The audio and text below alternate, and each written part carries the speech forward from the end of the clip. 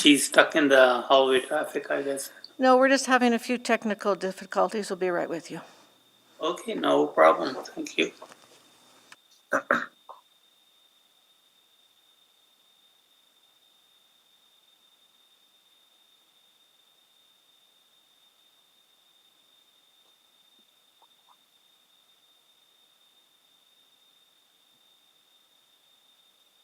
There you are.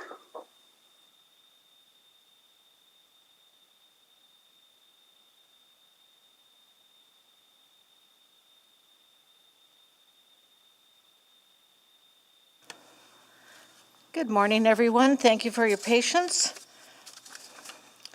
Welcome to today's Urban Planning Committee meeting on February 2nd, 2021. First of all, we will call the meeting to order, so we're officially started. And I will do a roll call first of committee members. So Vice Chair, Councillor Banga. Present, Madam Chair. Good morning. Councillor Katarina. Good morning. Councillor Henderson. Yep, I'm here. And Mayor Iveson. Morning. Morning all. And we're also joined by a few colleagues. I see Councillor Cartmell, Councillor McKean. Is there anyone else joining us? Councillor Walters. Good morning, Bev. Morning. Good morning, Councillor Essinger. Good morning, Councillor Knack. Well, welcome to everyone for joining us today. The first item of business we have is the adoption of the agenda. I move the adoption of Urban Planning Committee agenda for February 2nd, 2021 as presented. Thank you. Any comments or questions? I just wanted to mention, it was suggested that perhaps we'd like to not cross-reference items 6.4. Is that the correct one? That's correct. Because it's an information report not quite connected to the city plan. So I'm going to suggest we do not cross-reference it as part of the agenda. Just a question. Councillor Henderson. Because I'm looking at those two speakers, I suspect they want to speak to 6.4 and not 6.5. So based on the letter we received from them. So I'm wondering if 6.4 and 6.5 should be left together, or? I would suggest that 6.4 is out.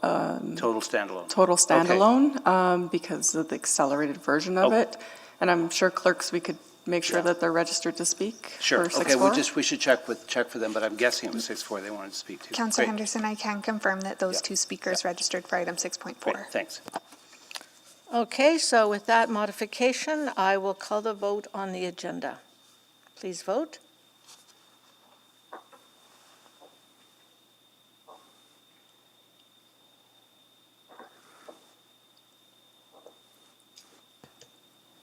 We're just missing Mayor Iveson's vote and yours, Madam Chair. It hasn't come up for me, but I'm a yes. Thank you. Says my thing is expired, so verbally, yes, I'll try to log back in. Thank you. I have 5 votes, Madam Chair. And display the vote. And that is carried. Councillor Banga, would you like to move the minutes? I definitely will. I would like to move the minutes of January 19th, 2021 Urban Planning Committee meeting. Thank you very much. Any errors or omissions? Seeing none, I will call the vote on receiving the minutes, or approving the minutes. Please vote.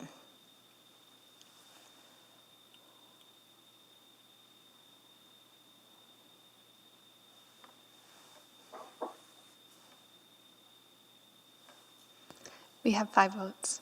And display the vote. And that is carried. Thank you. The next item is protocol items. I do not have any today. So we'll move on to selecting items for debate. Councillor Henderson? Sure. 6.1, I'm assuming we want to do the omnibus, 6.2, 6.3, and 6.5 together. I think it would be good to get those reports.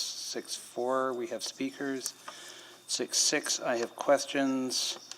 6.8 and 6.9 for me.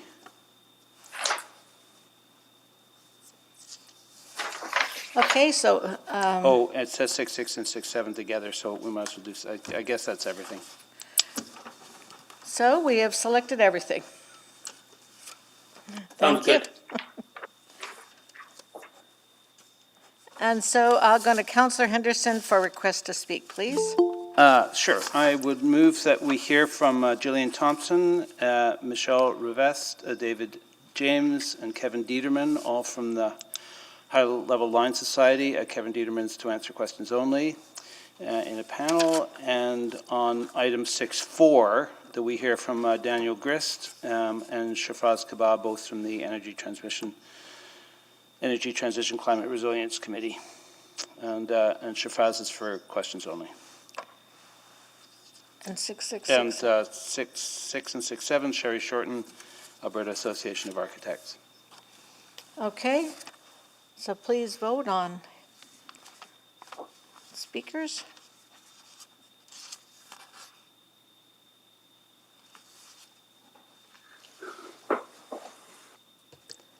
We're just missing your vote, Councillor Henderson.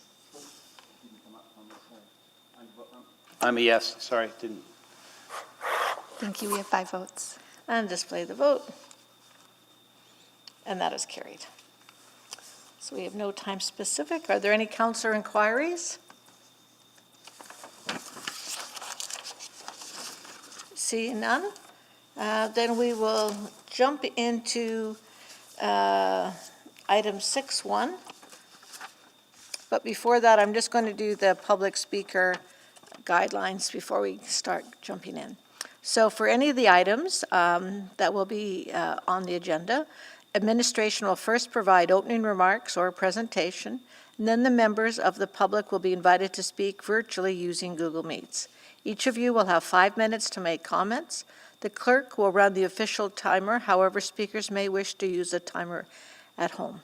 When the speaker is finished, please stay on the line, as committee may wish to ask questions at the end of the panel of speakers. After comments from the public, the committee will ask questions of administration. We'd ask you to please refrain from using the chat function in Google Meet during the meeting, as it creates issues of decorum, it provides an unfair advantage, and often interferes with the live stream. Additionally, please remember to mute your microphone when you are not presenting or answering questions. But if you're having any difficulties at all, the Office of the City Clerk has resources and ability to help you. Please reach out using the contact information that you were provided, or city.clerk@edmonton.ca. Thank you. So we will begin with item 6.1. We'll turn to administration for opening remarks. Ms. McCabe. Good morning, committee, and thank you very much for the opportunity to provide some opening remarks here today about the Highline project. The Highline project is a really exciting opportunity for the City of Edmonton. It is an example of a community-led project, and the city plan will require many partnerships to activate the direction, and community-led projects such as the Highline underscore the significant contributions that residents and community at large can make in shaping our places where Edmontonians live, gather, work, and play. In December 2019, the Highline Society was intending to ask for a $500,000 grant from the City of Edmonton to advance their vision for a 4-kilometer linear park from McEwen to White Avenue. The grant would have been used to advance the park's design, establish operations for the society, and activate the area with programming. And they recognized the financial situation that the city was in at the time, and they reduced their ask to $85,000. In response, committee directed administration to identify a process to allocate $85,000 to the Highline Society, including any community benefit contributions through policy C599, and explore whether the city's charitable status could be used to extend to facilitate the society's fundraising efforts. The report outlines that the allocation of funds through the community amenity contributions is not an option because the Society's request for funding is to support their operations and advance a design study and not deliver a physical asset. The City also cannot extend its status as a qualified donee to other nonprofit organizations as it cannot maintain full control over the donated funds. And the donated funds must be applied directly to events, programs, or capital projects that fall under the City's ownership. Administration has identified 2 processes for Council to allocate an operating grant to the Highline Society should they choose to do so. The first is to direct administration to allocate funds from the base budget. And to be clear, if that was the direction, we would have to reprioritize our work plan and the projects underway. And the second is for the funding to be drawn from Council's 2021 contingency fund. Thank you very much, and we'd be happy to answer any questions you may have after the speakers. Thank you very much, Ms. McCabe. And I'm just going to check in with the first batch of speakers to make sure everybody's here, and then we'll ask you to go in order. Jillian Thompson? Yeah, I'm here, and I'm actually the only one giving a presentation. The others are for questions. Okay, so Michael Rivas, David James, and Kevin Dieterman are all here for questions? Correct. That's correct. Okay, so in that case, then Jillian, please go ahead. Thank you. Good morning, everyone. I'm Jillian Thompson. I'm the chair of the High Level Line Society. First, it's been a while, so I'll remind everyone how we got here. High Level Line is an unsolicited proposal to connect the north and south sides of our city's core, turning 4 kilometers of underused infrastructure into a linear park. We researched the area and refined our proposal for about a year before going public with our vision back in 2017. The outpouring of support from across the city, not just nearby residents, showed us that this idea is worth pushing forward. Over the past 3 years, we've kept the momentum going by establishing a nonprofit society to formalize our advocacy efforts, discussing with stakeholders around the line and throughout the whole city, presenting our ideas and process to the design industry, and the High Line in New York even asked us to speak at their network symposium so that other cities in North America could learn from our story. Our proposal has also been recognized by the Edmonton Urban Design Awards and nationally by the Canadian Society of Landscape Architecture's Awards of Excellence. We hosted a community-led event called High Level Line Day to raise awareness of the project and get community groups involved. And most recently, we've partnered with the University of Calgary's architecture program for a master's design studio that explored the possibilities of the line. So we're committed, to say the least. Back to our business here. We've worked for months with City Admin on a report that explains how we can work together to bring this project to life. The original report outlines how we would put $500,000 of city funding to good use, what the working relationship would be, and a phased approach to our progress. We identified 3 key areas of focus: design, operations, and programming. As part of our report, we attached 8 letters that show the wide range of support from community groups and businesses that also see the merit in this idea. It's worth reminding, those letters were from Edmonton Tourism, Dave Mowat, an active community member and business leader, Oliver Community League, Downtown Business Association, Old Strathcona Business Association, Paths for People, University of Alberta's Students' Union, and Winter City Edmonton. When our report finally made it to this committee in December of 2019, the city was already fiscally restrained, so we got creative once again and reduced our ask from $500,000 to just $85,000 with a focus on operations. We were due back to committee in March 2020, days after the state of emergency was called. So here we are, almost a year later, picking up where we left off. The merits in our report still stand and our intentions remain true. Though the timing to ask for funding isn't any better, a time of constraint like this has to be a time for great imagination. If anything, the pandemic has brought to light that well-designed open spaces like the one we are proposing are more important than ever. The physical and mental health benefits that come with access to open spaces are well recognized now. This is a chance to create a family-friendly leisure space that connects directly with the river valley. It's a chance to design a climate-resilient development. High Level Line would be a safe, active transportation route which will be especially important when schools and downtown offices are back to usual. And this is low-hanging fruit. It's making better use of infrastructure that's already there. All that I've mentioned today has been done by a small group of Edmontonians putting in thousands of volunteer hours. We're very proud of how far we've taken this, but we need the city to join us. The timing to support this is now. Many City of Edmonton projects are in the works that could piece together high-level line, like the upcoming rehabilitation of High Level Bridge, neighborhood renewals, for example. There are efficiencies to take advantage of here. So with this modest funding, we can leverage it by establishing operations and doing more fundraising on our own, refining the vision and helping create alignment with ongoing city projects.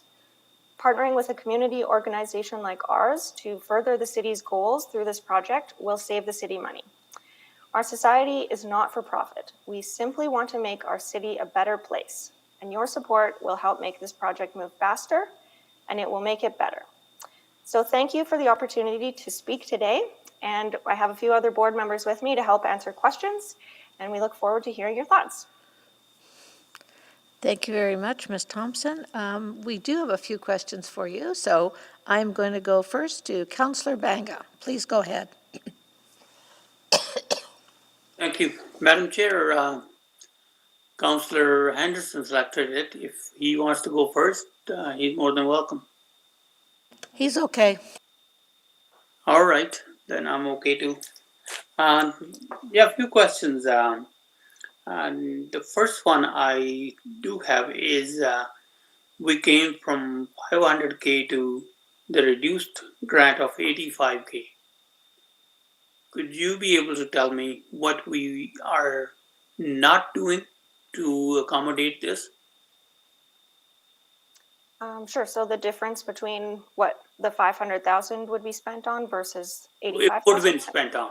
Okay, so the full $500,000 would be used towards a design study where we would hire external consultants and further the design, as well as establishing operations, which we're asking to focus on today, and programming as well. So getting some activity going along the line, perhaps some events and wayfinding, that sort of activation. So instead of the full 500,000, we're asking for 85,000 to sort of keep this moving along with obviously using less funding, but it would be allocated just towards operations in the hopes that once we are able to hire someone, we'd be able to do a little bit more of that on our own. Okay, and as you mentioned, safe, active traffic route it provides. Could you be able to tell me or one of your other panel members that what would it do now that this is not doing before? I mean, there is people are crossing the bridge on the bikes. People are crossing the bridge with their cars, and what would this do? Sure. So, active transportation route. I'm going to ask Kevin Dieterman to speak to that, please. Sure. Thank you, Councillor Banga, for your question. You're correct. The line is functioning today. Generally, you can get from one end to the other, whether on foot or by bike. However, a big part of what our proposal is about is not just about getting from A to B, it's about the experience of getting there, and that you do so in a safe and comfortable environment. And looking at the High Level Bridge in particular, I'm sure you're aware of some of the issues that have been raised around the shared use paths on either side of the bridge, their relative narrowness relative to existing design standards for shared use paths and the like. So we feel that by providing improved environment for people, especially on the bridge, it'll be safer because it'll be a wider, more easily navigable space. And then off of the bridge, we're looking at creating not just a route, again, I'll reiterate, not just a route between A and B, but a spot and places that people can gather as community members throughout the line. It's 4 kilometers long, and it should be viewed more as a linear park than just a means of conveying people across the river. So we really want to create places where people can gather, where they can celebrate, where communities can hold events, and where people can take their time moving as well and stop and experience really extraordinary places in the city along their route. So I hope that answers your question. It does. And next question is about, I know the pictures look impressive, but again, are we not going to have the same safety problem we had with the high level bridge in the past? And then we had to do all those mitigation to eliminate those or minimize those.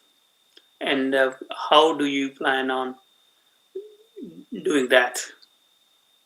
Right, so what we would use the money for is establishing operations that can continue to do some stakeholder engagement and look into that sort of thing.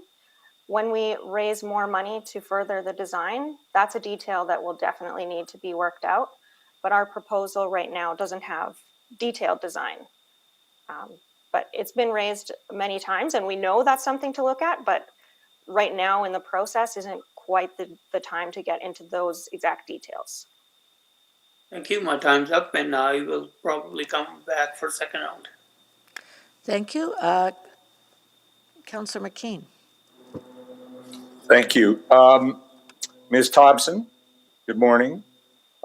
First of all, I just want to say all the work you guys have done is amazing. I think it's a fantastic project. And you guys have done amazing work. Spent, as you said, thousands of hours. Tell me about, please, about your own fundraising efforts. Have you done much?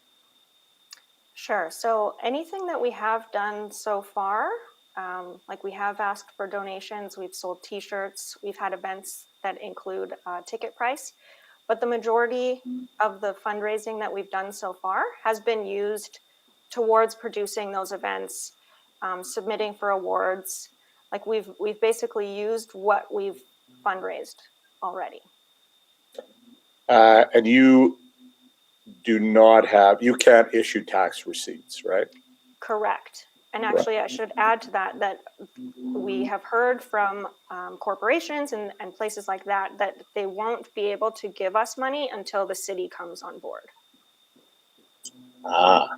Interesting. So we would do more on our own, but. So even that letter that is attached to this agenda isn't enough for corporations? I think it will help. Yeah, okay. And have you, I know you've been dealing with probably some people in Ms. McCabe's realm. Have you engaged with our recreation people? I'll tell you why, because, you know, right now they're looking at Oliver and Oliver's recreation and parks needs. And there's, you know, there's no big recreation center on the horizon. So I think they're asking questions to the community about what would be some interim steps, perhaps using the outdoors as for recreation opportunities. I just wondered if you've had any opportunity to meet with Mr. Smythe's, Rob Smythe's people. It doesn't come to mind right now, Okay. but I recall, and I'm getting some no's from the group. Okay. Is it Downtown Public Places Plan? We did engage with them. Okay, no, this is something different and might be an opportunity out of this. Okay. So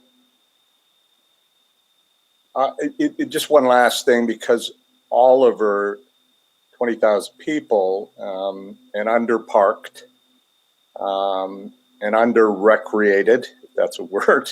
But a lot of the people in Oliver are seniors. And does your plan consider that? Yes, definitely. Okay. I mean, at this point, it's still a vision, and again, the detailed design will come later. But throughout the whole park, we've incorporated age-friendly design. Well, and I think safety and activation would make it feel more safe for the seniors in Oliver. Because the big issue we're running into right now is the pandemic and the layoffs we've done as a city. And even minor amounts of money are getting additional scrutiny. And I hate to say that because you guys have done wonderful work. I'm not on this committee. I can't vote. But I would, I think there might be an opportunity here to meet with our recreation folks, and I would help to set that up and attend the meeting if possible as well, because I think there's some possible overlap here, and maybe some support you would get from the city that might help fill some of those gaps. Because I really like this project. And the other problem we run into is a parallel project. The gondola project has been revving away out there without any requests for funding. So that's the issues we're running into today. But I'll leave it to the committee now. But I would undertake to meet with you guys as soon as possible, funding or not. Thank you. Thank you, Madam Chair. Thank you, and Councillor Henderson. Well, just to keep on going with that and to ask the difficult questions, because I premise this that I want to see this happen. I think this is a great project that we need to get going, but whether or not we have any ability right now, given we're, as you point out, we're in worse shape financially than we were when we first discussed this a while ago. So realistically, if it's up to me, I'd say let's go for it. But I'm not sure where the rest of council is on this. So I guess my question is, a hard question for you is, what if it's not about necessarily this money today, maybe this money sometime in the future, what other things we can do to make sure this project doesn't die? Because I think, when we get to doing the high-level bridge, which is coming up, it's going to be really important. But we're a little bit away from that, and that may create some resources. That conversation may create some city resources that can go to this. So, I know it's a really hard question to ask you at this point, but I think the main question for us is making sure that this, when times, we're able to deal with this, maybe when we get some federal money, which we don't know what's going to happen in the federal budget, and there may be active transportation money in that budget. How we make sure that this project is there and has not, all your hard work hasn't vanished. So thoughts about that? Yes, we're realistic. To say that we came here expecting this money would be untrue. But we did think ahead, and of course, if we can't get the money here today, this will continue as a volunteer effort only, which is a lot less efficient than it would be if we had someone during daytime hours to coordinate and align with city administration and city projects. But if we can't get the funding, one thing we would work with the city on is trying to get at least some wayfinding and signage up along the line. So that's something that could help a lot of people as they're out there social distancing. And there's a team at the city that's already kind of working on wayfinding initiatives. We would ask to get some continued recognition of the design through adjacent developments. So of course with capital projects or city projects that are on the go, but we might ask for some creativity and get some high-level line criteria or something at the Edmonton Design Committee so that private sector developments along the line can also start to incorporate this vision. And then we would ask for access to admin resources. So if there's a way to get creative with continuing to work with the planning team, if we could get resources like a CAD or 3D model of the entire line or of the bridge, that would help us. Access to open city data and dedicated time from a City of Edmonton FTE for even a few weeks at a time would help us move this along.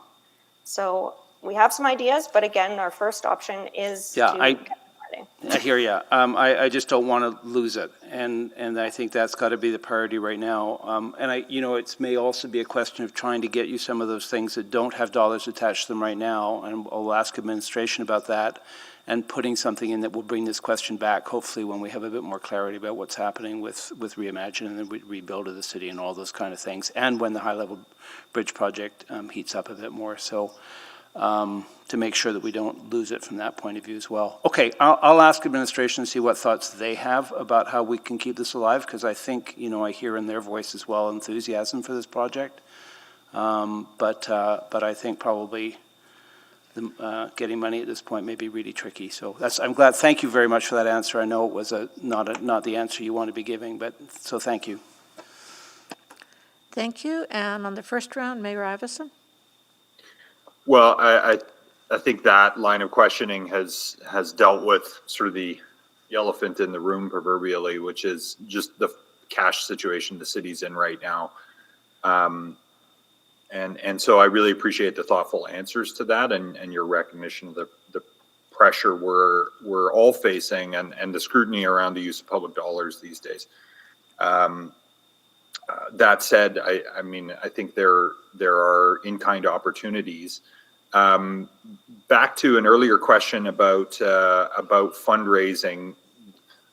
Paradoxically, as long as the city looks like it can put money in a way it's harder to fundraise because people who might support this have already paid their taxes and already contributed to it. But if the message for the short to medium term here is city's not in a position to provide cash, if we could solve this charitable question, and I'm going to ask some questions of administration about that, and there may be some other partners we can bring in, like the Community Foundation or others to assist.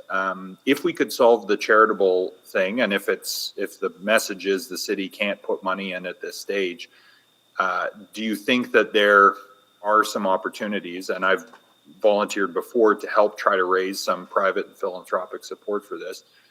Would you still be willing to work to try to raise some of those partner dollars to keep things moving in the meantime? Yes, definitely. Are you asking me, or was that for admin? No, for you folks, whoever wants to answer on behalf of the project team. Sure. Well, why don't we hear from somebody else? Maybe Michael Rivest for fundraising efforts. Sure. Thanks, Jillian, and thank you, Mayor, for that question. The short answer is yes, of course. So, while we've been, waiting to hear council's verdict on this, we have put things on hold a little bit, and the pandemic has only obviously accelerated that inactivity. But we started this as volunteers being creative, and if it happens that there isn't funding available, we're going to continue to be creative, and to have the city support would only help our fundraising efforts. And if something like a charitable status was recognized, it's going to be a big win to getting support from the private sector. And so if the verdict is such that we are not supported with finances right now, we will look to reach out to what administration and councilors and yourself, Mayor, can kind of leverage in terms of contacts, and we will look for and we are optimistic that we can get some support that way. Well, and I think as that progresses and however we can assist with that, if we can find a way to capitalize your efforts as part of the planning of an infrastructure project on a public asset, and again, I'll have some questions about that, then I think it gets easier for the city to certainly stack the in-kind, which I think there's a willingness to continue to do, but then eventually start to capitalize design work we need to do as well as part of the bridge rehabilitation. And potentially some stimulus dollars that may be coming to support open spaces and active transportation, for example, may also be eligible. So I guess all to say that as dire as our situation is in the short to medium term here, there is some hope, and you're in a position to help continue to seed that with your volunteer activities, and then with some philanthropic support, which again I'm more than willing to assist with shaking the trees, because I think there may be some other avenues besides the city in the short term here to keep things going. So I guess that's less of a question, more of a statement. But I guess does that sound reasonable in the circumstances that we're under here? Yes. Okay. All right. Well, we really appreciate your understanding of the challenges your city is facing right now, but your continued commitment to this really visionary project, which I really love. So I'll stop there, and then I'll have some other questions for administration, Madam Chair. Thank you. Thank you very much. Councillor Katarina.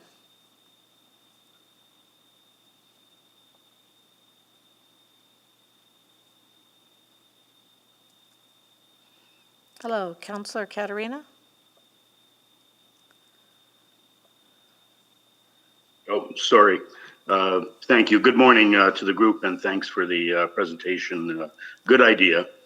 So just clarification, the 85,000, I think you said that we use it for a staff position in order to be a liaison between your group and the city. Is that sort of the gist of the ask? Yeah, that would be the main part. The main part. And what would they be doing? Just give me a brief job description of what this position or number of positions, I'm not sure what you're thinking of. What would they actually be doing that's not being done now with communication with administration? Sure. So it's about more than just aligning with city administration. So the person would be titled executive director, most likely, and they would be responsible for, liaising with the city, as you said, but also doing fundraising of our own. So once the city is on board, then they can do private fundraising, grant writing, continuing with stakeholder engagement. Again, right now it's on a volunteer effort. So this is evenings and weekends trying to connect with organizations and businesses. Just trying to build awareness of this project. Okay. Given you've heard the support from many councillors on the idea, and you've heard support from Ms. McCabe's department and the city in general. So leveraging the in-kind, would that be helpful to you? I mean, everybody's sitting in the room today with sort of direction to find creative ways to do this. So without that position, do you think that the administration, and there will be questions for administrations, that they could actually be continuing to work on this on the city's behalf, your behalf, with in-kind versus cash? Because I think getting the 85,000 for a staff person, I don't know how that's going to change your fundraising efforts with people saying you need the city in. I don't think that most contributors would think that the city's in when we're contributing to a staff position versus the city's in within kind in our planning department and parks department, all those sorts of things, that they're working on it on your behalf. I think that would be a better speaking point to fundraising. Okay, so, I'll explain that we did work with city admin on this report, and while talking to all of the different departments, this is where we landed that would be the best step to move forward. There, in this conversation today, there's been some talk of in-kind, but we don't actually know what that means. So it's hard for me to say, would the in-kind be good enough when we haven't really explored what could be given in-kind? Okay, so that's, I think, questions for administration. Sort of a heads up, I think there's a couple that are going to ask you questions on that.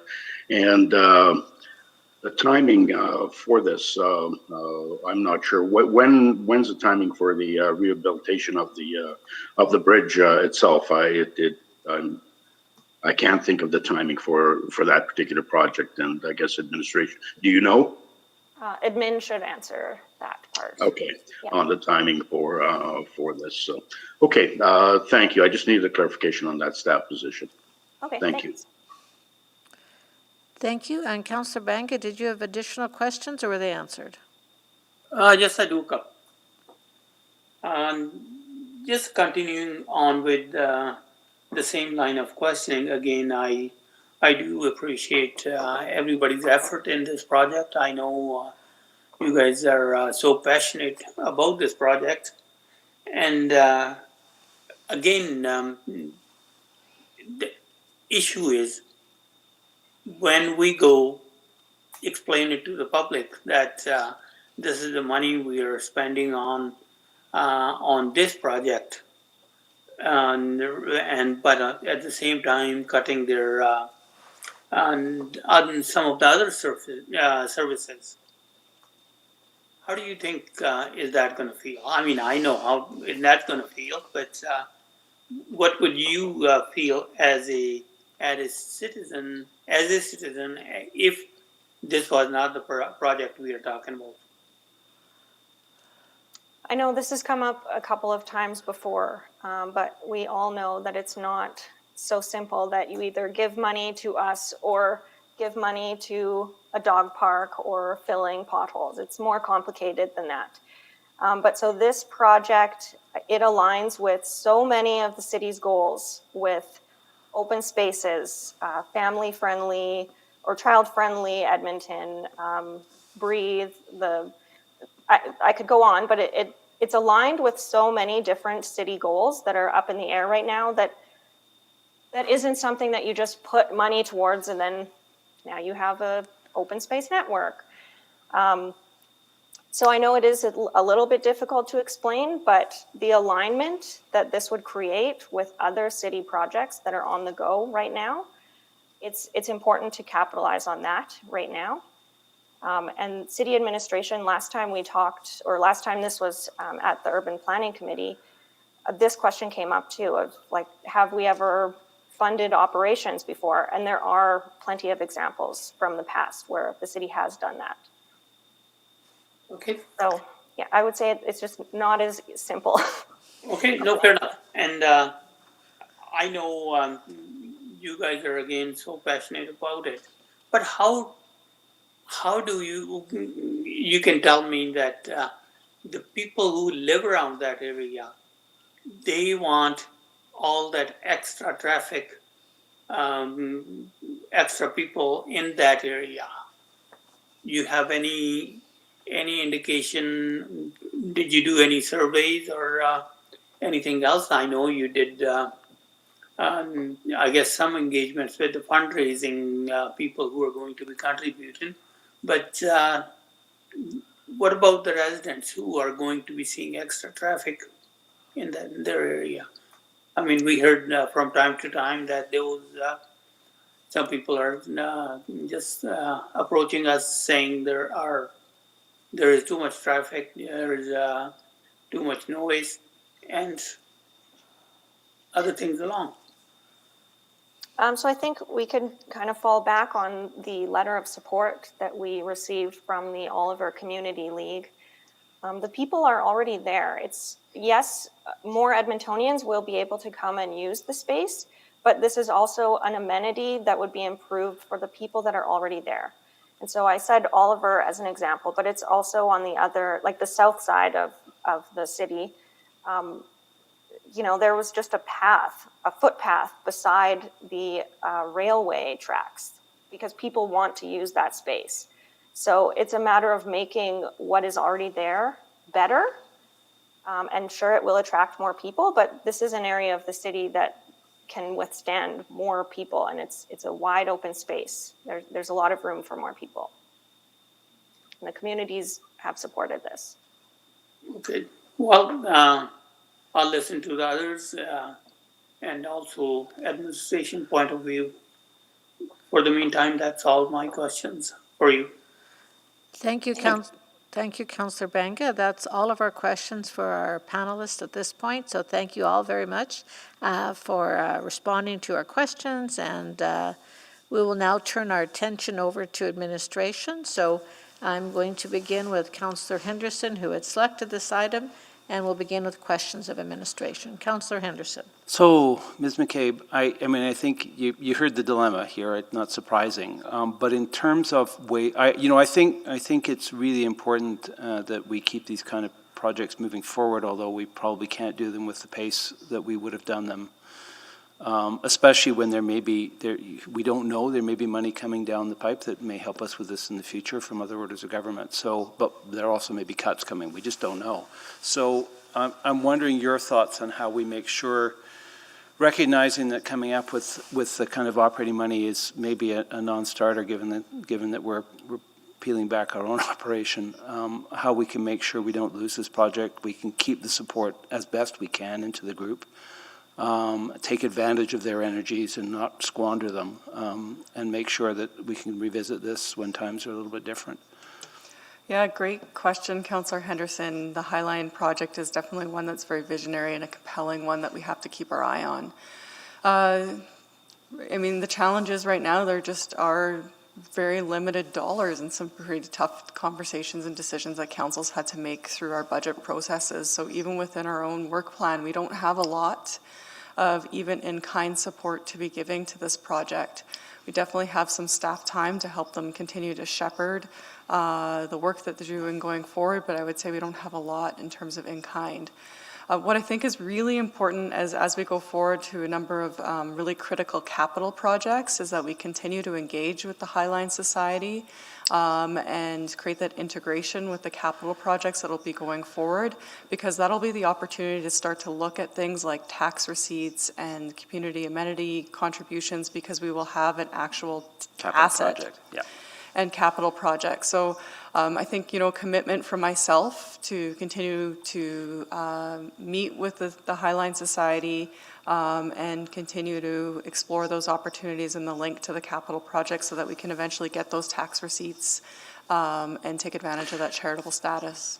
Are there any, and I don't know if we looked at it, because we do actually have some capital projects along the line that are currently underway. I know on the south side, I'm less familiar with what's happening downtown, but we've just done the Strathcona portion of the multi-use trail finally, way overdue. That would be a really key piece of this line, and as well. And I know that our neighborhood renewal people have been working. I think with the group to make sure we coordinate. But I'm wondering if there's any pieces there. The Garneau piece is coming up, which is not as big a piece as the Strathcona piece was, but I'm wondering if there's any opportunities there around being able to do some fundraising for that particular piece of the puzzle. Have we looked at that? Potentially, I would have to ask somebody from law to answer Okay. the specifics associated with that. I know we've looked at what we could do tax receipts for, and at this point, there isn't anything we can because of It would the have to be- ask for it would- operations. It's not the asks but if there's additional pieces of, there's some fundraising to do to augment. The trouble is we haven't done the design yet, so we're sort of cart before the horse. In terms of that design, I mean, obviously, there are a number of pieces of this puzzle that we're working on as renewal projects. So I'm guessing being able to get resources from those is easier, because in some ways, there's benefit to us. We have another set of volunteer eyes on this that actually, in some ways, subsidize the city. But linking with them seems to me really key. So that, I'm guessing, is happening anyway and would continue to happen. Yes, it is happening already, and if you'd like more details on that, there are people from the Infrastructure Services Group on the line to speak to that. So what about some of these other things in terms of resource pieces? I'm guessing this is stuff that we have in-house. I don't know how complicated it is to share, for instance, the kind of information they're looking for. I'm happy to share anything that's readily available. The ask of 3D modeling or CAD resources. We typically don't do 3D modeling for a lot of our capital projects. It's not something that we have that's off the shelf. And same with CAD support, as that would have to be taken from projects that are already underway. So where's timing-wise, where are we at on the high-level bridge? I just can't remember how imminent that is. I know thinking has started, but I don't know how much detail has gone into that thinking yet, because I'm not sure where we are in terms of scheduling. I believe Pascal's on the line to help with that question. Thank you, Stephanie. So we are currently finishing the early investigations of our options for the renewal, and we will be looking to come back to committee later in 2021 to have a discussion around the future steps and a direction for the renewal of the bridge. And so we are looking to have more extensive get into more extensive design and preparation for the renewal in the coming years. Okay, I may come back on for another round, but I'm wondering if that would be a good time for us to revisit this question when that report comes back. Great, thanks. Thank you. I have Councillor Banga, I believe, on the committee. Thank you, Madam Chair. My questions are basically, let's start with the financing part of it, 85,000 K. So I know there were a couple options explored, and then there were a couple of processes to carry out those options. So at this point in time, without changing the whole base budget of the city, there's only one option, and that is to have council contingency. Is that correct? Councillor Banga, I think that analysis is correct, that the only option on the table right now for dollars would be council contingency. Okay, and I know there is quite a bit of money in there, depending how do you define quite a bit. But the year has just started, and this is for 2021, right? Would that be a fair statement? That's correct. It is for 2021. And we don't know what else we need at this point in time. We barely got through the first month. Yeah, and I think that, Councillor Banga, that uncertainty associated with 2021 is a correct assessment, but it is council's contingency, so I can't speak for anything that you're aware of that's coming in 2021. But on the administrative side, there's definitely going to be some challenges with 2021. Okay, and I know there were some instances where this kind of council contingency budget was used, but would this speed up one of the, I guess, projects that would qualify for that? I believe so, or else we wouldn't have put it in the report as an option. If finance, is somebody from finance is on the line, they could absolutely be 100% on that. Okay, so I know this this is a very good project, when we have it. I guess it's going to make our city look good. But at this point in time, I know you presented it to us in the time of when we need to have the wants and needs addressed on different levels of scale. You think it's a project that the council should be supporting? Councillor Banga, in our report and in some of my opening comments, this is a really exciting and compelling project that really would help Edmonton in terms of our economic development, in terms of our tourism, in terms of activation of our downtown. It's definitely a project that has alignment to our city plan and Connect Edmonton, and from the administrative side, we understand all of that. However, with our current budget challenges right now, we've identified that there aren't any dollars to support the operations of the Highline Society at this time, except for if it was through council contingency. And so that's really up to you as council if you'd like to take the dollars out of that fund early in 2021 and put it towards that project. I think administratively, if that was not the decision, we'll continue to work through the Highline, continue to work with the Highline Society and making sure that we are very thoughtful about our rehabilitation and renewal projects and bringing them into the conversations about those renewal projects so we can continue to create the project alignment. Okay, and my last question is, without the recommendation from this committee to the council, what would be the course of action so that we still keep the project, I would say, sort of going, but we don't have to put any money in it for now? The challenge with that question, I think, is probably more to the Highline Society. On the administrative side, what we would do is we would continue to work with them, in particular, continue to work with them in any renewal project or capital project along the line, and look for those opportunities at where there could be opportunities for tax receipts and/or contributions from policy C559 once we've got that asset to be able to point to. Thank you, Councillor right. Banga. Thank you. All right, I'll go to Councillor Katarina. Thank you, and thank you, Ms. McCabe, for this. So, first of all, with this, obviously, given that there's no design, even preliminary design on this, and I think the question was answered on the timing of the bridge project, that it's still in its infancy, and it's going to be a number of years. Ms. McCabe, first of all, to you, is your department the only one that's dealing with the society? No, we've been working with the infrastructure group as well, because they're the ones who will have a big role to play in all of the capital projects. Okay. Given the bridge, I mean, we have transit going across. Has been described. This has been described as a linear park.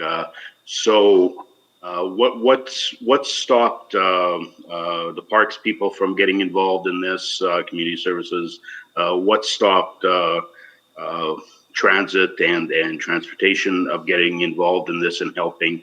Not meaning in a bad way. Is there a reason why they haven't been involved? That all departments, because this sort of intersects with many departments in the city that would have some role to play or some ideas when we get to the design portion of it, and what would stop them from coming forward now. And this is more speaking to the in-kind and having more people in different departments that would be at the table at the time that planning is being done in helping out at this point. Yeah, great question, Councillor Katarina, and I didn't mean to imply that the other departments were not at the table. I just know for sure that the infrastructure department is at the table.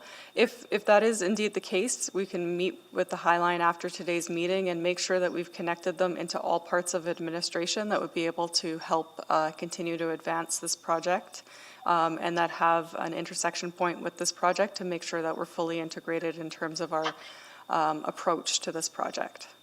Yeah, I think that would be really helpful. And I know Councillor McKean had asked a question about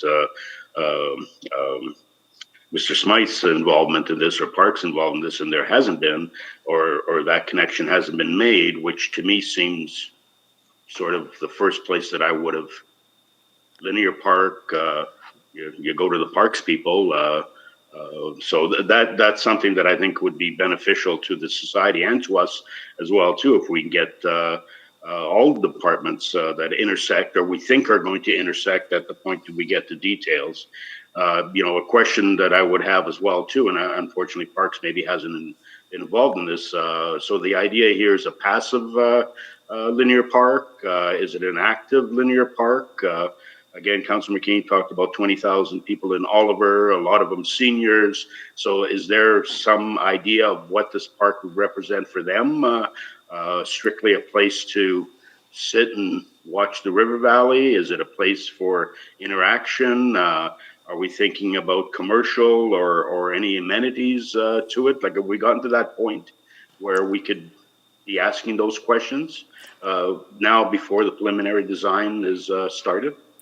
Councillor Katarina, I think the Highline Society has started some of that initial scoping, understanding that there is a limit to the number of dollars they're working with. My understanding is it is an active and passive park in some spaces that has activation along the way, and that they're considering how all Edmontonians can interact with the park, which is part of the reason why this is a compelling vision for Edmonton. So out of this meeting, I do know they have said there's been perhaps some initial internal conversations with Parks, and if the Highline Society hasn't had a meeting with our Parks group yet in Rob Smythe's shop, I will make sure to set that up after today's meeting. Okay, well, I think that that would be the way to go, and to include transportation as well too. With you know, we have an LRT line running across the bridge as well too, and I would think that if we can ask all departments of the city at that intersection point, if they have the 2 minutes now to come forward with some ideas for the society, or what needs to happen first, second, third. I think that your group, Ms. McCabe, and the city in general have a really good idea of whether it's project A, B, or C, of what the sort of the steps need to be. And I think that with all departments helping, the in-kind, I think, is there to provide direction and information to this group. So I would hope that that happens.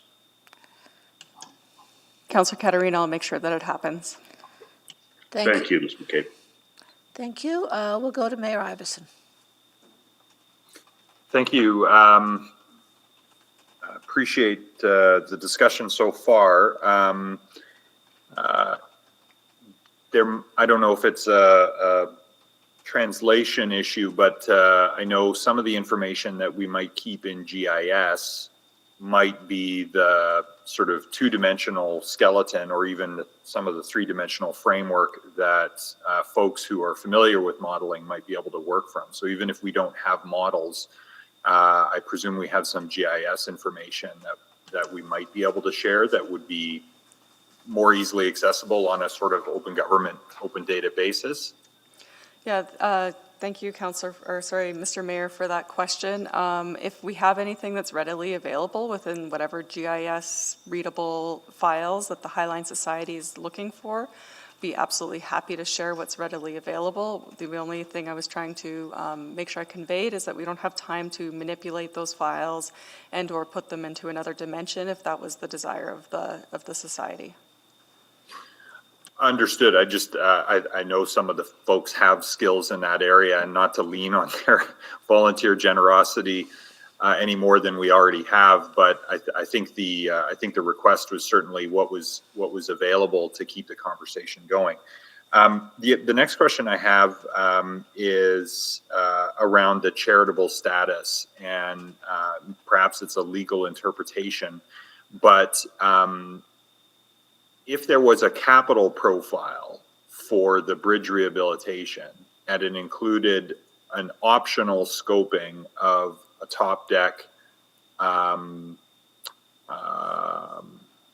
amenity space, and then the design work was going to be done in partnership with the society, at that point, would it be possible to begin to capitalize some of the planning and engagement and design work as a project cost, and thereby make it eligible for charitable recognition for, say, private sector development industry partners who would also see this as an asset and a benefit to the neighborhood where they're investing, for example? Potentially. I think that we'd have to work out the exact details of that with our law departments. The city can only collect donations and issue tax receipts if the funds are aimed towards an approved capital project under the city's ownership. So we'd have to work through the details, but I think at the highest level that's a yes, with the details to be worked on through that. I'm not sure if someone from law would like to supplement and or add to my answer. Mr. Mayor, it's Jamie Johnson here. Yeah, the CRA very much will look at who has care and control of the project, what is the main purpose of the project. So depending on the scope or the scale of what the design comes into there, if that's ancillary to the main project, then that likely works out well with our charitable status, being the owners of the project. The problem is getting it to that level. So I'll just confirm what Stephanie is saying. I think there's some elements here. So long as we keep it within the proper scale, that would work. I saw Ms. Padbury take her mic off. She might know, is there a capital profile for at least the design work of on the bridge currently?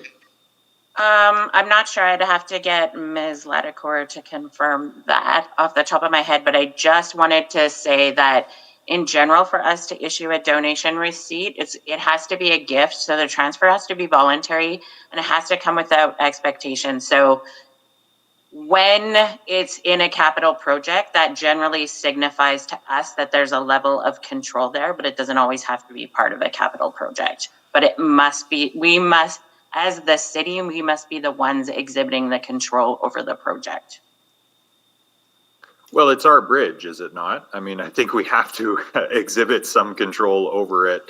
And the question is, can we sub to a citizen group that is assisting us with establishing the scope of the project on what is ultimately a piece of public infrastructure, and where we would, I presume, have to maintain a degree of control from a public interest, risk management, asset management point of view. So that's the overlap that I'm trying to figure out is, I mean, we've got some really talented people who've been volunteering so far who, if we were contracting them to assist us with designing this public space, I think would be charging us a lot more than $85,000 to do all this work. I'm trying to figure out how do we, and maybe there's procurement issues with taking that approach, but if it's a not-for-profit society that we're subbing to, and it's understood by donors to the project that it's to support precisely that public realm conceptual work. Can we give you some subsequent direction to explore what would be necessary to make that possible?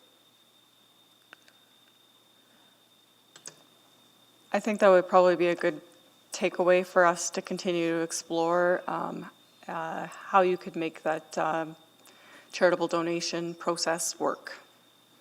Okay, I'll work on some wording. Thank you. Thank you, Mayor Iveson. And now I'll go to Councillor McKean. Thank you. Yeah, you almost wonder how the Light the Bridge project went and whether or not there was charitable standing or tax receipts given there. Might be something to look back at.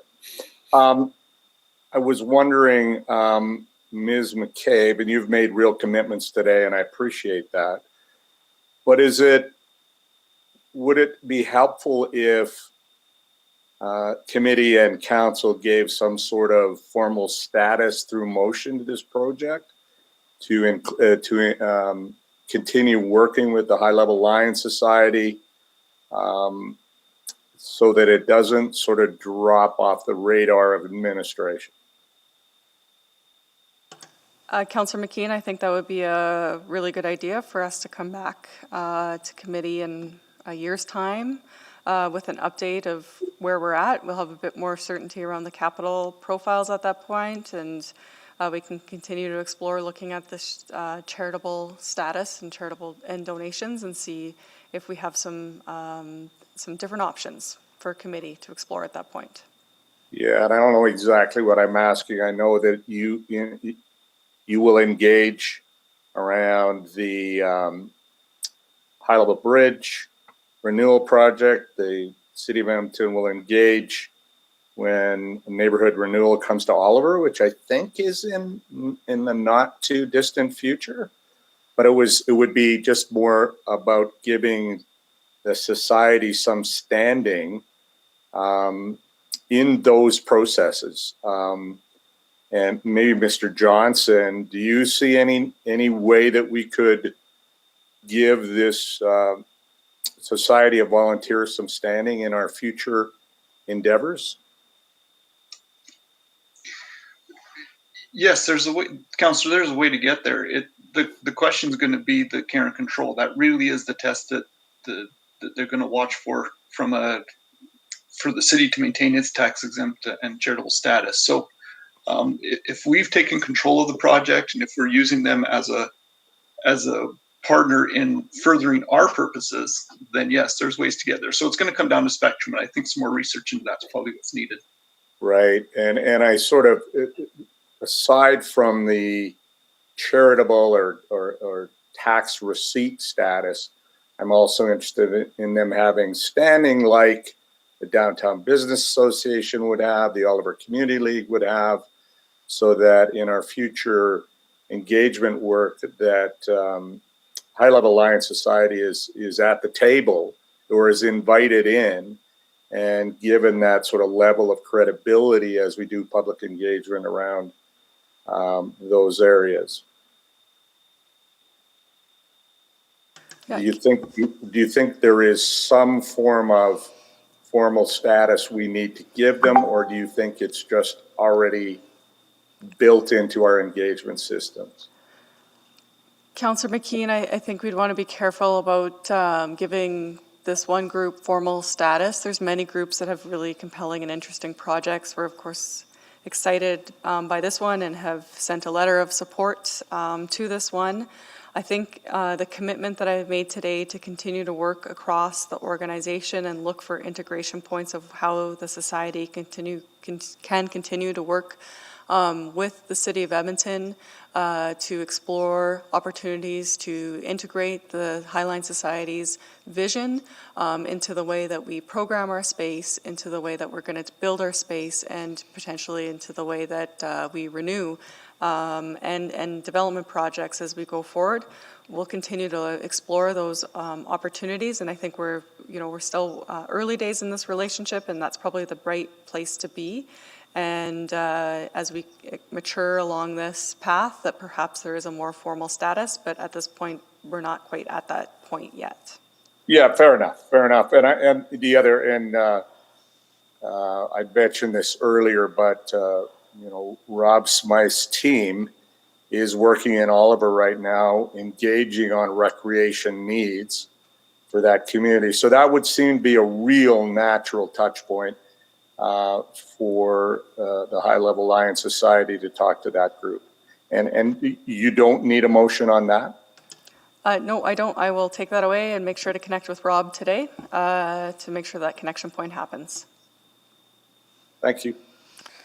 Thank you very much, and I think we are beginning to look at some motions, and I'm going to Councillor Henderson to start. I'm gonna start by putting it, and it's roughed in. I think probably it needs some work, but I do think we need a motion here, especially given that it may be a different council that'll be looking at this. So I realize this is stuff that the administration is probably going to do anyway, but I think it's worth putting into a motion. So. And I think the mayor, I think, will probably have what he's suggesting could easily go in as a part 4. So my motion is that administration continue, and we may need to wordsmith this a bit, but that administration continue to provide whatever support possible in kind and with staff support within existing budgets. 2, that admin return to committee with a report of how this project could move forward should other funding opportunities arise, i.e. funding from other orders of government. And 3, look for opportunities to support the project as part of existing projects, i.e. the high-level bridge rehabilitation and trail development. So that wouldn't be a finite list, but so I think I realize that's what administration is doing anyway, but I really think that there's some value in putting it into a motion. I don't know if we also should be adding a piece that looks for a update report to come back in a year or in a period of time. That might be the other thing that'd be worth adding in here. So, Ms. McCabe?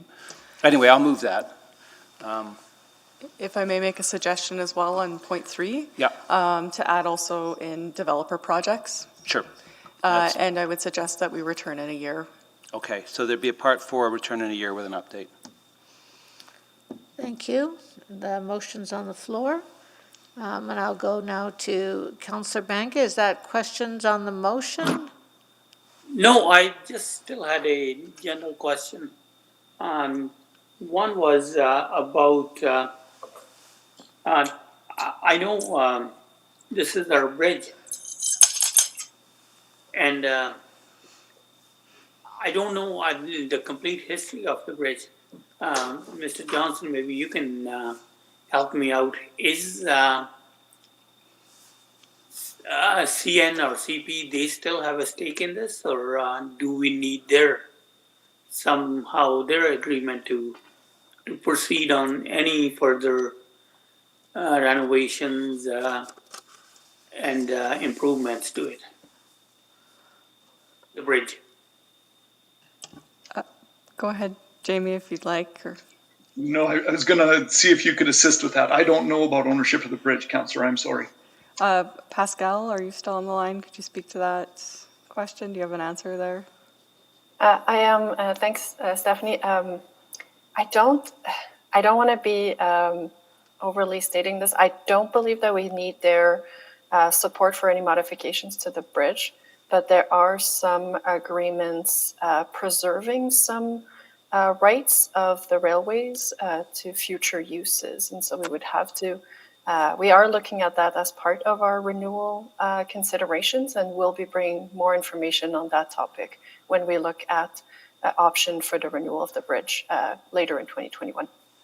Okay, and then I know there are different motions coming to us, and just to make sure that this work continues. Anyhow, my question is, if we were just receiving this for information today, we would not be committing to any money, and we would not be giving any perception to say that, yeah, we are committed to this project or future monies.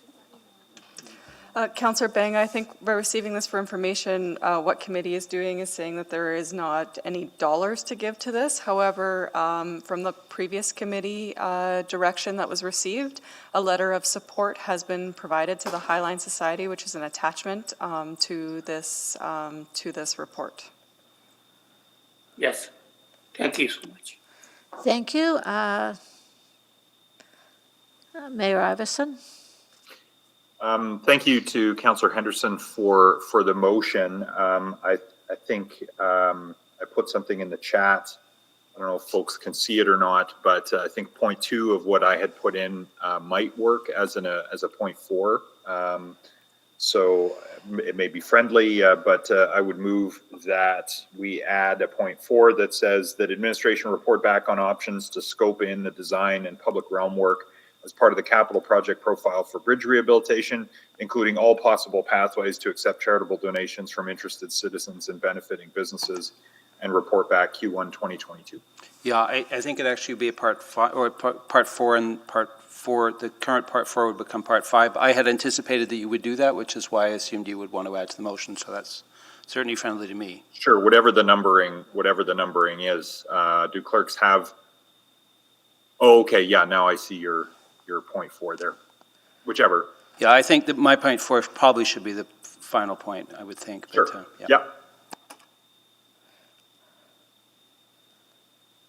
So just checking, do we have that wording to go on? Okay. Yes, we'll have it displayed shortly.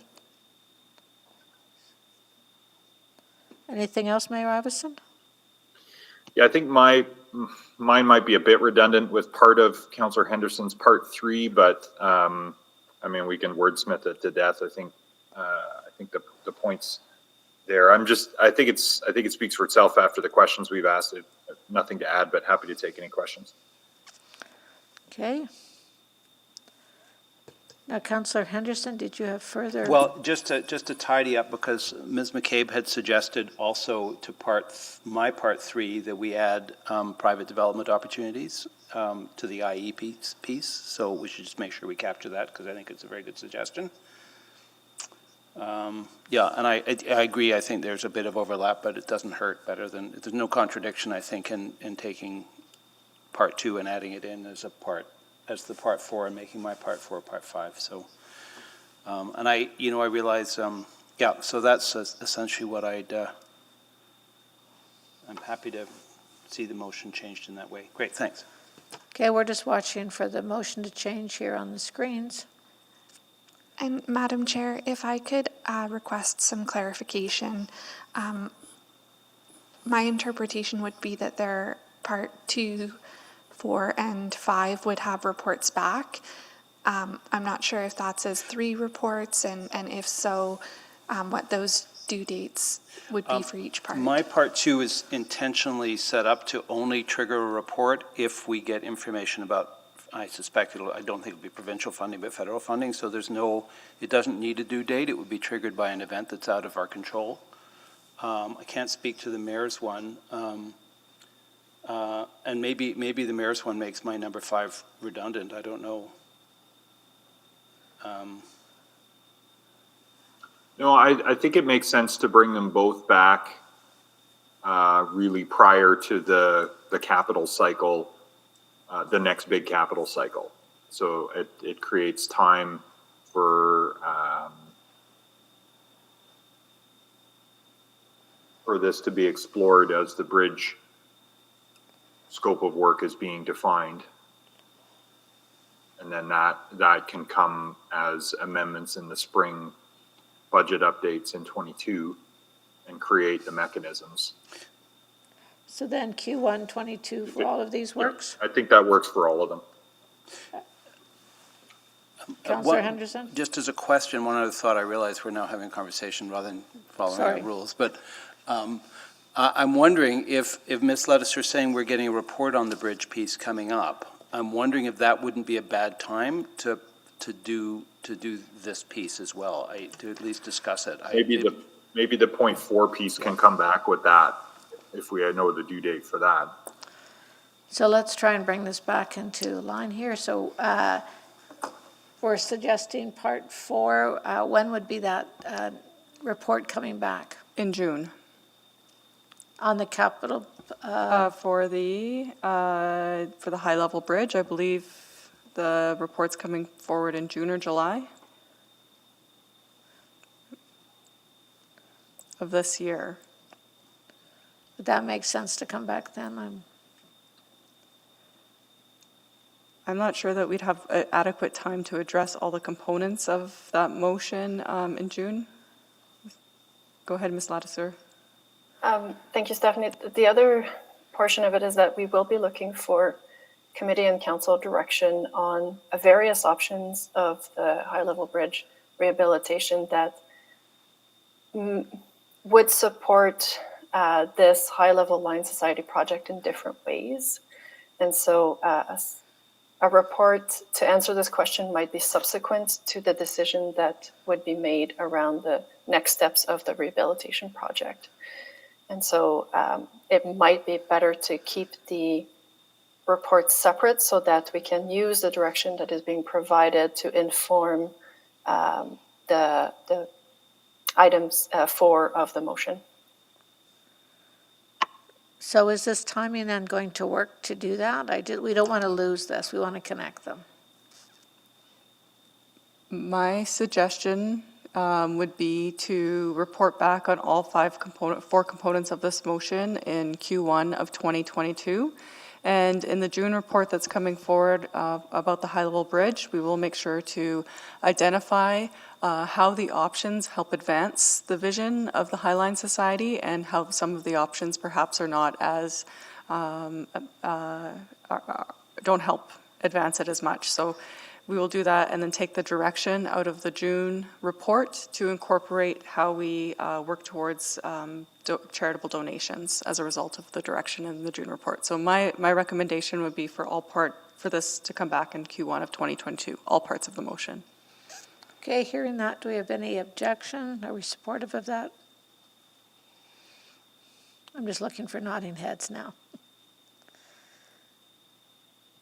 Mayor Iveson, did you want to continue to speak to that?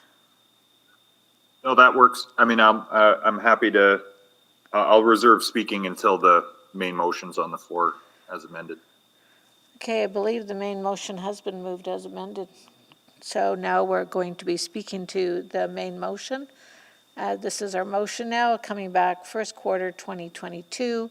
All the parts are there, and we'll just open it up to speaking to it.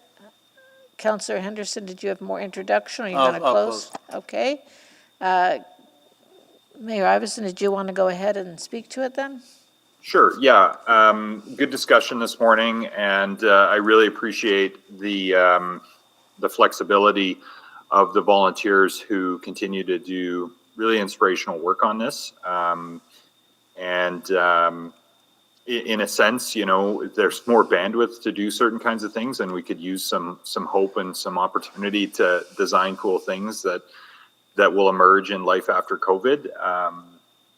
That sadly is against the backdrop of the very real financial pressure all cities everywhere find themselves in, and particularly our city, I think has been double or triple whammy of late. So So I really appreciate their understanding of that pressure the city's under. As I alluded to, I think when the assumption is the city will bankroll this, and I'm not saying it's the High Level Line Society's expectation that the city would single-handedly bankroll this, but when it's the public's expectation, as it has been over time, that the city will take a leadership position on these things, it's a little bit harder to drum up that private and philanthropic partnership support. But I had occasion to tour the High Line in New York with some of the folks who were involved in that project on a walking tour a couple of years ago. And private support was critical to galvanizing the project. Private benefit was extraordinary in terms of what it did for development opportunities around it. And I know the society members are well aware of all of those arguments. So I think really creating an opportunity here, especially in the city's difficult financial circumstances, for visionary community members, both philanthropically and as it relates to direct benefit to their development projects and real estate near the project, near the line. I think creating an opening for intake for that support, I think could show hopefully that there is a broad base of support for these kinds of city building initiatives, and a willingness to partner with civil society and the city ultimately to deliver them. I think one of the sad challenges of COVID is that the city's ability to take first position on these things and help visionary citizens implement their dreams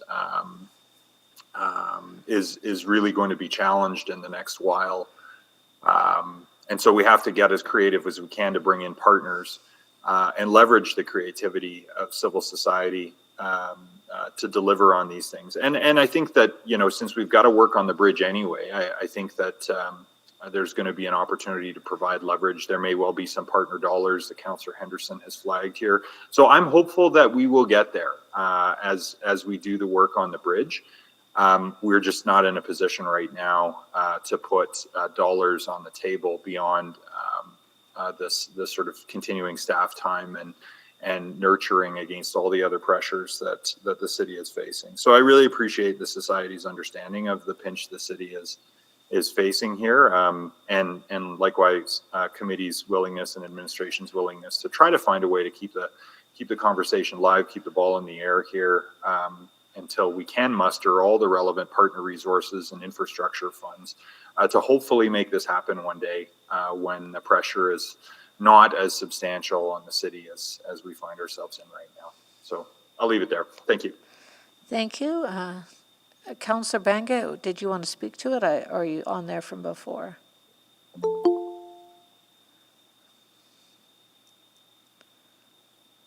I'll speak to it, please. Please go ahead. Yeah, thank you. Just to echo what some of the previous speakers said, yeah, it's a really good project for our city and putting us on the map. Again, the timing may be challenging at this point in time, but just looking at the motion there, it's going to help keep it in process. However, we would,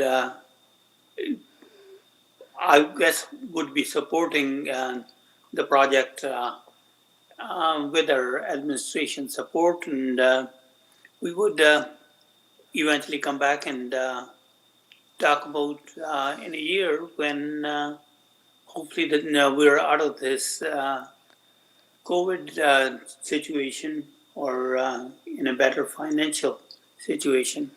Anyway, I will support this motion, and that's all I have to say. Thank you very much. And again, my appreciations to the committee for doing such a hard work on this project on their own. And committee, I mean, High Level Line Society. And it's good work, and without efforts from these kind of committees, our city wouldn't be the same as what it is today and what it's going to be in the future. Thank you. Thank you. I'll speak to it at this point. I'll just follow up there because I really appreciate the work of the Highline Society and all the work that they've done to envision and excite many on council as well as many of our community members on what could be possible. And it sounds like through this motion, we're going to keep moving towards that excitement. It might look different sometimes in challenging times. We do have to get creative and work together in a different way. And out of the crucible comes some phenomenal work, and I look forward to that.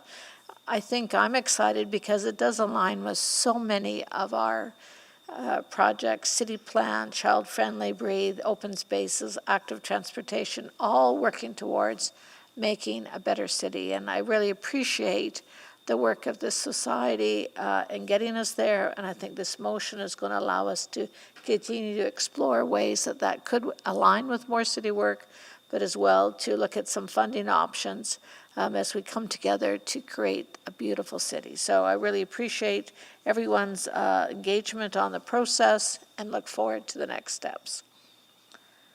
I now have Councillor Katarina, then Councillor McKean. Thank you, Madam Chair, and just a thank you to the Society.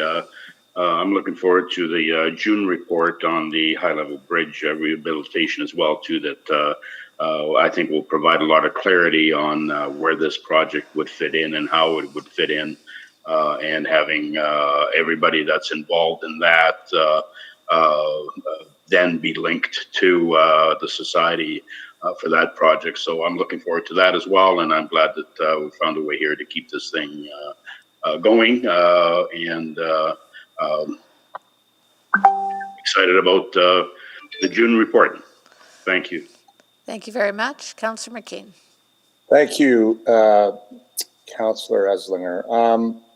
First of all, I want to say I bought the t-shirt, the yellow mustard stained t-shirt.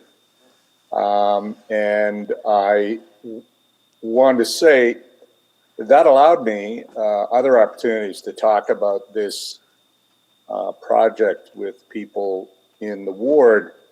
And I always started by saying that, you know, you got this group of young, creative people doing all this amazing visionary work. And then I look at the group here today. I know, Jillian, you're still 23, but the rest of them don't look that young, actually. But I in many ways, what I took from this was we had a group of creative people who said, this is the kind of city I want to live in. This is the kind of city that I want to help build. And I don't think we should ever ignore that. Edmonton traditionally has been a very pragmatic city, and I think it's emerging out of years of good is good enough to create some amazing spaces and places. And I think we all crave more of it, though. And so I was always really excited about this project, and I came into today really concerned about the ability for the city to spend this money, and then the reaction the High Level Line Society might have if we just turn down the $85,000. So, first of all, I hope the young, creative people in the High Level Line Society will take solace in the fact that council spent over an hour and a half dealing with this in a very, very busy committee schedule. So I think it indicates, I hope it indicates to you that there's a lot of interest from this council in your project. And so I hope you walk away with that. And I'm happy to meet with you folks soon to see how we can carry this on. And last thing, I just want to thank the committee. You've done really good work today, and I appreciate your support for the project, which will have so much impact on the ward I represent, but you're open-minded and creative in keeping this going. So thanks to committee as well. That's it. Thank you.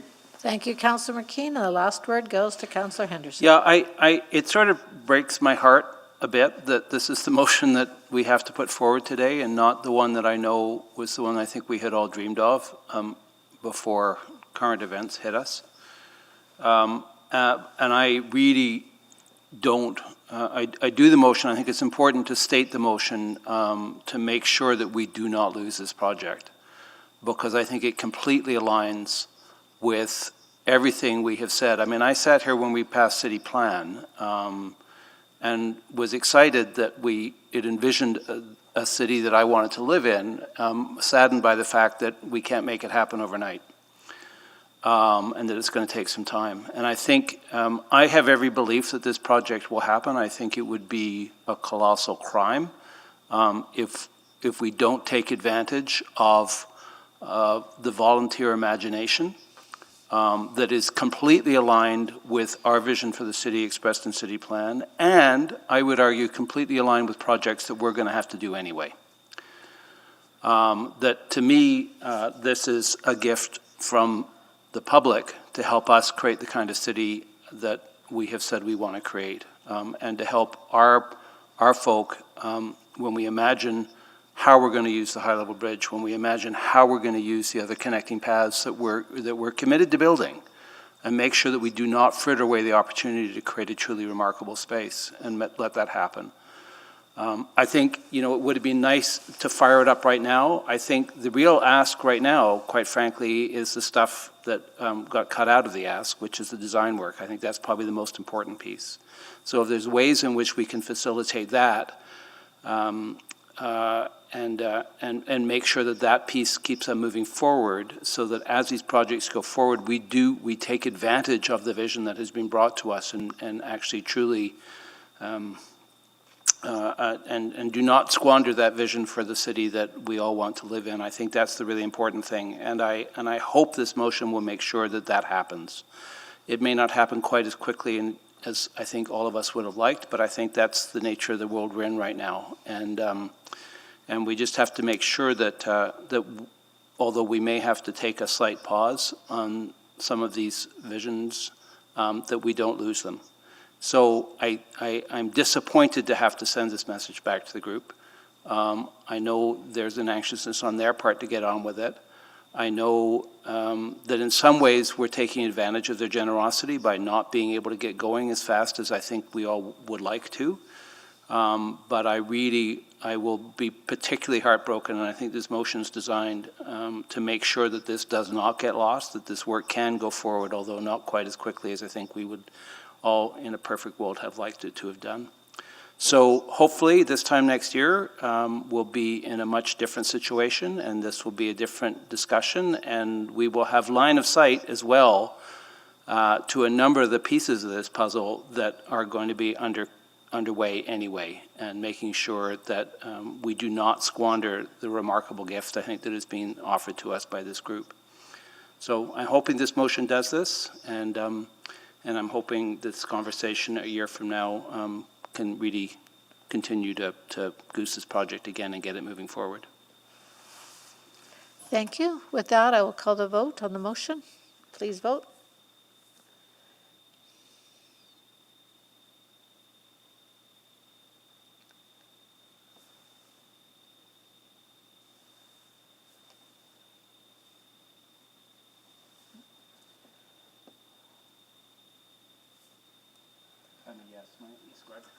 I'm a yes, my e-scribe signed itself out.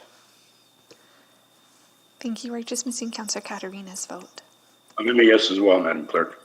Thank you. We have 5 votes, Madam Chair. Please display the vote. And that is carried. Thank you, everyone. So now we're going to items 6.2, 6.3, and 6.5. And that'll take us some time. After that, just so you have a sense of where we're going, we will deal with 6.4, where we have 2 speakers.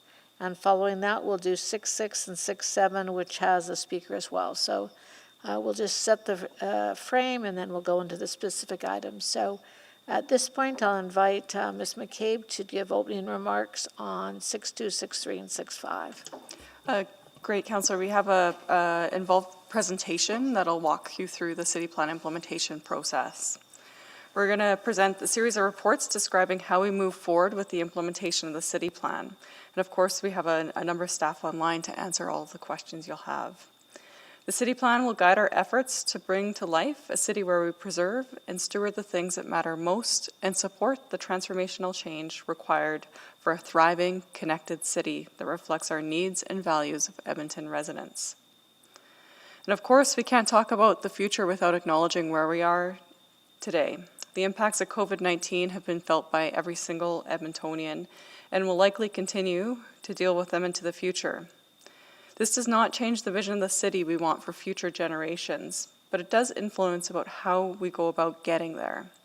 Our plans will need to be realistic and balance the here and now with the long term in mind. The presentations today start at the 30,000-foot view and subsequently work towards a more granular level, underscoring both the breadth and depth of transformational change required to bring the city plan to life.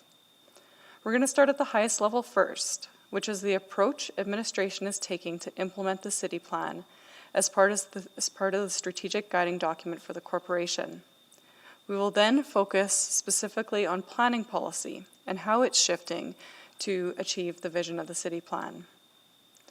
By providing presentations on the implementation approach first, we're hoping to establish the context for the many detailed conversations that we're going to have for many reports that will be coming forward to council and committee through the implementation of the city plan. Also addressed in this presentation is item 6.5, the intermodal hubs, which proposes mobility hubs along mass transit routes to serve as critical origin and destination transfer points within the mobility system. Our first presentation will be from Mike Clue, who will provide information on administration's approach for implementation of the city plan. Over to you, Mike. Thank you. Implementing the city plan is about more than infrastructure and land use planning. It's about managing the corporation with a clear vision and building the community in which future generations will live. Implementation will require us to think differently about the way we plan and deliver our programs and services, and all departments and all staff will play an essential role in activating the city plan and moving forward with focus. Next slide, please. The implementation approach comprises 4 components. Planning, policy, and regulation shape the built form of our city. The zoning bylaw renewal and district planning are 2 key projects currently underway that will transform how our city is developed and redeveloped. You'll hear more about them in subsequent presentations today. Process and service delivery shape how we plan, allocate resources, and deliver services so that Edmontonians are able to access and enjoy their city. The corporate business plan and prioritized budget planning align our actions and our resources to achieve the big city moves envisioned in the city plan. Data and measurements help us determine how far and how fast, and let us know how we're doing. The city plan's indicators, targets, and strategic measures will be incorporated into enterprise performance management, and interim targets will be set to make sure Edmonton is continually moving towards the strategic goals outlined to Connect Edmonton. People, partnerships, and change management are how we take everyone on the journey, including both internal and external stakeholders.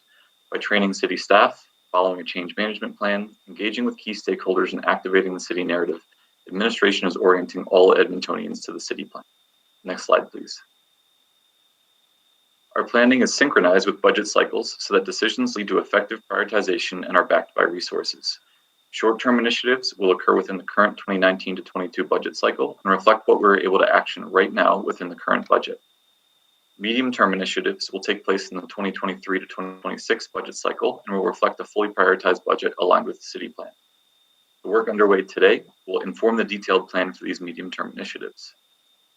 Long-term initiatives have yet to be identified, but will advance the vision while responding to the city's context at that point in time. This is an iterative planning approach that looks far enough ahead to guide our actions, but provides enough flexibility to respond to our ever-changing environment. Next slide, please. The strategic planning framework is how we ensure the city plan is reflected in our everyday actions and decisions. We take our strategic direction and choices from Connect Edmonton and the city plan. We evaluate through enterprise performance management and examine our context and strategic foresight through enterprise risk management. The output is that we plan and act accordingly through our corporate business plan and prioritized budgeting. This matters for city plan because we need to continue maturing this process between now and the next budget cycle, and the interim steps to get there form a critical part of city plan implementation.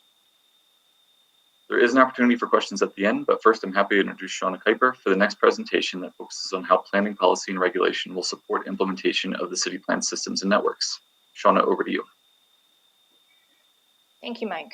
I will provide committee with an overview of the key initiatives and projects currently underway to advance city plan systems as described in 6.3, and I will also touch on intermodal hubs for item 6.5. Next slide, please. These initiatives and projects are occurring in parallel through 2021 and 2022. Together, they will advance Edmonton's 3 interconnected systems: planning and design, mobility, and managing growth. In order to effectively influence and shape our city, these projects cannot stand alone. Each has its own purpose and scope, and it is together that they will influence our city's growth to 2 million people. Administration is collaborating as each project, including zoning bylaw renewal, move forward. These initiatives include creating 15 district plans, creating clarity with our planning framework, prioritizing future transportation initiatives, advancing mass transit, and exploring opportunities to manage the city's growth. Collectively, these projects will transform our city with the focus identified in reimagined city building. Next slide, please. Districts are a diverse, accessible collection of neighborhoods that contain most of the services and amenities Edmontonians rely on to meet their daily needs.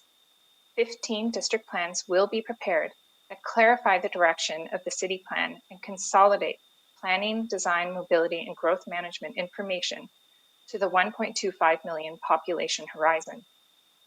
The intention is to have these plans in place with the new zoning bylaw renewal to inform rezoning applications. Next slide, please. In order for the city plan to succeed, our planning tools need to align and articulate its policy direction. The city planning framework will simplify and manage the entire life cycle of existing and future planning tools. This means reducing the number of planning tools, including plans in effect, by repealing those that have served their purpose and amending and consolidating others over time. Some examples of tools that have served their purpose are those area neighborhood plans that, 1, provide direction for new greenfield development and where the first generation of infrastructure and development are in place. These plans do not contemplate redevelopment and therefore no longer serve a business need. 2, contain a level of detail that is no longer appropriate for a land use plan, such as the placement of bedrooms or specific zoning details from previous zoning bylaws, or the number of classrooms provided in each school. Or 3, where plans that were established to facilitate or direct capital improvements within a specific time frame, applicable to initiatives such as the Neighborhood Improvement Program enabled by the Housing Act in 1973. Having an internal process for monitoring and maintaining our plans will ensure they are responsible as our city evolves. This framework will simplify land use planning in Edmonton, provide council, residents, and industry greater clarity, better align planning tools with corporate business planning and budget cycles, improve administration efficiency and effectiveness, and make planning and development more accessible for all Edmontonians. Next slide, please.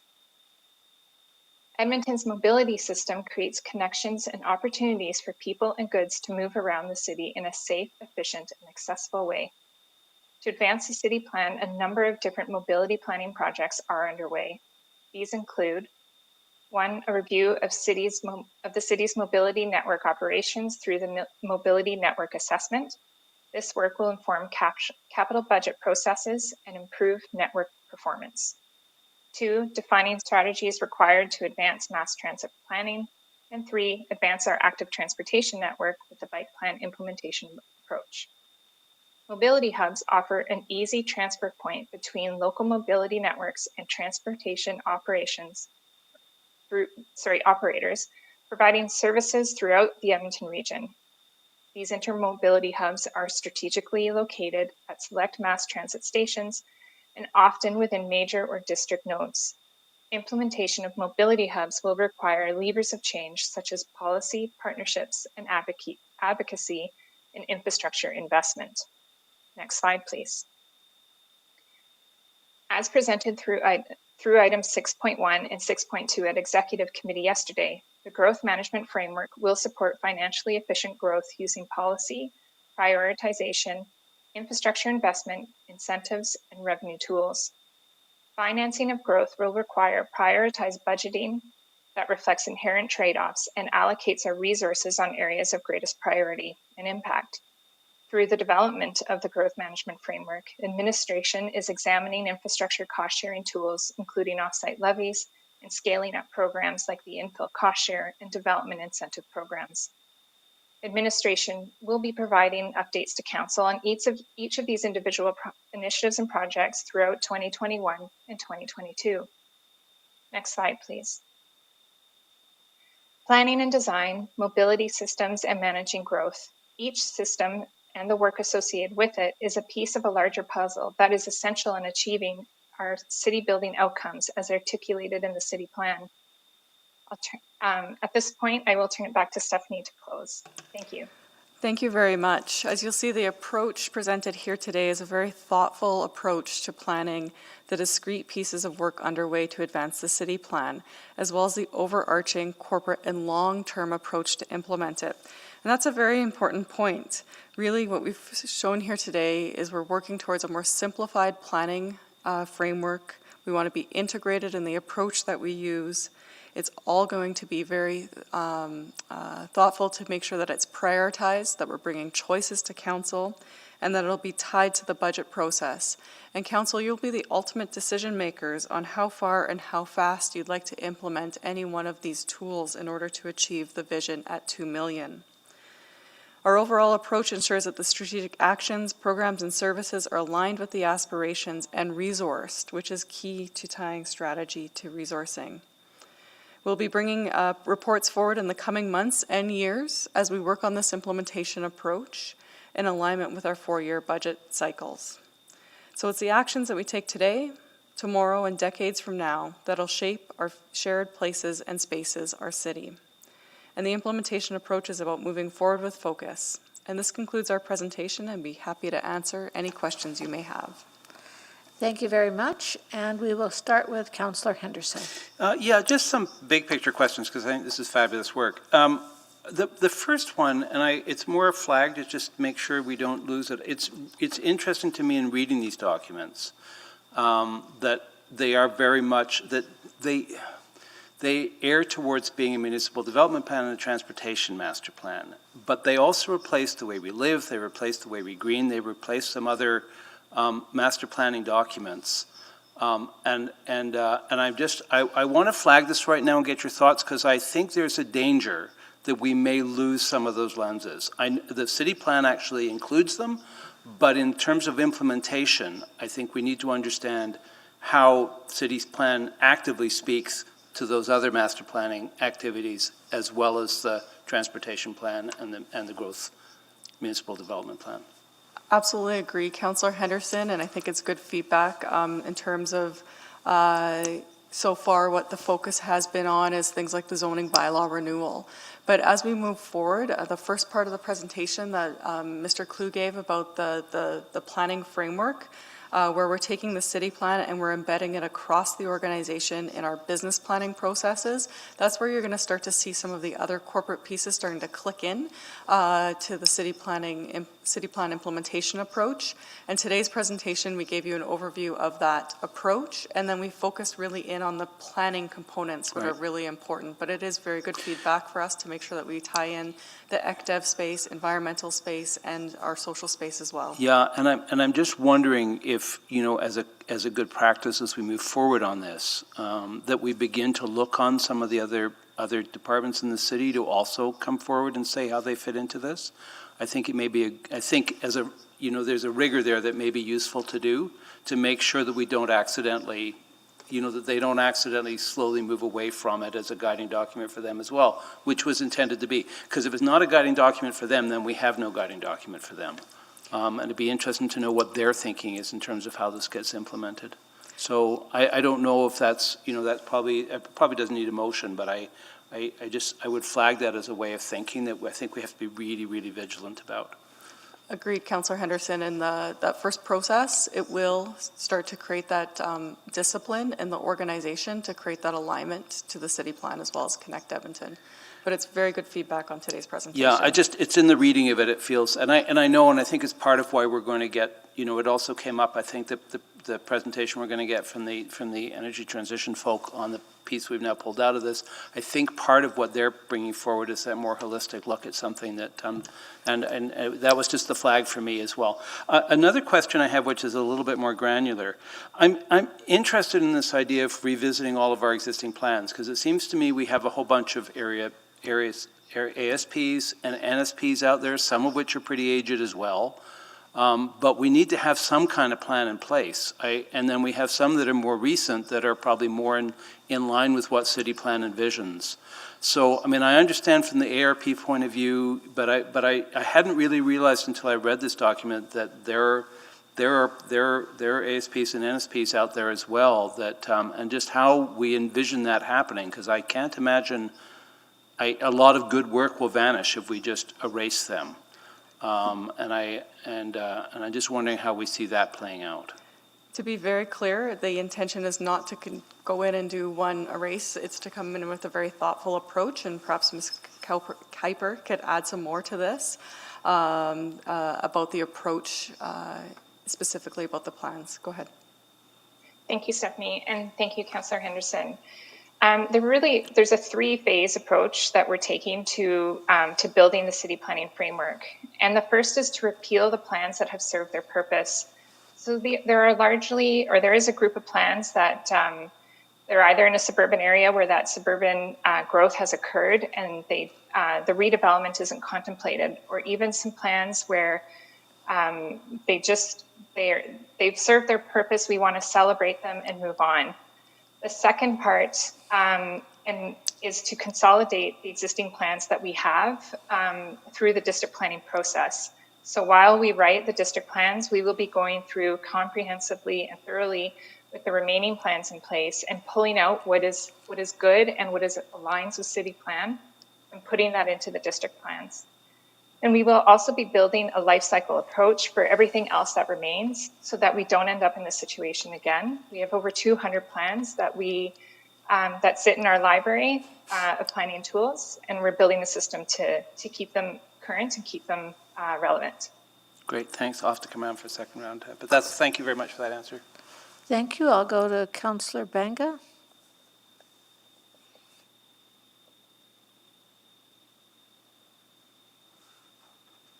Councillor Banga, you're on the board.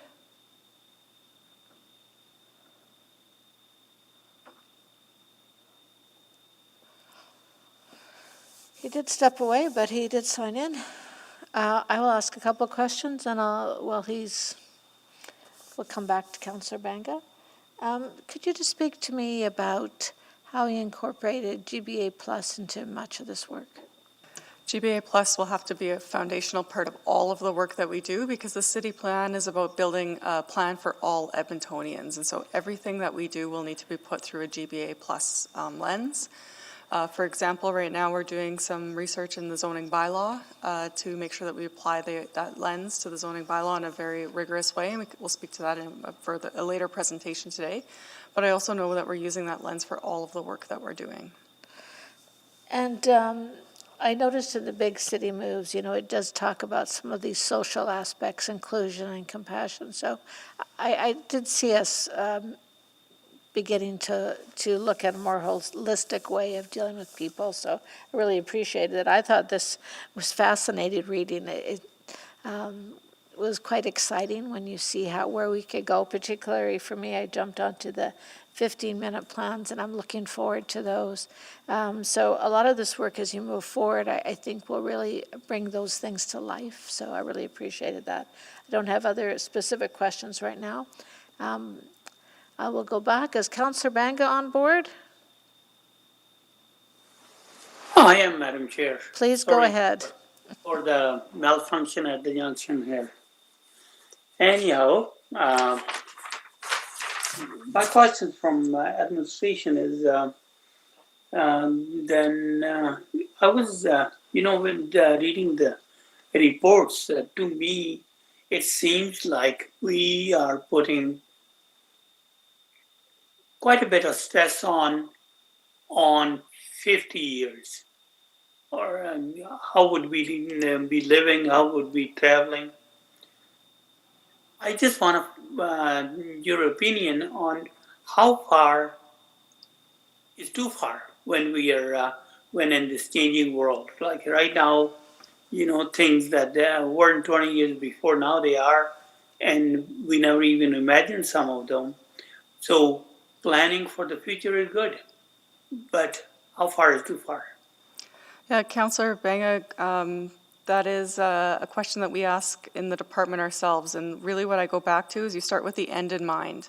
So the end is one more additional 1 million people and 520,000 jobs is what we want to attract and retain into Edmonton in a vibrant, economically prosperous, inclusive city. So that is the goal that we are all trying to pursue.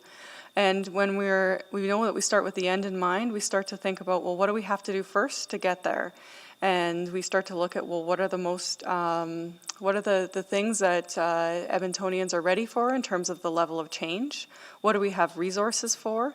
How do we create a system that's more simple in order to get there?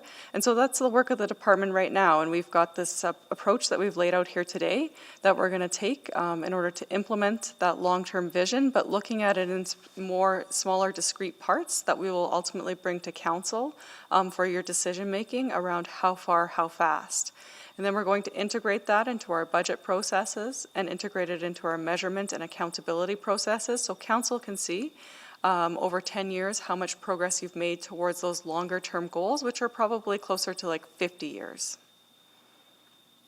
Yeah, and my next question is about city plan concept alone cannot do it, and that's what the report says. It has to have a few other things happening alongside, and I guess they are labeled as levers, whatever you want to call it. They include household auto costs, parking, car-free carriers and corridors. Again, my question is, to me, it seems like we are talking about punishing people who are using cars. Is that your opinion too, or yeah? I'm a little bit troubled by this. Councillor Banga, I believe that's report 6.4 that you're addressing, and 6.4 I'm sure we'll get to in the afternoon. And really, throughout the city plan implementation approach, it is questions for council about how far, how fast, and what are the right levers. What our role as administration is to bring what those actions would have to be to achieve the goal. And the report in 6.4 is all about the information of what we would have to do. It's not administration's recommendation. Okay, that's all. Thank you. Thank you very much. We'll go to Councillor Walters. Thank you.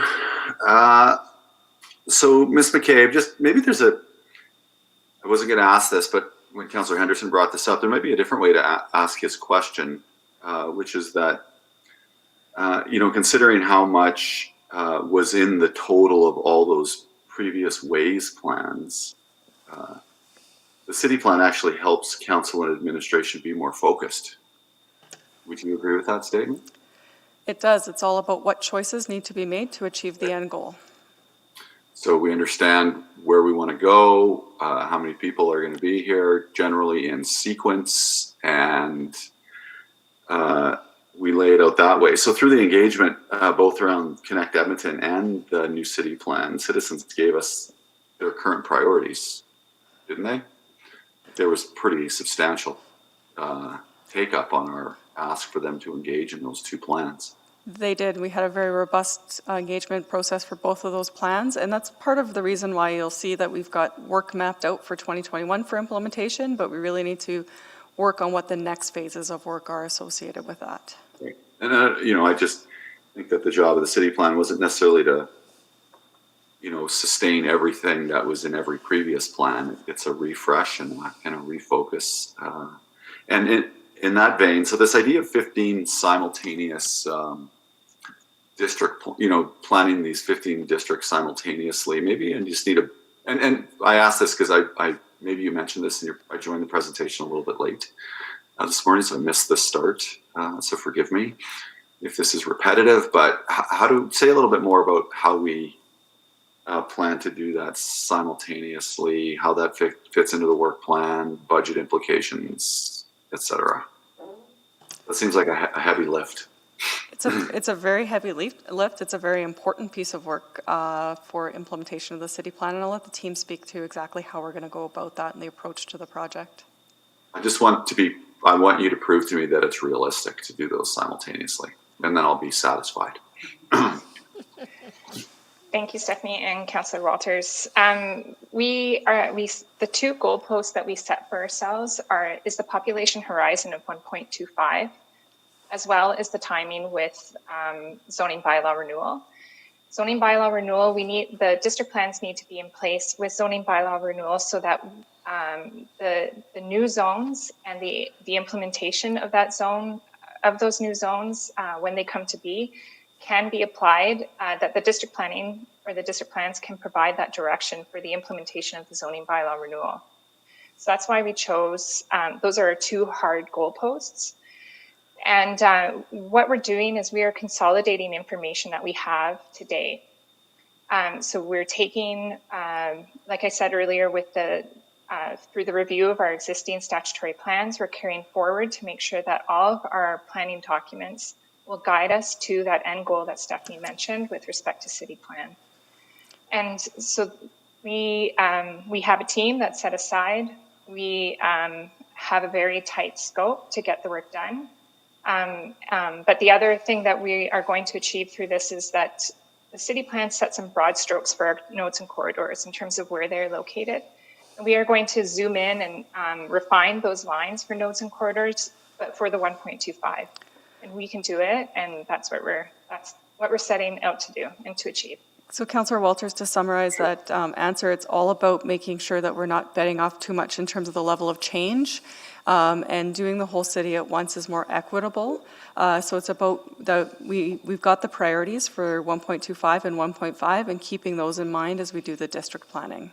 Right. So and I suppose the image I have in my mind is it's not highly detailed at first. It sort of gets more colorful as the population targets are met over time, right? So I understood Ms. Kiefer's answer to sort of suggest a bit of a graduation of sorts. So if that's a fair assessment, I appreciate that answer. Okay, that's all I had for this one. Thanks, everybody. Thanks for the work. Thank you. Councillor Knack. Thank you, Madam Chair, and thank you for the information in the reports. I enjoyed getting to read through them, and just a few remaining questions. This ties a little into the 15-minute districts, but I'm going to combine it with the hub discussion, the intermodal hub discussion a bit. I know in the attachment it sort of references two hubs, two places we would sort of consider hubs, that being WEM and Century Park. And while I don't completely disagree with that, because there are multiple modes that are accessible, there may be not, and I want to get your thought, the best way to accomplish true integration of thinking about the 15-minute communities. Even just thinking about the design of those spaces, if you then want to go access other services once you've got out of the hub, you have to leave the hub. It's still mind-boggling that there's not a direct connection into WEM from our transit center. You have to sort of walk in this, having worked there for years, you have to walk through the parking lot and navigate all this just to get in. So do we see the opportunity of looking at those spaces, and I know we've talked about air rights before, of going out to the development community and say, if these were $1 leases or $1 sales, but we had a series of objectives we want to achieve to help build out these districts, are we thinking about things like that to help us fill some of those obligations while recognizing we don't really have the money to do it ourselves? Short answer is yes, and partnerships are going to be really integral in looking at doing things differently. Will be really important to achieving the city plan. And Ms. Tui might want to add some more color to my answer. When I hear you talking, Councillor Knack, I am imagining some of the level of detail that we might need to add as we progress through these planning phases. So, when we're trying to get these district plans, we won't have the level of detail, but that is something that we will need to progress as we think about how do we flesh out the mobility hubs, noting that there is a mobility hub in every one of the districts. And so we'll think about, well, what does that look like as we move forward? Yeah, and I guess I'm wondering because, these, and maybe there's not interest. I truly don't know at this stage, but, I'd hate to say, take the terminus at Lewis Farms, where we're going to have the LRT. You get off there, you've got some buses nearby, but realistically, there's nowhere to actually go. You could walk across the street to a very vehicle-oriented commercial shopping center. And so I'm wondering if instead of us sort of trying to figure out what the plan would be, to go out to partners and say, what might you create if you had access to this land at $1 per year for a 99-year lease, or we were to sell this, and like, what might you create? So almost like an expressions of interest to say, citywide in all of these hubs, how might you create an activation in that space? Is that something that we would think about doing to allow us to better and more quickly achieve some of those goals? That's a great idea of things that we will consider through the implementation approach. So thank you for sharing that idea, Councillor Knack. Okay, great. No, that's otherwise, like I say, it's really good. I'm very excited about everything, and obviously very excited about the 15-minute thing, which is why I keep talking about that. So those are all my questions. Thank you very much. Thank you. Councillor Henderson. Yeah, just one more thing, and I thought Councillor Knack might ask it, and it's, just on the transit hub piece, my memory was when he originally raised this, it also included ways in which we could tie in our own transit hubs to our kind of intercity or interregion or all those kind of pieces. So I just didn't see reference to that in here. I just thought it was worth flagging because I think that was where it started. And, if we're going to see rail coming back, which let's hope we do, if we ever get buses back, which let's hope, that those kind of things, obviously the airport's much trickier. But I just think it's worth flagging that was part of the original thought that we probably need to link into it, and wondering where that was at. Yeah, it's a good observation, and I'm not sure if Ms. Tui. Thanks for that. And when we specifically answered this motion, it was actually talking about passenger hubs, but for sure we have had that thought about what would it look like in terms of how do we connect our regional transit. And that, I think, is part of our mass transit work, which we are just, embarking on.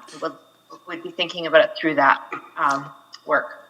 Yeah, I just remember how much we struggled with Greyhound when there was a Greyhound, and where they were going to go and how they were going to link into our systems. And, I know there is work underway to see if we can look at kind of rail connections to Calgary again, not necessarily high speed, but so thinking that one through, I think is something we just need to keep it in our sights so that we're not trying to retrofit something after the fact. So the one other thing, and I may ask this around the zoning bylaw as well, but I think it also may apply to the 15-minute hubs, and Councillor Walter's question sort of reminded me of this. If we're doing them all together, I'm wondering how are we going to resist the temptation to homogenize?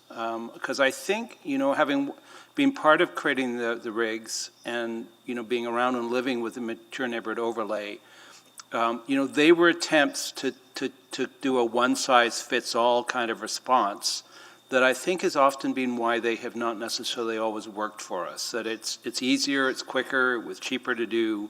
But that not all neighborhoods are the same, nor do I think we want them to be the same. So I'm just wondering how we're going to protect, and maybe I'll ask this question when we get to the zoning bylaw as well, but I think it does apply if we're going to do all 15, if we're going to do all the 15-minute neighborhood districts at the same time. I worry that there's a little bit of a danger that they all come out with the same set of rules, and just thinking about how we'll avoid that. Yeah, agreed, Councillor Henderson, and great observation. I would start with community of communities and the richness of that idea in the city plan and the importance of that in the city plan. But I'll let the project team add some more to that answer. Thank you, Stephanie and Councillor Henderson. through the way that we're looking at district planning right now, we would have some overarching principles and policy guidance that would apply to all 15, and these would be the common elements that you would find in each. Where the existing statutory plans that we have in place or existing policy tools that we have in place play a really important role is through that analysis and pulling that forward. That allows us to bring forward those unique characteristics of each district and the needs for each district that we're aware of right now, and pulling that through the district plans, or to the district plans, I should say. I hope that answers your question. Yeah, great. I just thought I should flag it, and I'll probably continue to do so as long as I'm here. I do so in part because I remember from the last municipal development plan, intentionally wrote in the idea of diversity of diverse neighborhoods. And then I realized after the fact that had been misread. Well, and we need diverse neighborhoods. We need each neighborhood in itself to be diverse. But what got lost in that was the idea that neighborhoods themselves can be diverse from each other and not just internally to themselves. So I'll keep on asking that question. I think it's just something we need to keep in the back of our mind, because I think there is a temptation sometimes to it's much easier to do the one size fits all, and I think it's part of what may have got us into trouble in the past. So especially as we're getting, if we're moving away from ARPs, if we're moving away from those kind of things, there's an even greater danger of losing that kind of more granular response. So thank you. That was my question, just an observation. Thanks for the good work. I look forward to seeing where this goes. I'm happy to move receipt for information at this point, if that would be useful. I know Councillor Marquette's still on asking questions. But Certainly, I'll take that motion and for all three. And Councillor Paquette. Yeah, thank you for allowing me to ask some questions. First, I want to say this is fantastic. I love this plan. I love all the thought that went into it. But I think it bears maybe some clarification, especially for the public, as there may be some misinformation swirling out there. And that is that none of this happens tomorrow, right? That's correct. Like, we are talking about a multi-year, multi-decade phase-in of all the elements of this plan. We are right now our forecast for 1 million more is approximately 50 years out. Right, and so a lot of the suggestions or possibilities or levers that are included in all the discussions around this plan, these are things that we should consider as a matter of prudence and due diligence. And it's extremely, well, it's actually impossible that any of this gets implemented immediately. Isn't that right? That's correct, Councillor Paquette, and I think the role of a good public servant is to bring council all of the options and all of the tools, and recognize council's the decision maker around those tools and those policies, and will ultimately make the decisions about how far and how fast to implement any of those tools. I would agree with that, and I would go further and say that while council may be the ultimate decision makers as far as the legalities of the process go, it's the people who are the decision makers and who inform this plan. Would that be your understanding as well? I'd agree with that, Councillor Paquette, and our role is to bring you those voices as we work on the implementation approach, and we hear from Edmontonians, but also that you bring your unique perspective in the decision-making process. All right. Well, once again, I just want to thank you and your team and all the folks who participated over the many years, and all of the members of the public who have made their voices heard that inform this process. Thank you so much. This is a fantastic plan that will evolve over time.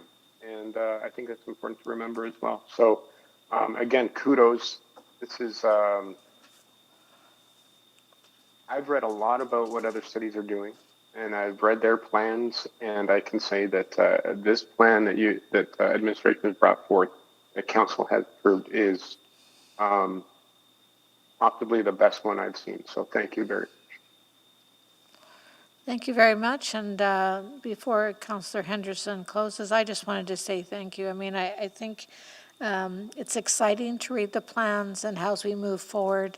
I feel like the city's on a great path. And if you're asking us, is the implementation, as the plans come forward, are we on the right track? We absolutely are. And I'm excited to see us move down those paths and to be a part of that. So thank you to all the people that contributed to this work. and we'll be busy working immediately to get the next phase, on the 15 district plans, on all those. There's a lot of work happening right away. So for those going to do that, I think it's phenomenal, and we're excited to see what you come up with. I was going to say, I see no one else on the board. I have Councillor Knack speaking to it. Yeah, just very quickly, I wanted to say, and again, recognizing we've separated out 6.4 for the conversation, but I still remember Councillor Henderson's comments when we approved the city plan, and he's talked about, getting to see the city plan come to fruition essentially before he leaves us. And I'm not talking before he leaves us on council, whenever that may be, but before he leaves us in life. And that was actually, I was reminded about that because for most of what I hope we're talking about, like these 15-minute districts, I hope we don't take 30 years to do that. Because I think if we take that long, we're going to completely miss the mark, and we're not going to have the city that people want to stay in, especially considering this post-COVID world. So I just wanted to say thank you for all the work that you've done to create this. I was really excited to hear about the fact that I imagine it'll be the next council will have conversation before budget around how quickly they want to pull some of those levers in order to achieve the vision, or at least most of the vision of that city plan. And I hope that when that time comes, we move quite quickly on those things. Again, we'll have a separate conversation about 6.4 and the merits and the good and the bad there, but there's so much in this plan that I think would be wonderful if we could in fact have it tomorrow. So being willing to look for creative solutions, find different ways to have partners help us activate that plan is what I hope we're able to do. So it's this is exciting to me, and I don't want to have to wait for Ben to leave us to get that outcome. So it's for you, Ben. We'll figure out a way. Thank you.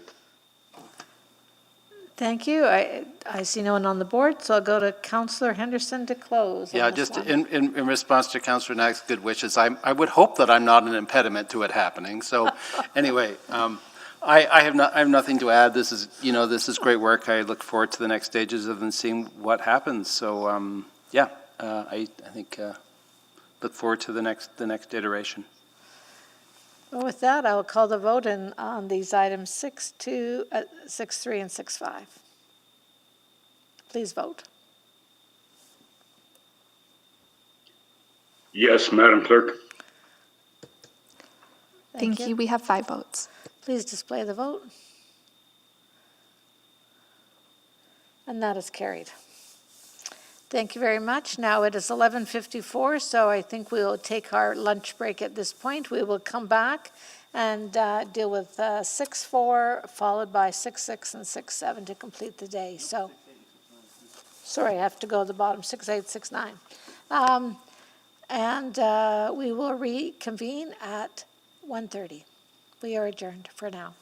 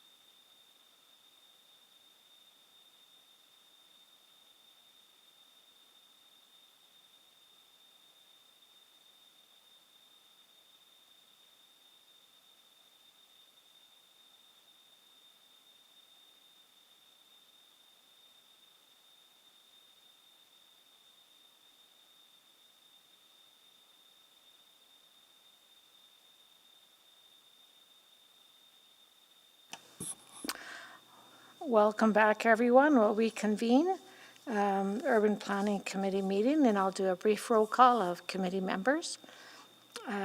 Councillor Banga. Good afternoon, and it's good to see you on a full stomach. Thank you. Councillor Katarina. I'm here. And Councillor Henderson. I'm back. And I'm not sure if Mayor Iveson can join us or not. I don't see him at this point. And I see him also joined by Councillor Knack, Councillor Cartmel. Anyone else? There's Mayor Iveson. What's up? I made it. Awesome. Any other members present? I just want to acknowledge you. Well, they may join us at some point. So we are at 6.4, and we'll go to opening remarks, and then we'll go to our speakers. Good afternoon, committee, and thank you for the opportunity to present this report. The interim report presents findings on the types of actions that may be required to achieve the City Plan's target of 50% transit and active mode share at a population of 2 million. We recognize that it'll be very important to take a thoughtful approach to how we phase the implementations of the actions in the near term, with further involvement from Council later in the year as we bring forward the City Plan interim target setting exercise. And that discussion will be really centered on how far and how fast to implement the City Plan and to balance the here and now with the future vision as outlined in the City Plan. To be very clear, it would not be our recommendation to implement all of the actions as outlined in this report. Before you is an information report to begin to answer the question of how, through the City Plan, could administration explore what would be required to increase the transit mode share. This report outlines some of the tools that may have to be explored over the next 50 years. And we'd all be very much aware that this toolbox is bound to change over the coming 50 years as technology may change the way that we get around our city. As we work towards the implementation of the City Plan, we'll bring forward thoughtful recommendations that consider Edmontonians' readiness for change, as well as the budget, as well as the vision of the City Plan as we make progress towards that longer-term 50-year goal.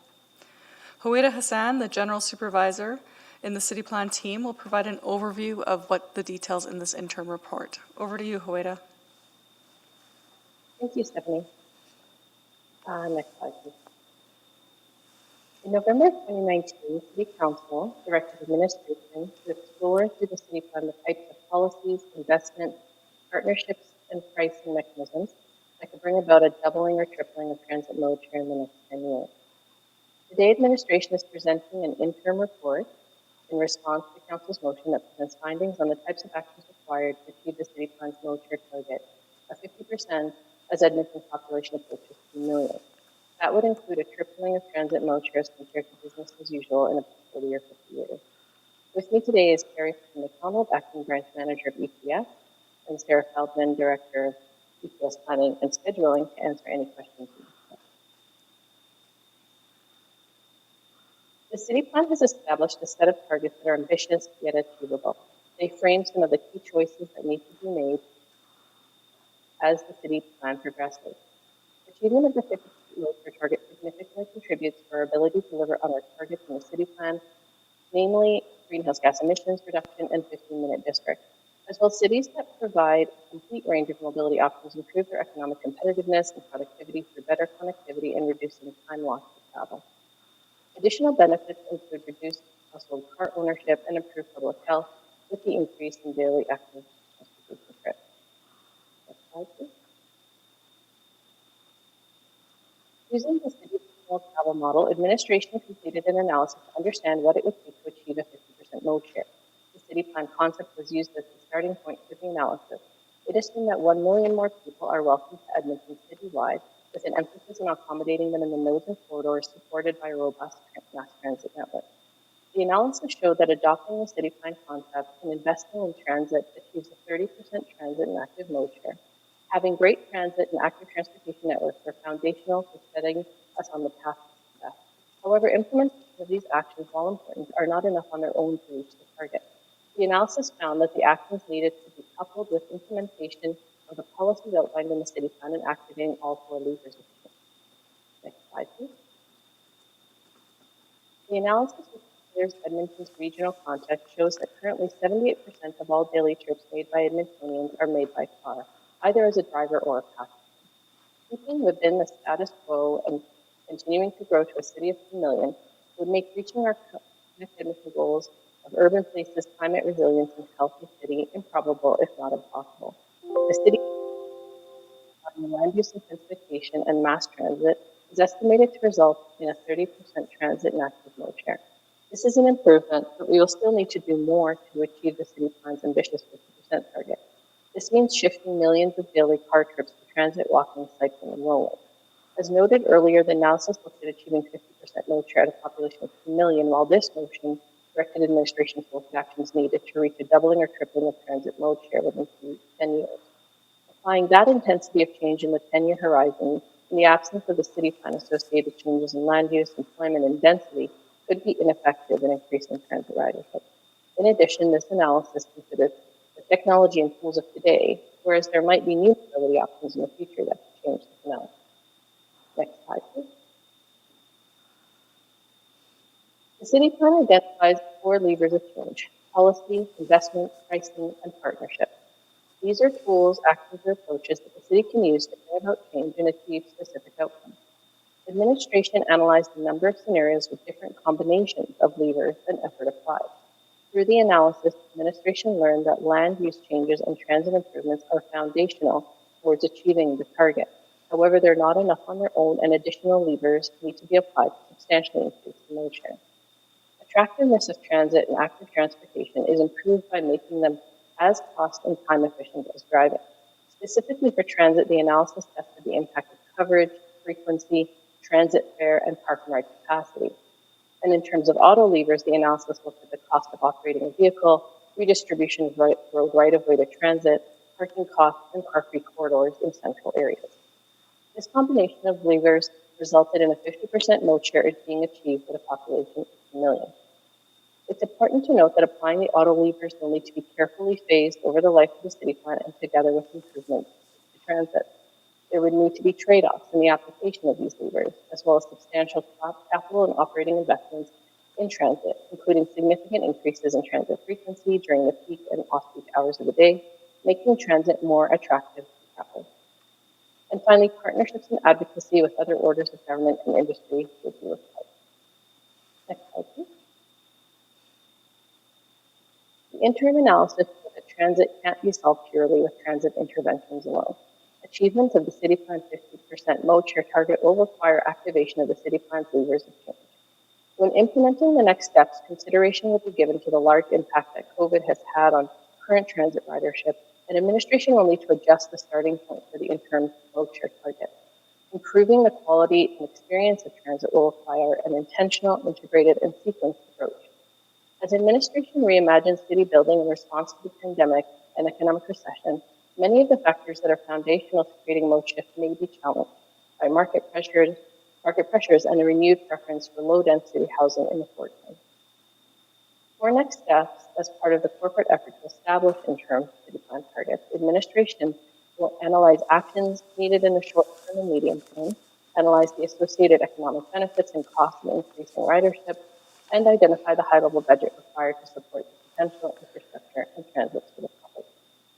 This concludes administration's presentation, and we'd be happy to answer any questions you may have. Well, thank you very much. Appreciate that. And now we will go to our external speakers. So I have 2. Daniel Grist, are you present?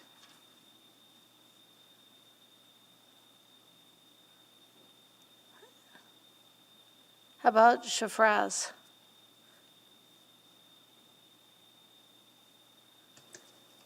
I see them both on the Meet, but both are muted. So they'll just need to unmute to speak. So Daniel, would you like to begin? You have 5 minutes. You can go ahead and unmute. He had sent Hello? There you are. Apologies. I pressed hang up instead of unmute right as you said if I'm here or not. So, We've all done yes, I'm that. here. Yeah. Please go ahead. Okay. Yes, I'm having issues with my audio. So, but yes, I'm Daniel Grist, speaking on behalf of the Energy Transition and Climate Resilience Committee. We'd like to express our support for the 50% mode shift target. The target is very clear, well stated, and with sensible strategic measures. The supporting intentions and directions are driven by selected outcomes and form a robust body of work for those wishing to enact active and public transit schemes. Highlighting the many benefits to society the 50% mode shift could achieve, such as health, equality, and an improved sense of community. As highlighted in the Transit Mode Share Interim Report, the implementation of active transport and public transit schemes take considerable time, requiring market transformation and various levers of change. This is to be expected, but in the lens of the climate emergency, this does raise some concerns with the ETCRC. Given the central importance of the city plan, we are concerned that those trips not covered by the 50% mode shift will be overlooked by the city when making greenhouse gas reduction decisions. This should be avoided, as putting all our transport decarbonisation hopes in one basket increases the likelihood we will fail to achieve our carbon budget goals.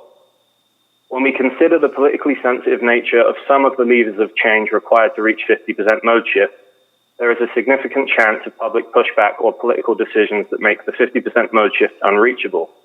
This shows the importance of building the same robust rhetoric and guidance as shown the 50% mode shift, but for other transport decarbonisation options. For reference, under the 50% mode shift and projected population increases, total personal vehicle trips will increase from 2.8 to 3.6 million per day, even if half of all Edmontonians' trips are through active or public transit. It is key that these remaining personal vehicle trips are kept front and centre in our minds as we make decarbonisation decisions. When considering the climate emergency declaration, the 135 megatons of carbon budget remaining, and the near-term aim of 3.2 tonnes per person a year by 2030, the ETCRC thought it important to ensure that the other 50% of trips are considered, especially when considering some of the difficulties the 50% mode shift target may face. We do, however, applaud the ambitious target set by the 50% mode shift and see it as one of the key methods we can utilise to decarbonise transport in Edmonton. Thank you. Thank you very much. If you hang on, after our next speaker, we'll ask questions. Now we'll go to Shafraz. Are you with us? Oh, you're just questions only? Then I guess Shafraz is with me just to help answer questions.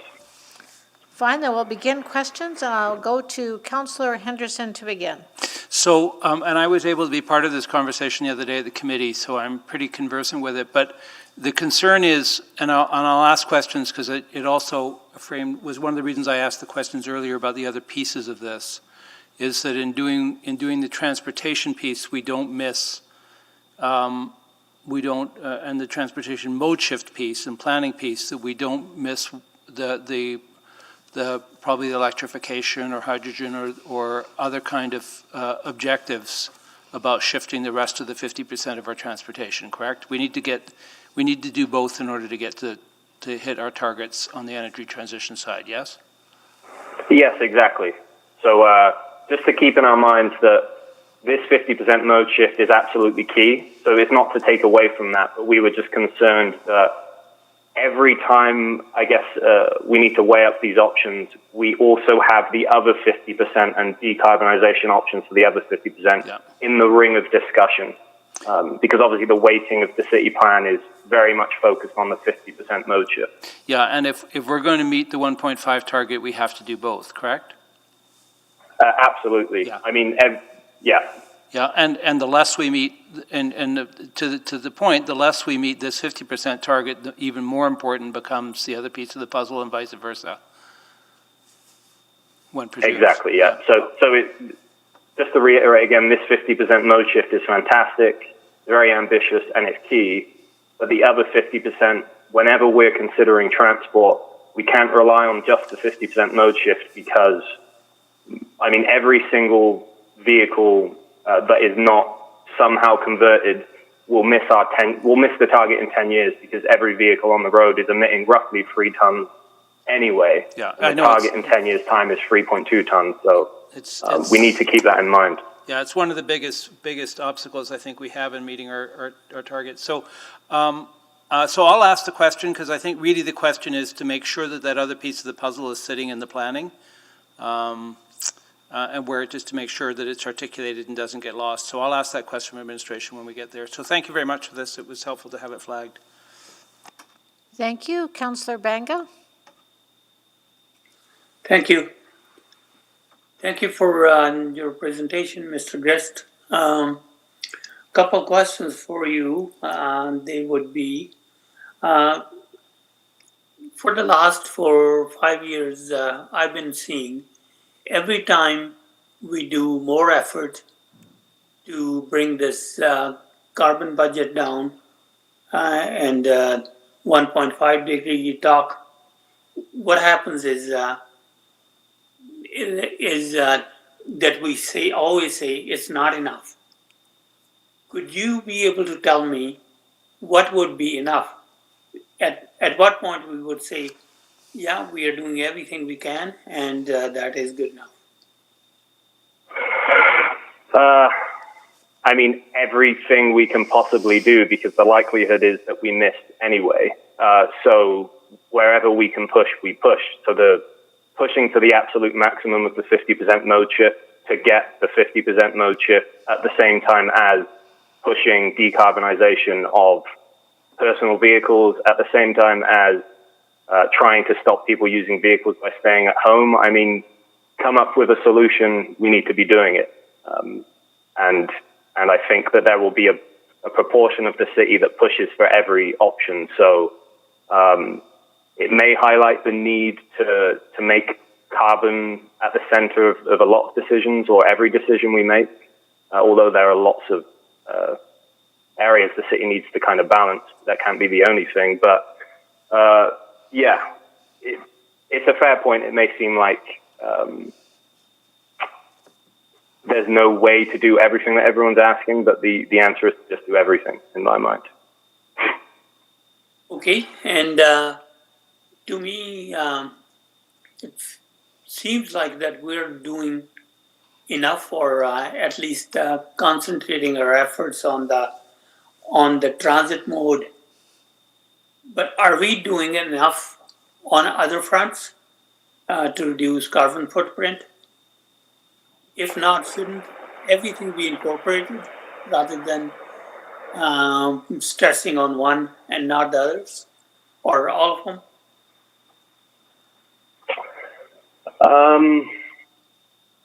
I mean, I don't want to outstretch my kind of responsibilities with what I've been okayed to say here. So, I mean, there's always more that you can do. The city is doing a great job, and the 50% mode shift is fantastic. Like I've seen other city plans, and I think it goes the furthest to solving a lot of the issues in transit and active transport that I've seen in other places. I would say, especially compared to Europe, which is where I do most of my professional work, we're lagging in terms of electric vehicles, but that is to be expected based on federal funding, and there's all sorts of other reasons for it. But as I said before, there's always more we can do in every area. I applaud specifically the 50% mode shift. I think it's a fantastic initiative. So, okay, and let's say we achieved 50%. What would be the talk then? Let's say in 20 years we do the 50% goal and we're doing fine with it, but then why stop here? I mean, can we increase this 50% expectation to any other percentage, or that is realistic? it would really depend on I think the levers of change address this. It depends how successful densification is. It depends how successful our 15-minute communities are. I mean, you're going to hit a limit with how successful public transit can be with a city as sprawly as cities tend to be. So you have to fix other issues hand in hand. If we hit 50%, and I mean, technology is very likely going to change the options we choose outside of that 50%. But I think the discussion in 20 years' time would probably be including autonomous vehicles and stuff like that into the 15-minute communities and interact like using mobility as a service and all this sort of stuff. But I guess that's a conversation we'd have to have then, because anything that's said now will be completely different in 20 years' time. Thank you. Thank you. That's all the questions that we have for you. Thank you very much for sharing with us your thoughts this afternoon. We really appreciate it. And now we're going to turn our attention over to the administration. And I'll begin with Councillor Henderson. Well, I have some other questions, but really quickly to deal with this one of where you know, and I think we have a number of moving pieces. Part of why I asked that question before about how this affects other pieces of work. But it was interesting to me that the Energy Transition Group noted that we had not made any kind of reference to electrification of the other 50%. Or, I mean, it may not be electrification. It could be hydrogen. It could be a number of different things. But where's that sitting in our work? Or do we need to wait for the Energy Transition report to come back? I would say you have to wait for the Energy Transition report to get all of your answers, but really the report was to respond to the motion about what would it take to get to 50%. And if the vehicle's electric or the vehicle's gas, it's still 50% motion. It's the same. So I do know we have the numbers in terms of that 50% mode shift, how it would help achieve those greenhouse gas reductions and some of the goals in that. If you'd like, Haweda could speak to that. Well, I think I know those numbers. So my next question though, Councillor Banga may want those, but what I heard in the report, and I think it's the same thing that we're going to get in the energy transition piece, is there is no one magic bullet. It's all of the above in some form or another, correct? That's correct. So, I mean, really what the report tells us is there's not one lever that we can pull here. If we can't get all these levers working, we don't stand a chance. That's correct. And I think the same would be true of the energy, that's the message we keep on hearing back, in answer to Councillor Banga's other question. That if we're going to hit the targets that we say we want to hit, there's no one thing that's going to get us here. We have to pull all the levers. That's correct. These are highly complex generational problems that will define our city for many, many years to come, and it's going to take a number of different actions for those targets and goals to be achieved. Is it also, one of the other interesting pieces that I've sort of felt was in the report was that if we pull half the levers and not the other half, however, we may accidentally underachieve or not get the value out of the levers we do pull if we're not aware of all these pieces of the puzzle, correct? I mean, it's not that you have to do all of them to get there, that if you just do one or two of them, you may do them, create all the consequences that come with that without actually getting any real advantage. Is that part of what we've heard here?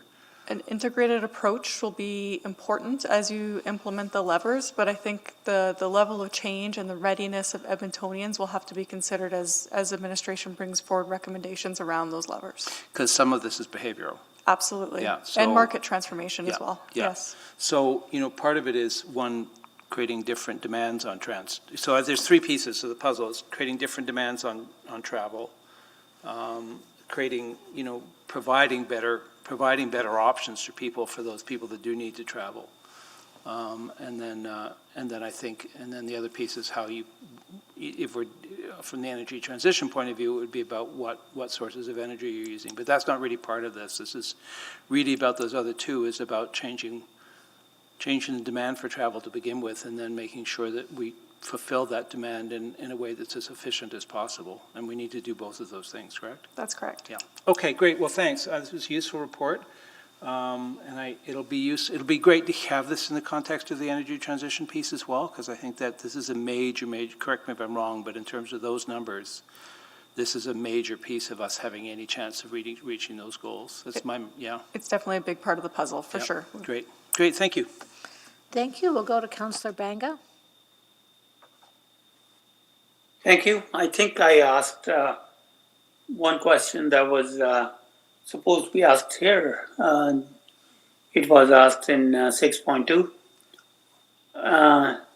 Again, my question is, I think it was asked in 6.23. Anyway, again, my first question would be that we have this 50% target. When we set a target of some sort, we set it with the end goal or end product in mind. So here, that 50%, what is that going to get us? Councillor Banga, the targets within the city plan are at the 2 million population mark and 520,000 jobs. At our current forecast, we think that's about 50 years out. So the target around mode shift is 50% of trips made by active and transit modes. And the work of administration over the coming months and years is to bring recommendations to council about how far and how fast would you like to get to that target. The report here today gives you an idea of what that toolbox will look like, but it'll ultimately be council's decision council's decision about how far, how fast, and which tools to implement first. Okay, so right now we are sitting at 78%, and it's going to have to. We're going to have a consistent effort by us and everybody that follows us for the next 50 years to stay on course. So how can we somehow? We can't tie the future councils with any kind of thinking or emotion, but they would have to act on their what they have to do. But we can't guarantee that. So is there a possibility that this plan, what we are doing today, would go to waste if somebody doesn't follow it in the future? Edmontonians articulated the vision of the city plan. It is Edmontonians' vision. They were highly involved in developing the direction in that plan. Administration will work with any future councils to continue to listen to the voice of Edmontonians and bring recommendations forward to future councils that help implement that vision as dictated in the city plan. So at this point, because this is an information report before you today and a series of information reports forward about the process to do that, the process to activate the city plan into our business planning processes, as well as the types of things that we need to do to make the planning processes come to life.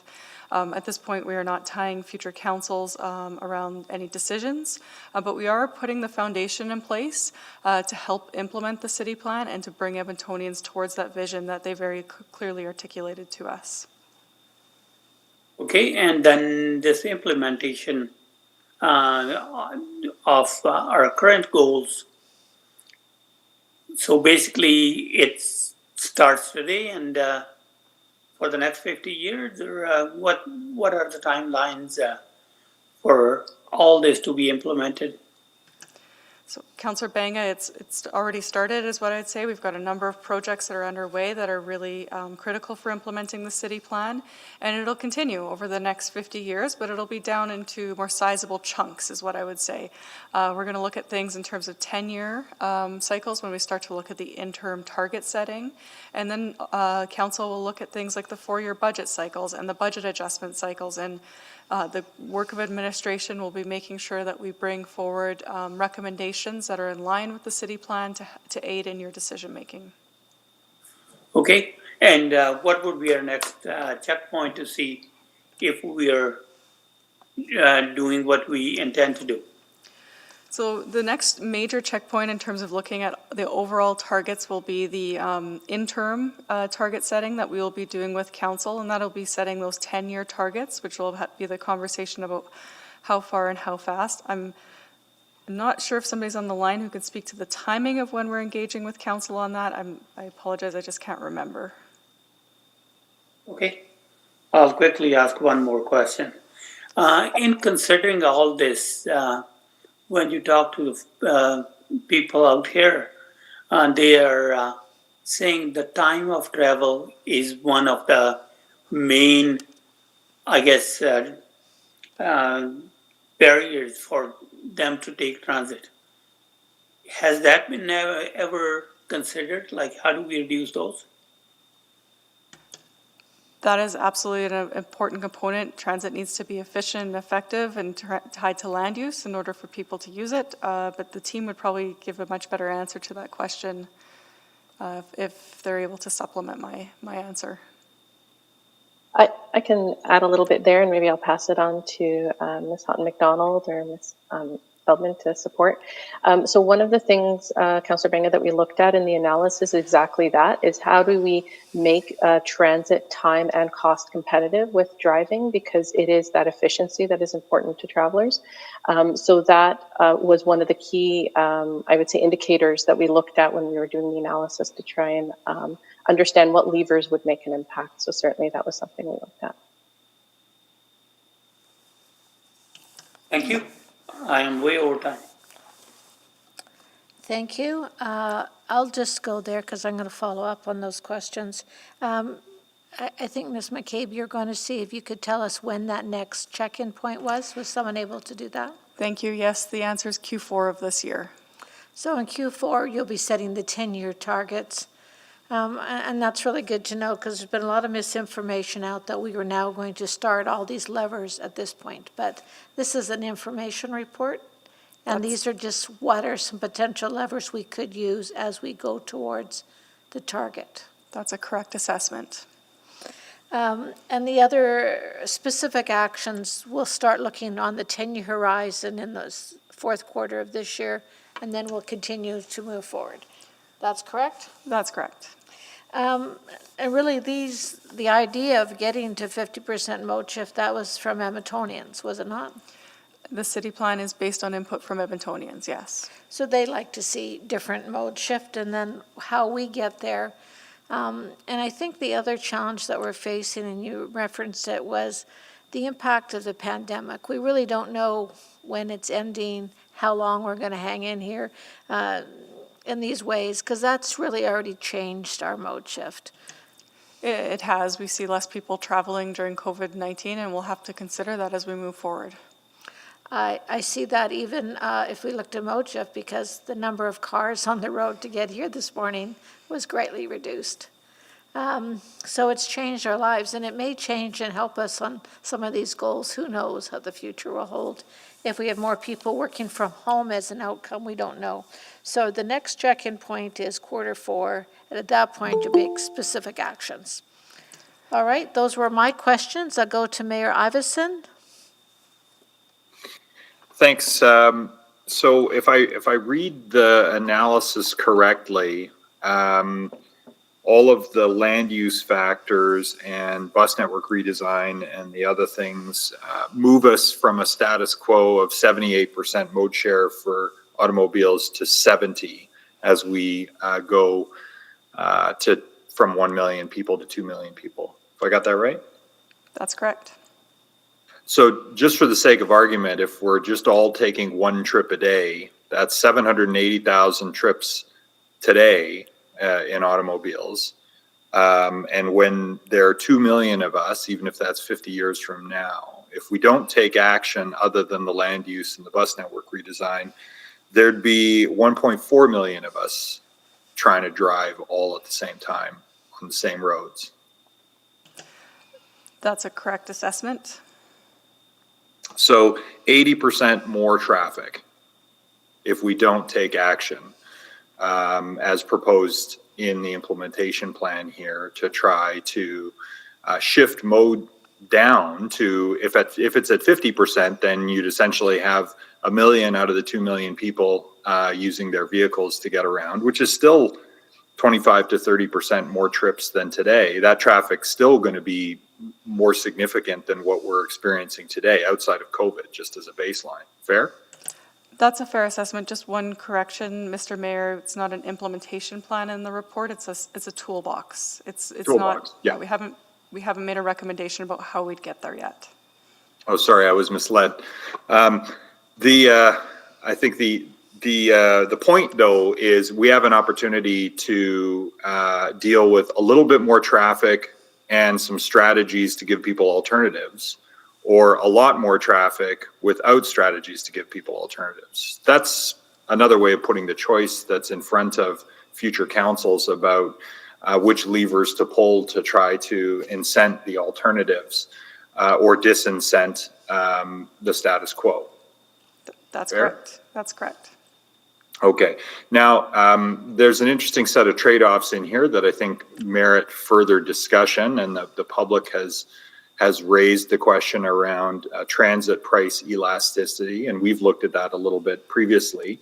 But if you're trying to do demand management, you've really got a couple of different levers to pull. There's the quality of the service, which we're addressing on the transit side. There's the availability of capacity in the service, which we're addressing mainly through adding LRT as backbone to the overall transit network, plus adding to the sidewalk and shared use path infrastructure and cycling infrastructure to give more capacity there. So you can add capacity. But then at the end of the day, price signals do either invite or disinvite participation. Those are kind of the last levers available, which is why they're in the toolkit. But you're not making a recommendation that we pull those levers in a particular direction at this point in time, are you?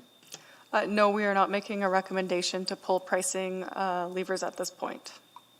But the federal government has signaled that fuel price will be a lever that they are pulling with the carbon price signal going up in the coming years. Have you guys looked at what impact that might have, what the sensitivity of moving up $15 a ton in future years would mean to the fuel side? I mean, I know that's meant to also induce people to move over to alternate propulsion without the carbon exposure, but at the same time, it also introduces a price signal around the combustion in the meantime. So has anyone had a chance to model that yet, or is that recent enough news that we're not there yet? It's too recent for our regional travel model to have incorporated those changes, but we will be incorporating those changes and understanding the impact of them. And then parking is partly set by the city, but the city sets it in the context of the market. Do we have a sense of what open parking and rationalizing the supply of parking over time through market forces versus the overabundance we have supply historically, what kind of impact that would have on the parking price lever? I know that we've considered that. I'm not sure the granularity of open parking has been considered in the regional travel model run. Ms. Hassan might be able to add to that. Yes, Mr. Mayor, in terms of parking, we looked at parking pricing, but not the supply. So that is actually another lever we could potentially look at in the regional travel model. Certainly that can be tested. What we were trying to achieve there was the pricing lever and really seeing how pricing would impact mode share in places like the nodes and corridors, specific areas in the downtown and university area and so on. Thank you. We'll go to Councillor Knack. Thank you, Madam Chair. So my questions relate to, I'm trying to make sure I understand the conversation we're going to have or whoever will have in Q4, because that'll be a new council that ultimately gets to decide that. Is there enough time from the setting of those goals, particularly in relation to transit, to then develop the strategy for achieving that in advance of the budget? So what I mean, and I'll expand on, is like, we've talked about bus rapid transit for years, but we actually haven't done anything on bus rapid transit. And I'd love to, and that's no fault of anyone, just the fact that there actually hasn't been clear direction. So I'm wondering if there needs to be a separate motion or a conversation, maybe not today, it can be done later, but that provides that guidance to say, please bring us forward a plan of what a proper BRT network would look like, where we would run that on, how many that Q4 conversation. Perhaps somebody from Transit could speak to work that's already underway in that space? Ms. Feldman? Yes, I could go first, and Carrie can chime in if she'd like to add. Yes, thank you for that question, Councillor. There is work underway that Edmonton Transit is working on with the planning branch on the mass transit network, advancing and activating the city plan in the 1.25 million horizon, which will inform the work upcoming on the capital budget for the next cycle. And so that work is underway, defining where those corridors would be to establish the next phase of the mass transit network, including bus rapid transit type options. And so I think we are advancing that work, as well as our understanding of the garage space needs and other infrastructure needs to support that. But if you think a motion would help to advance that, we'd certainly be open to hearing that. Okay. Yeah, and obviously I'm not on this committee, and so I wouldn't rush to do it now, but I do ask that because, again, there's been lots of reference to things like BRT in my time on council from Edmonton Transit Service Advisory Board. We've brought it up at different members of council at different times, but I've never actually seen a document that says, here's where we're going to put BRT network. Here's what it actually requires for traffic signaling upgrades. Here's what it requires for X. And that feels like a bit more of a detailed discussion beyond the goal setting discussion that's going to happen in Q4. And so I'd like to make sure that the best way to make sure we can get that information, or rather a future council could have that information in front of them well in advance of the budget conversation, instead of it showing up at budget when I think it would just get lost in the shuffle. If I can jump in, Councillor, it's Carrie Houghton-McDonald from ETS. I think what you're hearing, hopefully, is that these are all complementary pieces of work. So giving us an opportunity to do that through a motion, we'd be able to show all the integration. And what you're talking about is more shorter term, but certainly really critical pieces. And I think it came up in the presentation and through some of these Q&A, building that great transit service is really foundational. And the interdependent components of all of these, pieces that are being discussed today, I think cannot be emphasized enough. So certainly, further to Sarah's point, we would welcome that, and we would work closely with our city planning colleagues as well. Excellent. Thank you. Yeah, I'll think about that independent of this committee meeting. I don't want to interfere with the committee at this point, but I'll work on something later, unless they're interested. But thank you. Thank you. We'll go to Councillor Henderson then. Well, I was just going to move a receipt for information and speak to it briefly. Okay. I don't see anyone else on the board to speak to it. Just having, listening to the discussion and conversation a little bit, and I think we're going to have the same thing coming up with the energy transition work when we get that report back. I think what's really vital about this work, and I'm really glad that we went through this exercise, is I think in the past we've always talked about mode share. We've always said we want to improve it. We've even probably gone so far as setting goals, but we've actually never had the tools or given ourselves the tools to go, here are the real choices that you're going to have to make to get there. And I think to Councillor Banga's point, that's going to be really vital in this next piece of work. It's one thing to say we want a 50% mode share, and then hope we'll find ways of doing it as we muddle along. I don't think we're there anymore. I think if we're really going to make this stuff happen, we have to know and have a clear understanding of the levers that need to be pulled, and then have the guts to pull them according to the goals that we set ourselves. I think this report is really helpful in helping us understand what those levers are. And I think the real challenge is going to be sitting here when the short term, when the 10-year goals come back, and saying, okay, if we really mean this, this is what we're going to have to do, and these are the tools that will actually get us there. Because otherwise we'll be sitting here 10 years from now having this conversation again, even further away from our objectives, and a lot of the concerns that Mayor Iveson raised will have only deepened. So I think this is really important work because it helps us understand very specifically what the choices are we're going to have to make if we really mean this. And I think there's the possibility at the end that a future council may say, well, maybe we don't really mean it. But we can't have it both ways, which is what we've done in the past. We've said we've meant it and then not necessarily always made the choices that would get us there. And that's why having this kind of rigor around understanding what it will actually take to get us there, I think, is really vital, so that the work that we've done in terms of imagining where we want to go next is actually, we can put the pieces in place or begin to put the pieces in place that can actually make sure that it happens or gets much closer to it happening than we've done in my time here. So thank you for this, and I look forward to seeing where it goes next.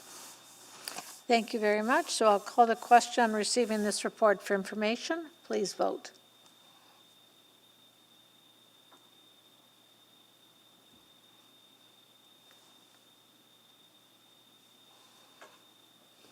We have 5 votes. And display the vote.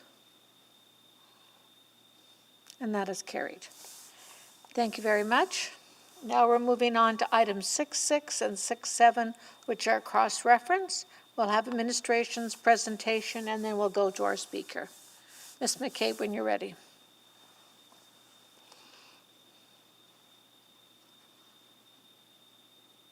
Sorry for the delay, just quickly opening my next file. So earlier today, you heard about the city plan implementation process, and the zoning bylaw renewal is a really important part of reimagining our planning policy and regulation to shape the built form of the city and encourage innovation and investment in years to come. Along with district planning, zoning bylaw renewal will streamline our services and enable Edmontonians to build a city that aligns with their values and aspirations. As the city plan states, we need to make strategic decisions to set up our city for success. COVID has sharpened our focus with the importance of a long-term vision, even though actions and priorities as we carry them out may shift. Ensuring Edmonton continues to be an excellent place to live and invest requires purposeful action. From the immediate needs to help Edmonton be economically competitive to supporting innovative and inclusive development, the zoning bylaw renewal initiative is taking all of this into account. We've only just completed phase 1, and already I'm very excited by the direction being presented here today and excited about the input we'll be receiving from committee over the coming years. This work has been truly collaborative, and I look forward to continued input from City Council and from industry partners and Edmontonians as we move forward. The zoning bylaw is by far one of the most complex bylaws and a key implementation tool of the city plan. We have a thoughtful project approach that considers this and a number of check-ins along the way. Today's report is a high-level overview of the project approach with some of the major topics that we've explored to date. We also will outline some of the areas that we're going to need to continue to explore in more depth over the coming months. We'll be back to committee in June with a bylaw structure and some options for you to consider and weigh in on. The director of the zoning bylaw renewal, Olivia Ballone, will be presenting on the renewal here and is here with Trevor Illingsworth and Christian Lee, the senior planners on the team. Now I'm going to pass it over to Olivia.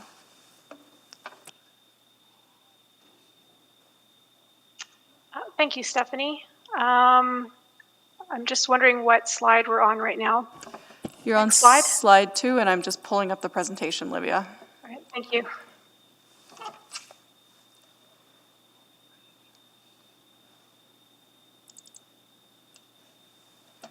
Go ahead and start on the material. I'll get there. Okay, so good afternoon, and thank you for the opportunity to present. The Zoning Bylaw Renewal Initiative is a multi-year comprehensive overhaul of our current zoning bylaw that includes rethinking how, what, and why the city regulates in terms of zoning and land development. The initiative's goal is to develop a strategic, simplified, and streamlined zoning bylaw to enable people, places, and businesses to thrive and prosper. Next slide, please. Why renew? It has been 20 years since the zoning bylaw has been renewed, and almost 60 years since it has gone through an extensive overhaul. Many development regulations that were designed for a small prairie town are still shaping the built form of Edmonton today. Currently, the zoning bylaw is overly complex, has strict zoning rules, cumbersome regulations, and requires workarounds to prevent excellence in service delivery. The Zoning Bylaw Renewal Initiative is an opportunity to transform the way we, the city, deliver land development services to Edmontonians and ensure all Edmontonians and city builders have the tools necessary to build the city envisioned in the city plan. The city plan gives us direction to be an inclusive and compassionate city. With the zoning bylaw renewal initiative, we're taking those transformative city building ideas and asking how our built form can help live out our values in a more equitable way. Next slide. The zoning bylaw renewal initiative consists of 4 projects: writing a new zoning bylaw that is user-friendly and aligned with city policies and directions, rezoning land citywide to align with the zones in the new zoning bylaw, providing technology to manage the new zoning bylaw and improving the online customer experience for planning and development, and ensuring a smooth transition to the new zoning bylaw and technology through thoughtful implementation. Next slide. The city has combined feedback from Edmontonians with research into municipal best practices, jurisdictional scans, development trends, and new city policy to inform our approach to drafting the new zoning bylaw. Our approach falls into 7 categories: a new layout and interface to improve user experience, accessible language that enables regulations to be understood by most people, a hybrid bylaw that will include form-based zoning. And form-based zoning mainly regulates what the building looks like, take into consideration local area context. This format has a greater focus on a development's massing and appearance, rather than the type of activities that occur within the development. We also want to have fewer, more enabling and inclusive zones, with the purpose of standard zones accommodating a range of built forms and uses, broader uses to allow for a greater range of activities to occur in a particular building or space. We want purposeful and enforceable regulations with a goal to reduce regulatory complexity. And we need to create a zoning bylaw for everyone. Supporting greater flexibility, adaptability, and service excellence will require a different approach to regulations and a willingness to let go of prescriptive control over specific and detailed development outcomes. Next slide. There will be some difficult decisions to make in drafting the new zoning bylaw.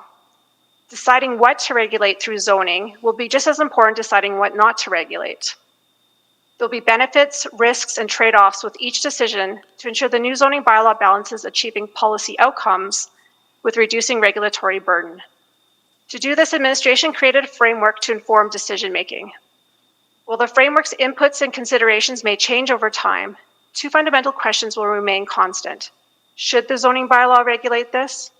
And if yes, to what degree should it be regulated? Answering these 2 questions will support sound and justifiable decisions. Next slide. Since the early 20th century, communities have used zoning to organize land use and to minimize conflicts between different activities to protect public health, safety, and welfare of its citizens and the environment. Over time and with social progress, we have learned how zoning has separated more than just land uses. It has segregated people.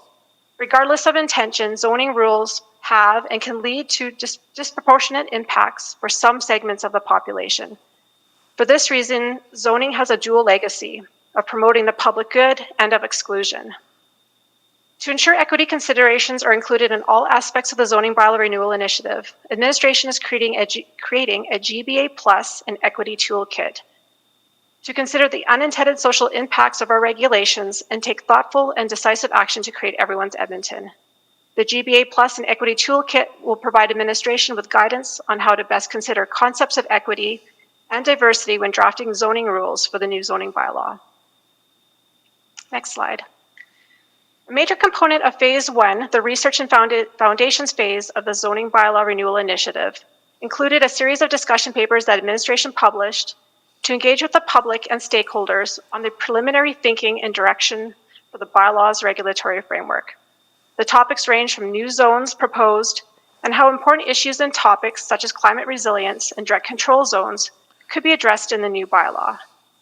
For this report, we have included as attachments a discussion paper highlights document summarizing the key directions proposed and a What We Heard report summarizing the feedback received on these papers. Next slide. The next steps in the discussion papers include doing a more in-depth research and analysis on the feasibility of some of the proposed ideas and incorporating the feedback to inform the new zoning bylaw. For instance, feedback to date has identified a number of directions require further research, such as, do we have the right number of zones? The residential discussion paper, for example, proposes to reduce the number of residential zones to 2 zones. a small-scale residential zone, and a low-rise residential zone. Higher density residential development are proposed to be regulated through the mixed-use zones. Feedback received indicated there may be a need for an additional small-scale residential zone. Approach to climate resilience and energy transition. In the paper, we proposed an approach to creating a new system called a development permit point system, where development projects are required to achieve a certain number of points of climate measures in order to be granted the approval. We need to determine if the development permit point system is the right tool, and if it is it the right time to embed it into the new zoning bylaw? Approach to overlays. We received a lot of feedback on the mature neighborhood overlay, either to keep the MNO, delete the MNO, or incorporate pertinent regulations into new standard zones. A decision will need to be made on the future of this overlay. Incentive-based zoning also provides a base level of development rights with set bonuses to encourage certain outcomes or goals. This type of zoning needs more research and engagement with developers, as this type of zoning may be ineffective. We plan to have more in-depth discussions with our zoning advisor on this topic. And lastly, conditional uses. A couple of the discussion papers mentioned the concept of conditional uses.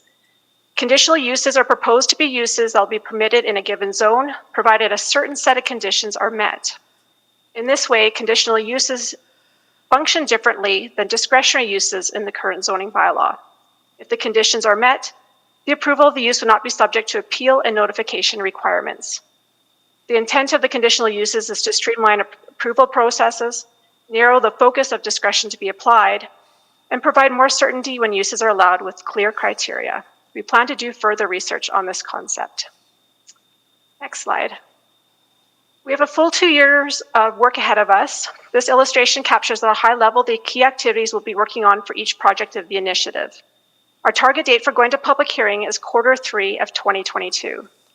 We are just entering phase 2 of the initiative. This phase will include doing more in-depth research and analysis on the proposed directions and the drafting of the new zoning bylaw. This phase will also include creating a new citywide zoning map to apply the new zones and exploring procuring a new management system for the bylaw.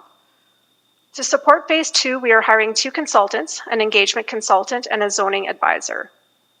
The services of the zoning advisor will primarily involve providing expert advice and editorial services in line with the project goals. A more detailed schedule for phase 2 will be posted on the zoning bylaw renewal website by the end of February. And next slide. For item 6.7, the analysis of development permit variances annual report, administration is recommending that the continuation of this annual report be seized, as administration places a greater focus on the zoning bylaw renewal over the next 2 years. The monitoring of development permit variance trends will continue to be an important activity. To that end, as part of the technology and implementation projects, we are committed to looking at ways to automate this data collection and make it publicly available. We can also answer any questions you may have on the cannabis retail sales regulations regarding separation distances, as this was a motion we were responding to in this report. That completes my presentation. Thank you. Thank you. That was wonderful. Great presentation. We do have one speaker. Ms. Shorten, are you there? Sherry Shorten? I do see her on the meet, but she is muted, so she may need to unmute using the microphone icon on her screen. So, Ms. Shorten, you just need to unmute, and we'd be pleased to hear your comments.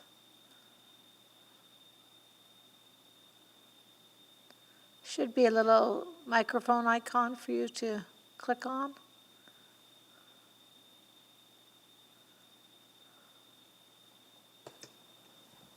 If Ms. Shorten isn't able to unmute, we can certainly have someone from our office reach out to her and try and troubleshoot, if that's helpful. Okay, we'll just give it one more moment and then we'll reach out. Ms. Shorten, can you hear us?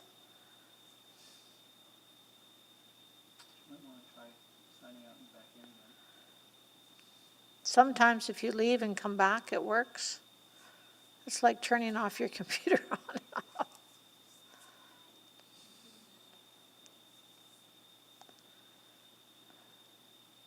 She's our only speaker, so I didn't want to jump ahead of it. Can you see her there? Her camera's off as well. I can see her in the meet. If you could give us a moment or two, we can have someone try and reach her by phone. Because she's our only speaker, we're just going to take a very short recess while we reach out to the speaker. Maybe fill up your coffee cups if you like.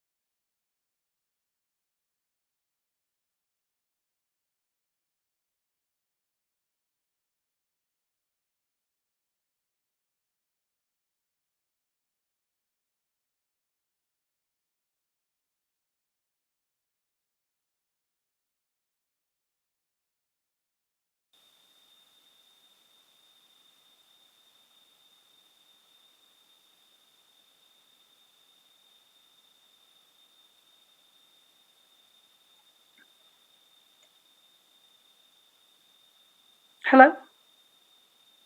Hello, is this Ms. Shorten? Hello, Sherry?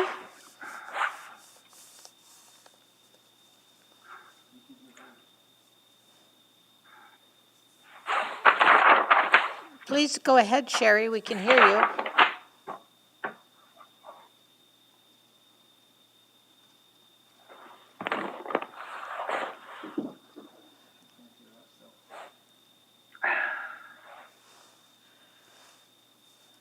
Sherry, please go ahead.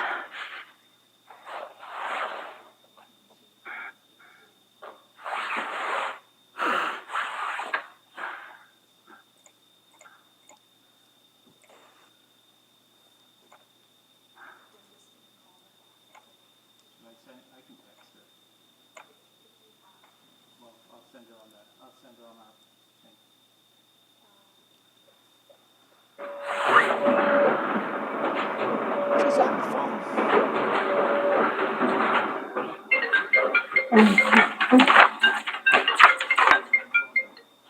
Hello? No, I can't hear them. I'm not unmuted and my video should be on.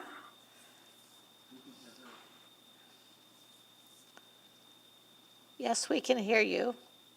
No, I can't hear you guys. I'm sorry.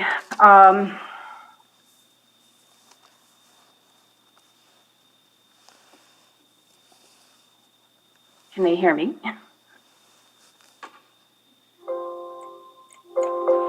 Sorry, can you hear me now? Yes, we can hear you. Yes, we can hear you. Okay. Okay, thank you. Bye. Okay.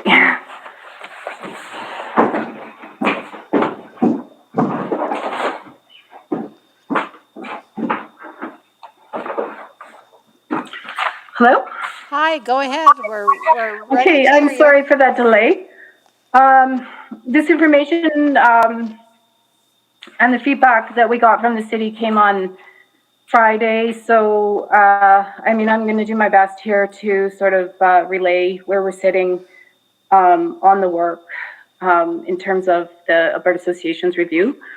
So good afternoon, Chair Bev Esslinger and urban planning participants. So I'd like to start by acknowledging the work of our committee and our contributions to this project. To my surprise and to my delight, the Alberta Association of Architects core stakeholder committee members have made a solid commitment to this work, and I'm grateful for their contributions. It's an uncomfortable position for me to stand here with my colleagues unsupportive of this great work today. At the same time, we are disappointed with the progress and have reservations related to the competency of a strategic plan to drive renewal action forward. Is there anyone in this room who does not know that old patterns will not support the health of our planet? We received documents for discussion last Friday, and feedback today is the best that we can deliver. My presentation represents the contributions of our team made to date, which totals over 500 man-hours, the equivalent of 12.5 months of senior professional in-kind professional services as we collectively reviewed this work throughout the progress. The following items represent ideas that come to mind as we recently reviewed the reports. The proposed project outcomes to improve speedier services do not entirely relate or align to architectural engineering practices that follow sustainable building processes as directed by our national and provincial building codes. Speedier services, we are told, will be implemented by cleaning up a mountain of uncontrolled planning tools the department has accumulated. We understand the complication of that, but we do not acknowledge that to be the driver of zoning renewal. Rather, work that is a matter of housekeeping left unattended for too long. It is a constant ache and financial burden to our membership and our clients to deliver services through a development compliance system as messy as this. So while this work is urgent, zoning renewal changes that will better streamline immediate project delivery processes require stepping up regulations to meet current provincial national codes and design guidelines that deal with public health, well-being, safety, currently not incorporated into development compliance. We acknowledge the new philosophy of this document that we've just read yesterday is shifting, and we thank you for that. How proposed solutions and methodologies will be used in the future and is supported by the industry in this work remains unclear. Item 2. In 2015, Canada, along with 195 countries, signed on to the Paris Accord. By default, the City of Edmonton has signed on. The trickle-down effect of international policy has made its way into federal and provincial building codes, and much of that philosophy is already contained in our city plan.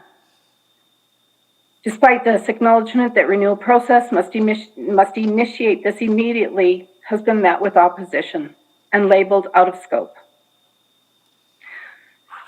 We believe that sustainable practices will build built form, not that built form regulations will build sustainable practices.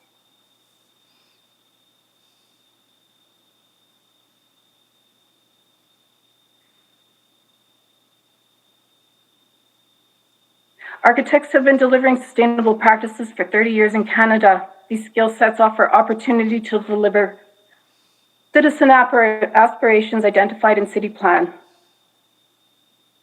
Connect Edmonton represents the values of the social fabric that City Plan graciously explored and brought to light. Edmontonians want prosperity, health, well-being, climate action. Those will continue to remain at arm's length if we do not stop the cycle of community engagement, which represents approximately 5% to 10% of the overall process required to implement this work. Edmontonians have spoken. The visualization and brainstorming phase is done. Community engagement is not an implementation process, and 90% of the heavy lifting has yet to be done. To move this work forward, a strategic plan must be put in place. Putting the horse in front of the cart has been brought to this chamber by citizens in many ways. There is no strategic plan in place committed to a single ideal vision for Edmonton because we are, I'm sorry, I'm going to leave it at that. All right. I think I've made my points. This was not complete and didn't really have enough time, and I'm sorry. That's okay. We're going to ask, at this point, we'll open it up for questions, and I'll go to Councillor Henderson.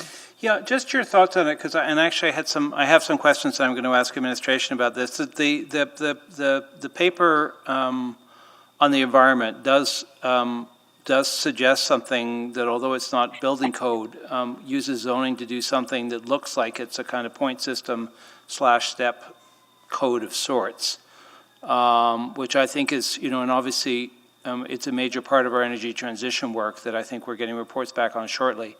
But just your thoughts on that, of whether that's the kind of thing we need to be doing more of as we move in that direction.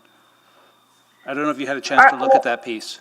I have not lately, but I think the main point of this work is that what we understand from the work moving forward is that you're going to move directly into rewriting the regulations, and really, you have to start to write from a philosophy, and if you're not starting from the philosophical approach of climate resilience. What are you writing? What are the regulations that we're writing? No doubt they have to be redone. No question, they have to be redone. But we're at a point right now where we have no strategic plan that incorporates economics, sustainability, building codes, and we're going forward to write the regulations. The regulations must be written from a foundation and a philosophy. Okay. Yeah, no, that brings that work to the forefront, because we will write the regulations on that basis. Yeah. No, I completely agree with you. I will, and I have some questions I was already prepared to ask on precisely that subject. And I'll just say that part of it is there's another report coming at the end of the month. This deals specifically with the energy transition piece of our objectives, and all of this goes together and has to link. I can give you an example of a project that was just recently built that sort of demonstrates this. There is a project that you guys were involved in, and Capital Housing Project, and they gave me permission to raise this point, that they went through the whole process of designing this building, went through development permit process, and by the time you get to building permit process is when, in this system, is when you start to talk about sustainability. Yep. They got the building to building permit level, and then they started to talk about sustainability. At that point, there was too much work done for them to turn around to meet green objectives, because they had already designed the building through a development compliance system. It doesn't acknowledge those rules. Yeah. Okay, great. Thanks. That's helpful. I'm going to ask questions about this, and I think your point is well taken, and I don't, we need to make sure it doesn't get lost. So thank you. I'm out of time. Thank you very much, Ms. Shorten. I don't see other questions for you, but I think you've raised some questions that we'll speak to our administration about, and you heard Councillor Henderson say the same thing, so we will now begin a dialogue with administration on where we want to go. Thank you. Thank you so much. So I will now turn our attention over to administration and begin with Councillor Henderson. Well, I won't go yet to that point, because I'll go in the order. I wanted to start at a really high level with my first question, and it was more an observation in reading the principles document. And ironically, by the time I got to the position papers, I felt much more comfortable.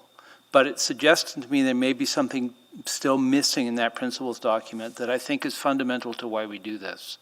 Is that there seemed to be, and I worry that if we lose track of this, and may feel like it's implicit, but I'm not sure it is. If this is, if this is simply about making regulation easier to facilitate things, and misses the puzzle of why we do planning to begin with, I'm a bit worried. And it seems to me there's something about making sure that we're building a city that people want to live in, and that can be on the microcosmic level, that can be on a larger level, that I'm not sure I'm hearing articulated really strongly in the principles piece.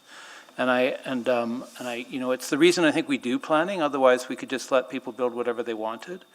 But I think there's something about building a city, a good city, a healthy city, all those kind of things that doesn't sound like it's in the principles of what we're trying to do. And I just wanted to raise that as a question.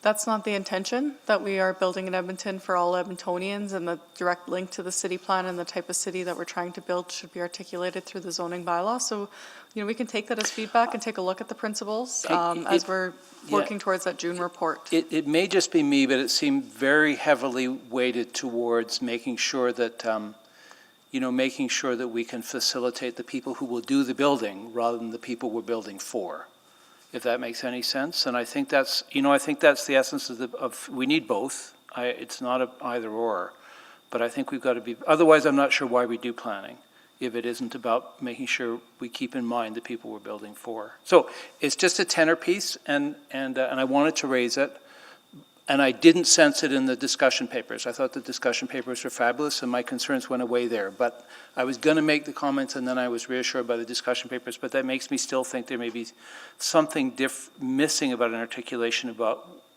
the benefits of zoning and why you make those choices. And I think it's about livability myself. So that was one overarching thing. I'm curious, well, maybe just to go to the thing that Ms. Shorten brings up, because I liked what I was seeing in the zoning piece, and I understand that unfortunately the building code is not something we have access to particularly, but it was good to see some idea of a kind of step code system in here. I was a little bit concerned by the targets, because if, and we're going to get this report shortly, if we know we have to be net zero by 2050, that means we're building houses today that need to be net zero now because we're not going to rebuild them in 2050. And this has been my worry all the way along, that we've got a big enough challenge rebuilding the stock we have, let alone creating more stock that we're going to have to rebuild. So it was just, I like the idea of the point system, but again, if I'm reading that point system correctly, you can, it's not, the energy piece could be traded off against other pieces in that point system, and I'm wondering if those targets are going to get us there, quite frankly. So from the interim approach for the 1.5 report, we talked about a real focus on incentives first, and engaging with industry through a ZEBEX-style industry engagement. We're still very much exploring and engaging with industry on this topic and this point system, and we will be at a point to report back more in June about what that looks like, what the pros and cons are associated with any implementation of that, and quite frankly, is it the best tool to get council to the outcome that they intend? We're not sure yet. We're still early days with that idea. I was really pleased to see it here. I just think, you know, that time is time. I think we're going to hear the time is of the essence on this stuff. And we've been doing the incentive piece now for as long as I can remember. And to some extent, and I think this is the nature of zoning, it's about leveling the playing field and making sure everybody plays by the same rules, which has advantages to industry, I would think. It does, but there's a lot of feedback in terms of the interpretation of those points, about how we'd implement that. The team could, if you'd like, could supplement my answer on some of the challenges, but we're very much exploration stage. I can imagine what the challenges are. I'm really just talking about the targets. Yeah. I get the challenges, and I applaud I want, you know, I personally applaud the effort to go down this road. I think it's inventive, and I think it's what we need to do. So. I just think we're going to have to be gutsy about our, same thing as the last conversation, we're going to have to be gutsy about our targets. I will have to come around for a second round. Thank you. Thank you. I'm really intrigued by the GVA Plus and Equity Toolkit. And I've never heard of that before anywhere. In your research, is this a new idea? Have you found one that we can use as a basis? It's a new idea. We're definitely cutting new ground here in all of Canada and maybe perhaps in all of North America. We're working with the University of Alberta, and I'd throw it to the team to add more on the exciting work that we're doing in this space. Yes, we've reached out to various other municipalities. We've also presented to the Canadian Institute of Planners. We did a webinar, and we can't find any other municipality that has a toolkit like this. We have done 23 interviews with community representatives just to have a better understanding how zoning, some of the barriers with zoning and our current zoning bylaws. We learned a lot from those interviews, and what we've learned is that there's communication barriers. So there's, how do users, access and find, interpret zoning and policy information. It's hard, there's not clarity and the type of language, legal language that's used in the zoning bylaws. So we looked at communication barriers, but we also just looked at, we call them historical negative externalities. So there's some, over time, maybe due to a policy or some regulations, how have these barriers been created over time? So if we think about, affordable and diverse housing, community economic and inclusion, safety, amenities and services.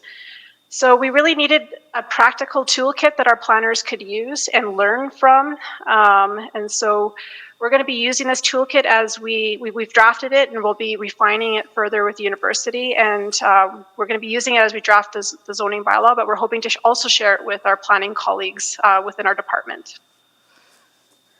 I'm really looking forward to this work. I think it's timely, but you are on the cutting edge of the first group doing it. So it will probably be a work in progress for a while. Which goes to my next point. And I think we heard about it. Many people are resisting changing the MNO. Gives them a sense of comfort that they're protected. How do we communicate or get them to come along with us as we go down this process? Because they understand the current overlay, it gives them a sense that they're protected. How do we get them moving to the next level?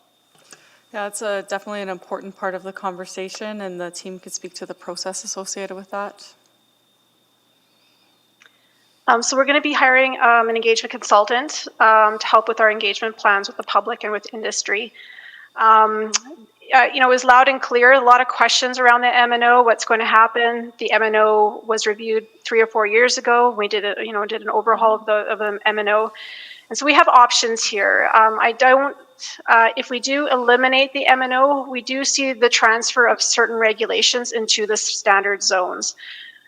So there's certain regulations that community members want us to keep, and so we will just make sure we have, when we meet with communities, we're constantly meeting with EFCL and just sharing with them and informing them about the approach we're taking and getting feedback on this as well. But the MNO is definitely an area where we're going to have to make some decisions on.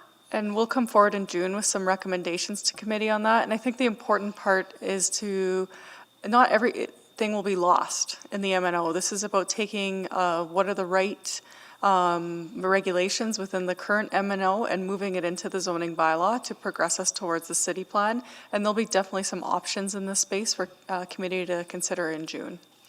Because it kind of connects to me with the new form, looking at form, because that's what really they're concerned about. Does it fit in my neighborhood? Will that take some of the pressure off, or maybe if they understood some of that, will that be part of the conversation coming forward? Yes, it will, and we'll be working with our zoning advisor. The advisor we've hired, the consulting group, has years of experience in form-based code, so we'll get that guidance and advice from them and figure out what zones we need to apply that to. Thank you. My time's very short. I will go to Councillor Banga next. Thank you so much. My questions are basically, when we're talking zoning, we are talking about future proofing. With all the changes in the safety codes, technology, and government regulations, etc., we can't really do it, can we? I mean, there are always going to be variances. Don't think our goal, Councillor Banga, is to say that there wouldn't be any variances through the zoning bylaw. Our overall goal is to really streamline and simplify the zoning bylaw regulations and make sure that we bring the zoning bylaw in alignment with the vision and the city plan in terms of the type of city that we're trying to create. And I think part of the city that we're trying to create, it would also allow for unique features that are outside of the current zoning bylaw. So I'm not anticipating that there wouldn't be no variances. One of our goals is for less variances, but there definitely would still be an opportunity for variances. Okay, and but you do, I guess, take into consideration that some of those factors are beyond our control. I'm just going to take an example of our City Hall pool there. That's before it was, 8 inches, could be 8 inches deep. Now it's less than that, and all that stuff is beyond our control. It's provincial guidelines. But so again, basically my question is the same. We can't future-proof those I guess, bylaws to meet those requirements. Councillor Banga, I think city building is a very complex and nuanced activity where there's a number of different regulations and policies from different levels of government that apply.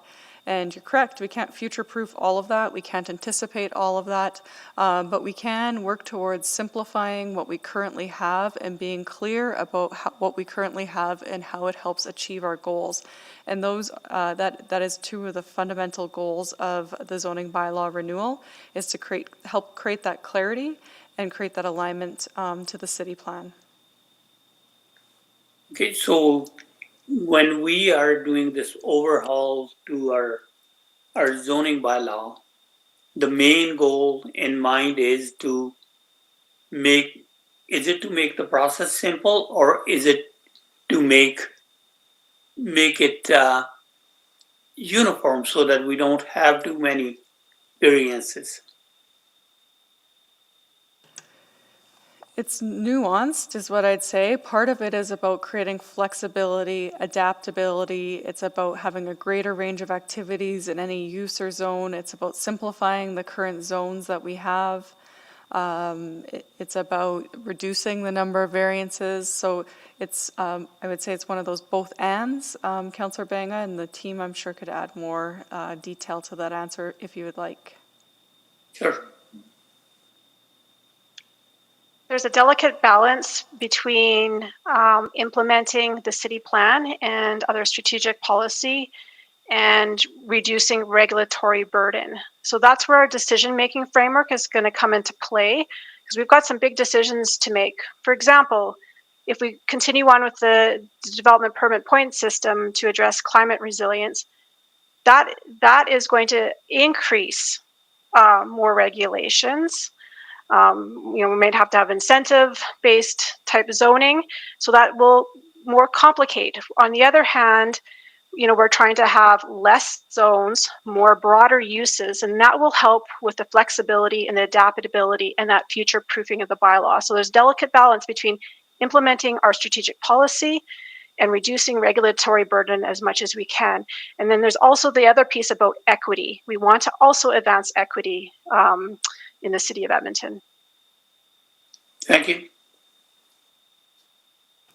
Thank you. We'll go back to Councillor Henderson. Yeah, just maybe, to Ms. Bloom, to that last comment of yours, just I'll just, as an observation of mine, one of the things I really liked is that in the point system, it was not prescriptive, it was performance-based.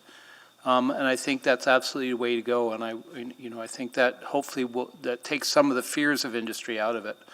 I had a quick question. I'm just curious. There was something in attachment 2 around the rezoning process, and there was something about reductions to property development rights, and then on the next bullet it talks about increases to property development rights. So I'm just wondering, I just was a little bit confused about what we were saying there. Are we saying we won't go to more than 25% in either direction, or am I making sense as a question? Ms. Ballone, does that make... That's right. Yes. So we have to rezone the entire city. As soon as you delete zones, rename zones, we have to rezone.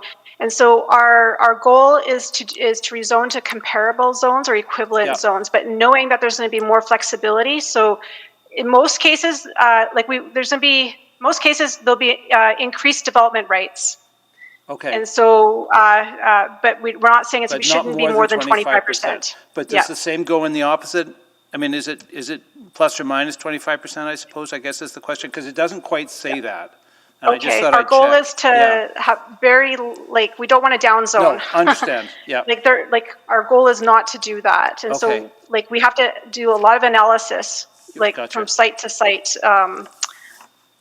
Okay. And then just the one other thing, I'll raise it again, because I raised it with the team earlier, and that's that question of homogeneity, which I think speaks to the overlays, because some of the overlays are about allowing for differences between different neighborhoods, and others are about, a kind of one-size-fits-all kind of thing, and I'm just wondering if that's something a lens you'll be using to make sure we don't end up with everything being one-size-fits-all. So there's a few different approaches here. As you've seen in our Nodes and Corridors paper, we are proposing mixed-use zones. Yep. And as part of the mixed-use zones, there'll be context modifiers.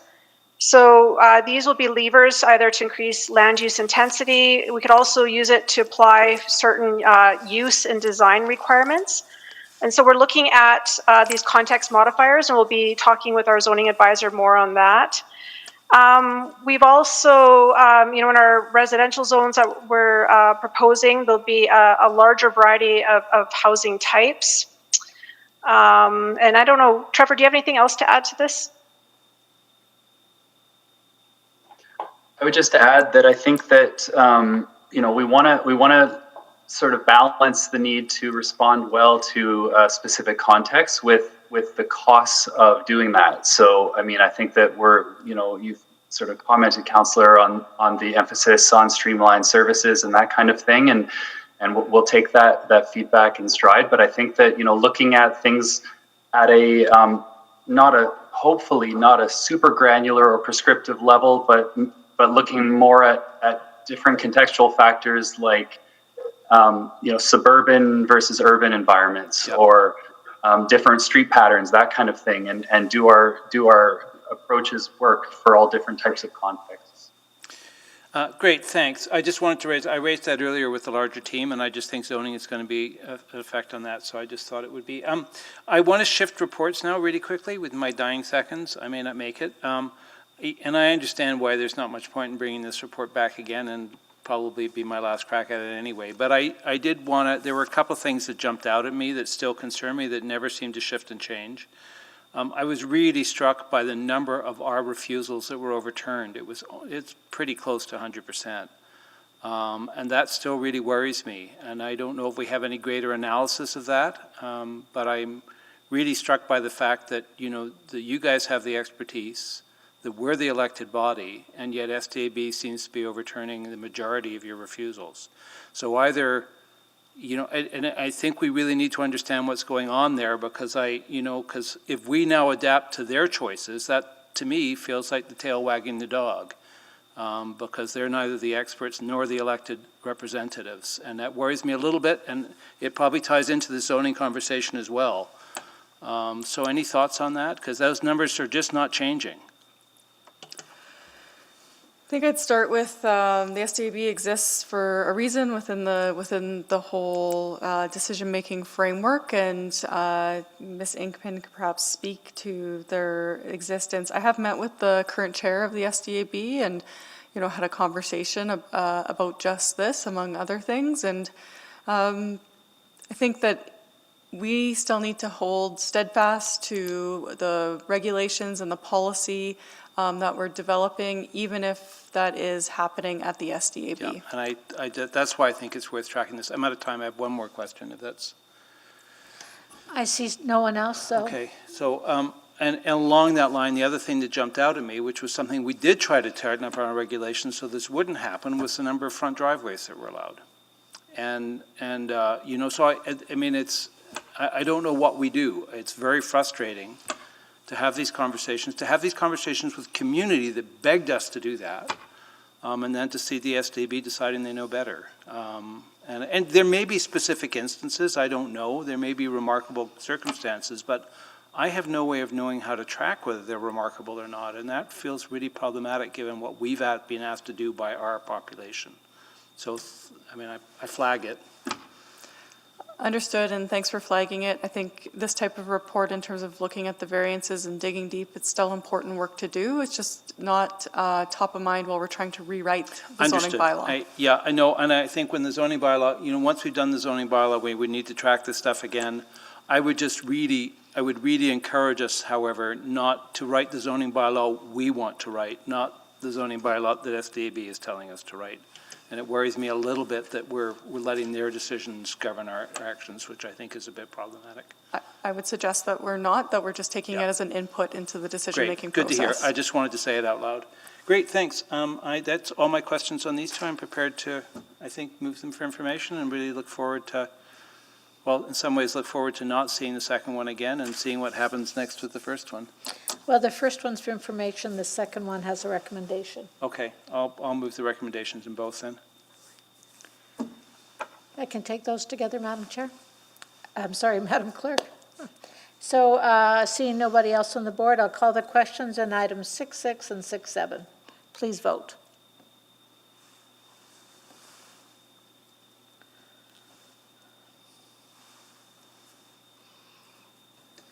We're just missing, oh, and we have 5 votes. Display the vote. And that is carried. And now we have 6.8, but I don't see there's a presentation. I think we'll go straight to questions. If that's the will of committee, Mr. Speary has some short opening comments, not sure. I don't need them. I just really wanted to just flag and have a few quick questions, if that's okay. I think we can go straight to questions then. Yeah, I mean, I think going back over this stuff makes a lot of sense. I just want to make sure that we don't accidentally throw the baby out with the bathwater on this one. I mean, if there are things that need to get tightened up, absolutely, let's go for it. But, there are a number of, I know, projects that have shown up in front of us that if we hadn't had the input of the design committee would have ended up as much poorer projects. So I think there is huge value in this, and I was a little bit worried that we might begin to undermine that with this, and just thoughts on that, because I'd hate to see us roll back. I'm not going to name names, but I can think of 2 really, really critical projects where EDC and their ability to weigh in were absolutely pivotal in getting a better project out of it. So Thoughts on that? That was not the intention, and perhaps Mr. Sperry could add some more to that answer. Good afternoon. Thanks for the question. I apologize. Could you ask the question again, Councillor Henderson? It's not really a question. It was more an observation and to make sure, well, it is a question. I just want to make sure in our process of doing this that we don't act, that it strikes me that the design committee has been absolutely pivotal from at least council's point of view, and I suspect the same is true for administration on development permit side, in making sure that some projects that would have been deeply questionable don't go ahead. And I want to make sure that we don't accidentally undermine that ability to do that in the work that's being proposed here. I think all I would say is we have a great asset in that one of our team members is intimately involved with the zoning bylaw renewal and ensures that continuity exists. Yeah, it's more about the it's more about the re-examination of the design of Edmonton Design Committee and make sure that we don't accidentally undermine them. That's all. I understand this work is probably important. It sounds like it's supported. I just thought it was worth saying out loud that I think it's been very valuable, and I would not want to undermine them accidentally. So it really is not so much a question as an observation, I suppose. Understood and agreed that it's not the intention through this work. Good. I was pretty sure. I just wanted to say it out loud. Great, thanks. I'm prepared to move the recommendation. If no one else is there, then I just thought it was important to underline that. Thank you. I see no further questions on the report, so it's been moved. Please vote on 6.8.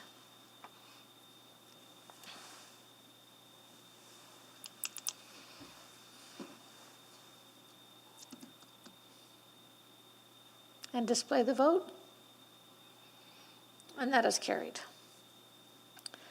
Last but not least is 6.9. Straight to questions, unless is there a presentation? There is no presentation. Okay. All right, well, we'll start with Councillor Henderson, who selected this. I know, unfortunately, Councillor Walters cared about this one too and can stay on. I'm a little bit disappointed. Not a huge surprise in the response here. Understanding just how much of a challenge, and I think there are kind of, it feels to, and I understand there's times when the cul-de-sac may be the only answer, but it seems to me they're often too easy an answer. I struggle a little bit with the idea that they're about preserving land use, because I cannot think of any cul-de-sacs that are used for anything but fairly large lot, single-family development. So I would never want to sit here and say we can never use cul-de-sacs, because I suspect there's circumstances where they're necessary, but I do not think they're in the city's best interest. I think they have huge implications for us from operating costs. I'm worried that we're not being a little bit more proactive in discouraging them, not banning them, but discouraging them. And that's why this is here. I don't think I was the only member of council to feel that way. I know the cost of dealing with them comes up constantly with the snow removal, but it's not just snow removal, and I think we need to do something more proactively to say you can do these if it's the only solution, but to not see them as an easy answer. So thoughts? Councillor Henderson, I don't think the report was intended to see them as an easy answer, that there's absolutely trade-offs associated with using cul-de-sacs in terms of urban design, in terms of potential cost savings, land development, tax revenue. We understand that. However, in our current work plan right now, we're focused on a lot of big change initiatives, city plan, implementation, zoning bylaw renewal, and the process to update our design and construction standards was just finished. And so this is not something that we'd recommend taking a look at right now, even from just a work plan point of view. And we, for the reason that it's not a priority in terms of the first things that we're doing, we also see that there's a number of trade-offs with using them still. Well, I'm wondering, because it seems to me as an overarching piece, understanding that there are times when, but I mean, we never get to see the subdivision process. It's the only process that never comes by our eye.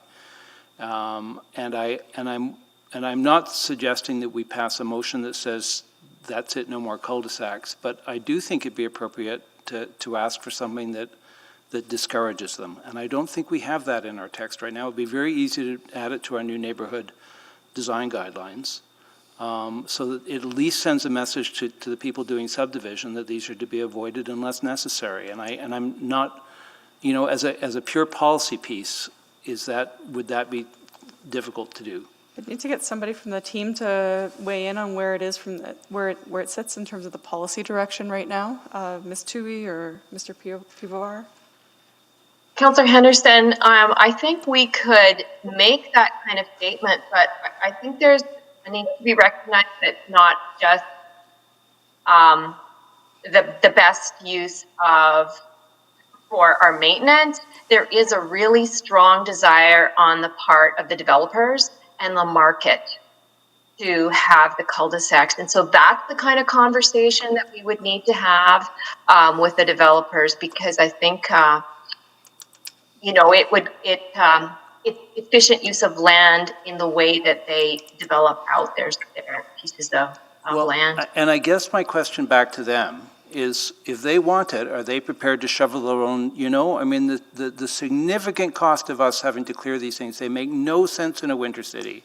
We know what the added bill is. We know what the complaints are when we don't get in there and clear them.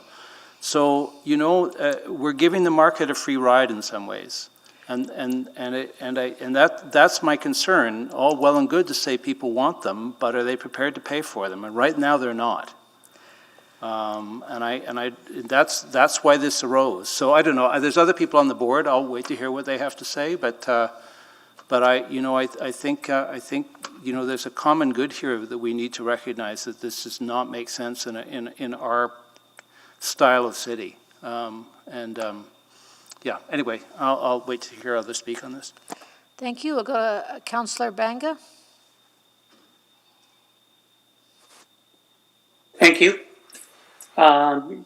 Just on the cul-de-sacs, I know they're problematic in snow removal and many other aspects of garbage removal.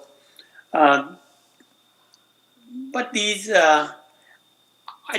I don't know, being I don't live in a cul-de-sac now, but they have anybody ever evaluated the community building, I guess, that is related to cul-de-sacs rather than just an open road? Having been living in one of those cul-de-sacs a while ago, it's a different community feel. Like, are we counting that in there?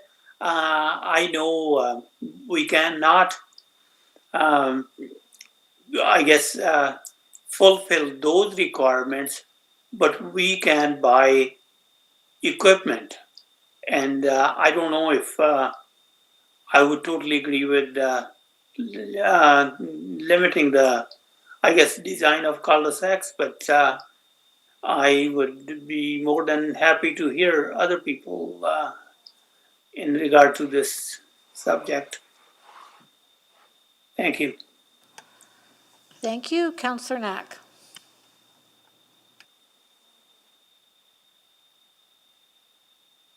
All right, there we go. Can you hear me now? Yes, we can. Okay, sorry, my mic was being weird. So, and I'm trying to remember, I was just chatting with, during my lunch break, I actually had a presentation from someone who's in urban designing right now and had suggested to me that Calgary, Calgary does what Councillor Henderson was talking about, which is that they don't restrict cul-de-sacs from being built, but they say that's sort of a last resort. If the land use and the shape of the neighborhood or something comes into play, that yes, then you can use it, but it's not the default, which is sort of what it feels like we allow for right now. Do we know that, if that's correct? Was that information that was shared with me correct? Ms. Tui, can you speak to Calgary's approach, or can somebody on the line speak to Calgary's approach? Sure, yeah, Councillor Knack.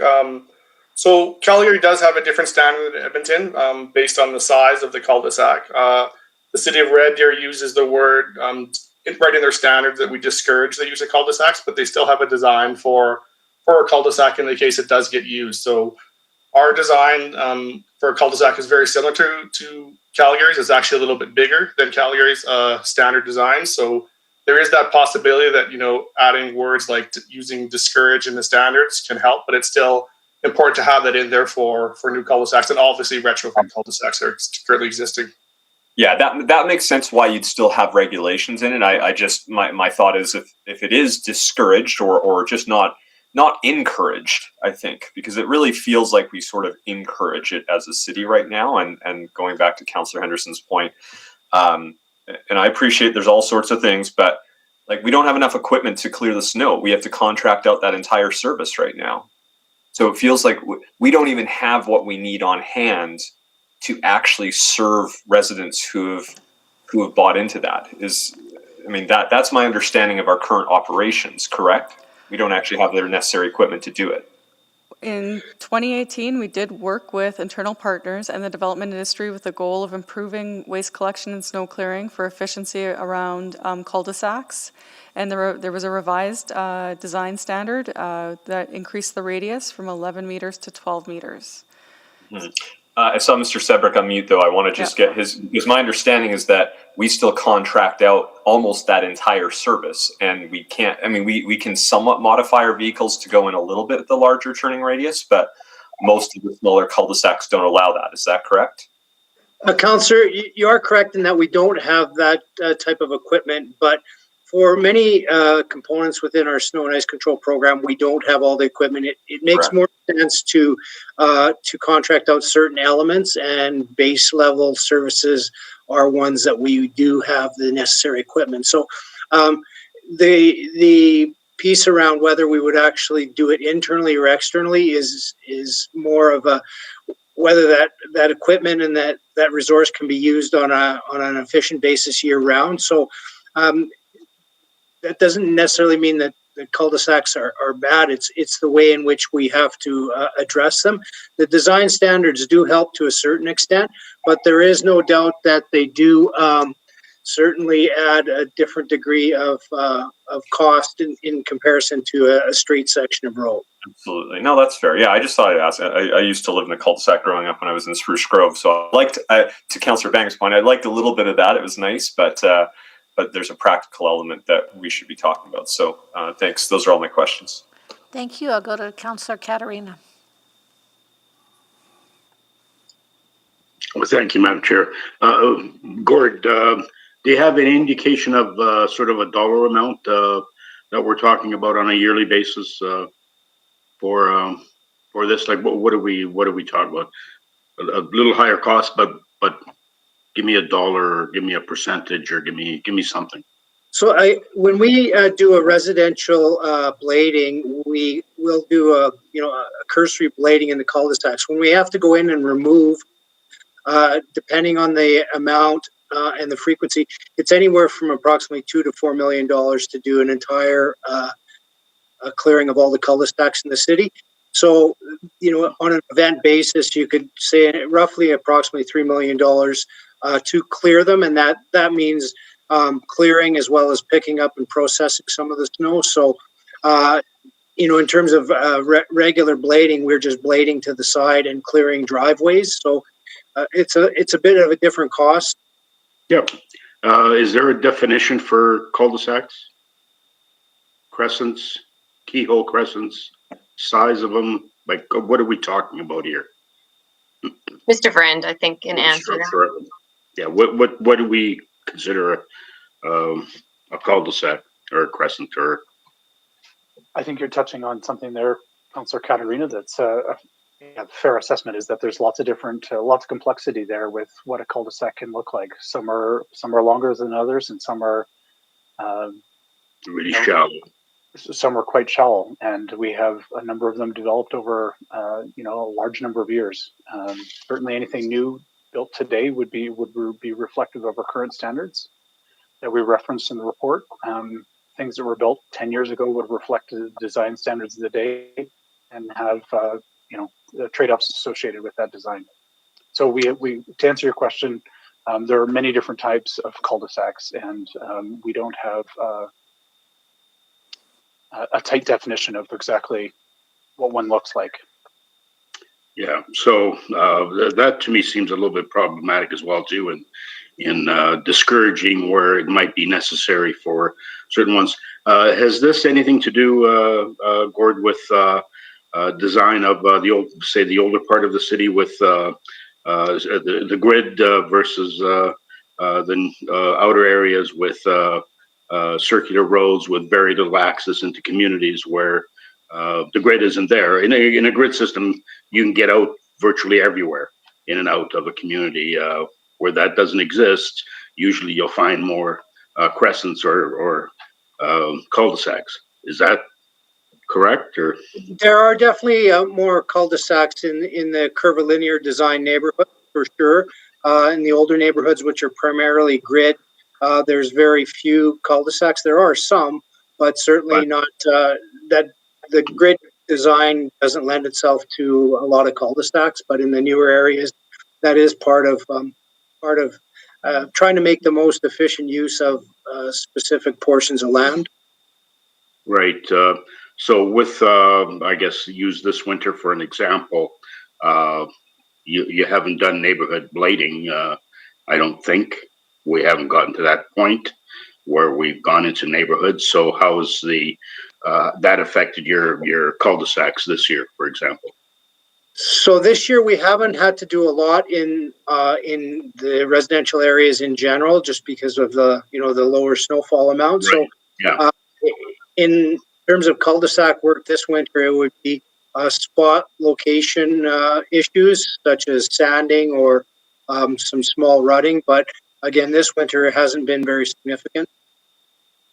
Okay, and just to be a little bit personal about this, I'm in a very long keyhole crescent with a small park in the center. Neighborhood or the crescent hasn't been bladed or cleared of snow 25 years. We've never had a blade come through the neighborhood, so even with heavy snowfalls. So I'm not sure where I'm contributing to the cost. So if that's the case, Councillor, then I would say there's been a problem, because we have been, when we do blading, we do address all of the different areas. So if there's a specific location that's been overlooked for one reason or another, be happy to investigate that. Yeah, there's not an issue, but thanks for the offer.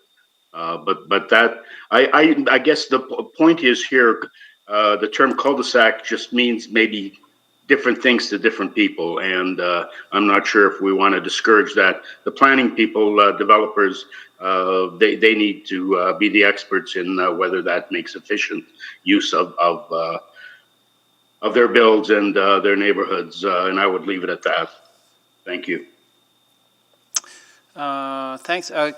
Councillor Essinger's had to step out for a moment. She'll be back. So she asked me if I would take over the chair. I guess I'm prepared to make a motion, I think, but I'm not sure what the best way to move forward. And I'm really struck, and maybe so I'll ask questions about that. I'm really struck by the fact that all of our neighbors have discouraged in their wording and that we don't. I'm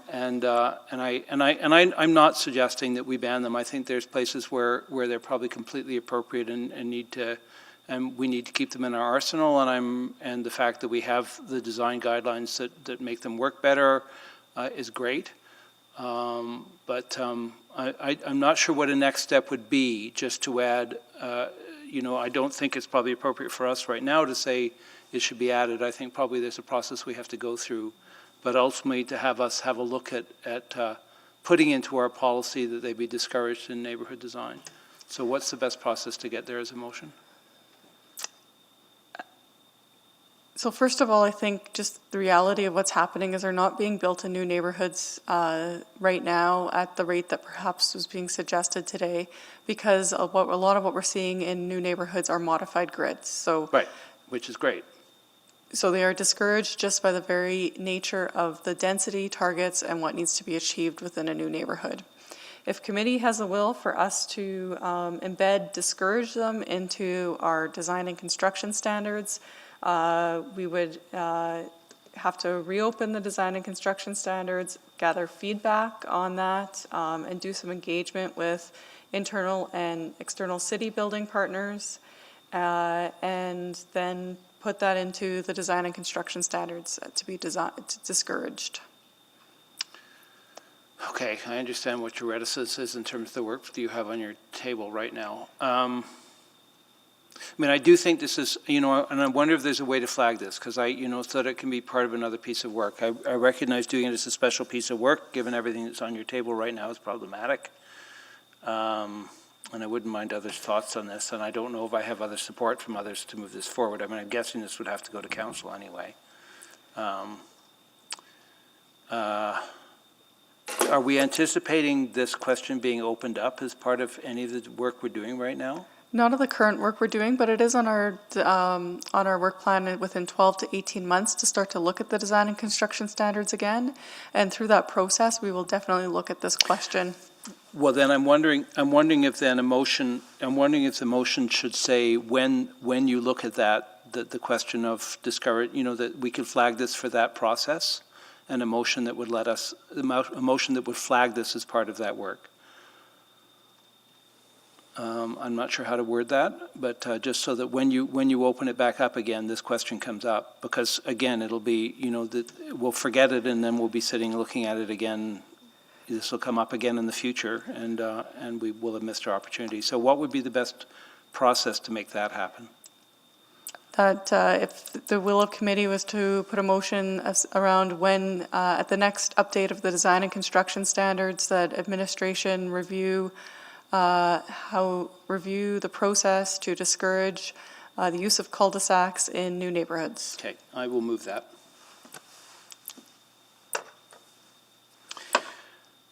So that motion's on the table. Councillor Banga. Ms. Gibson, did you get that? Yeah.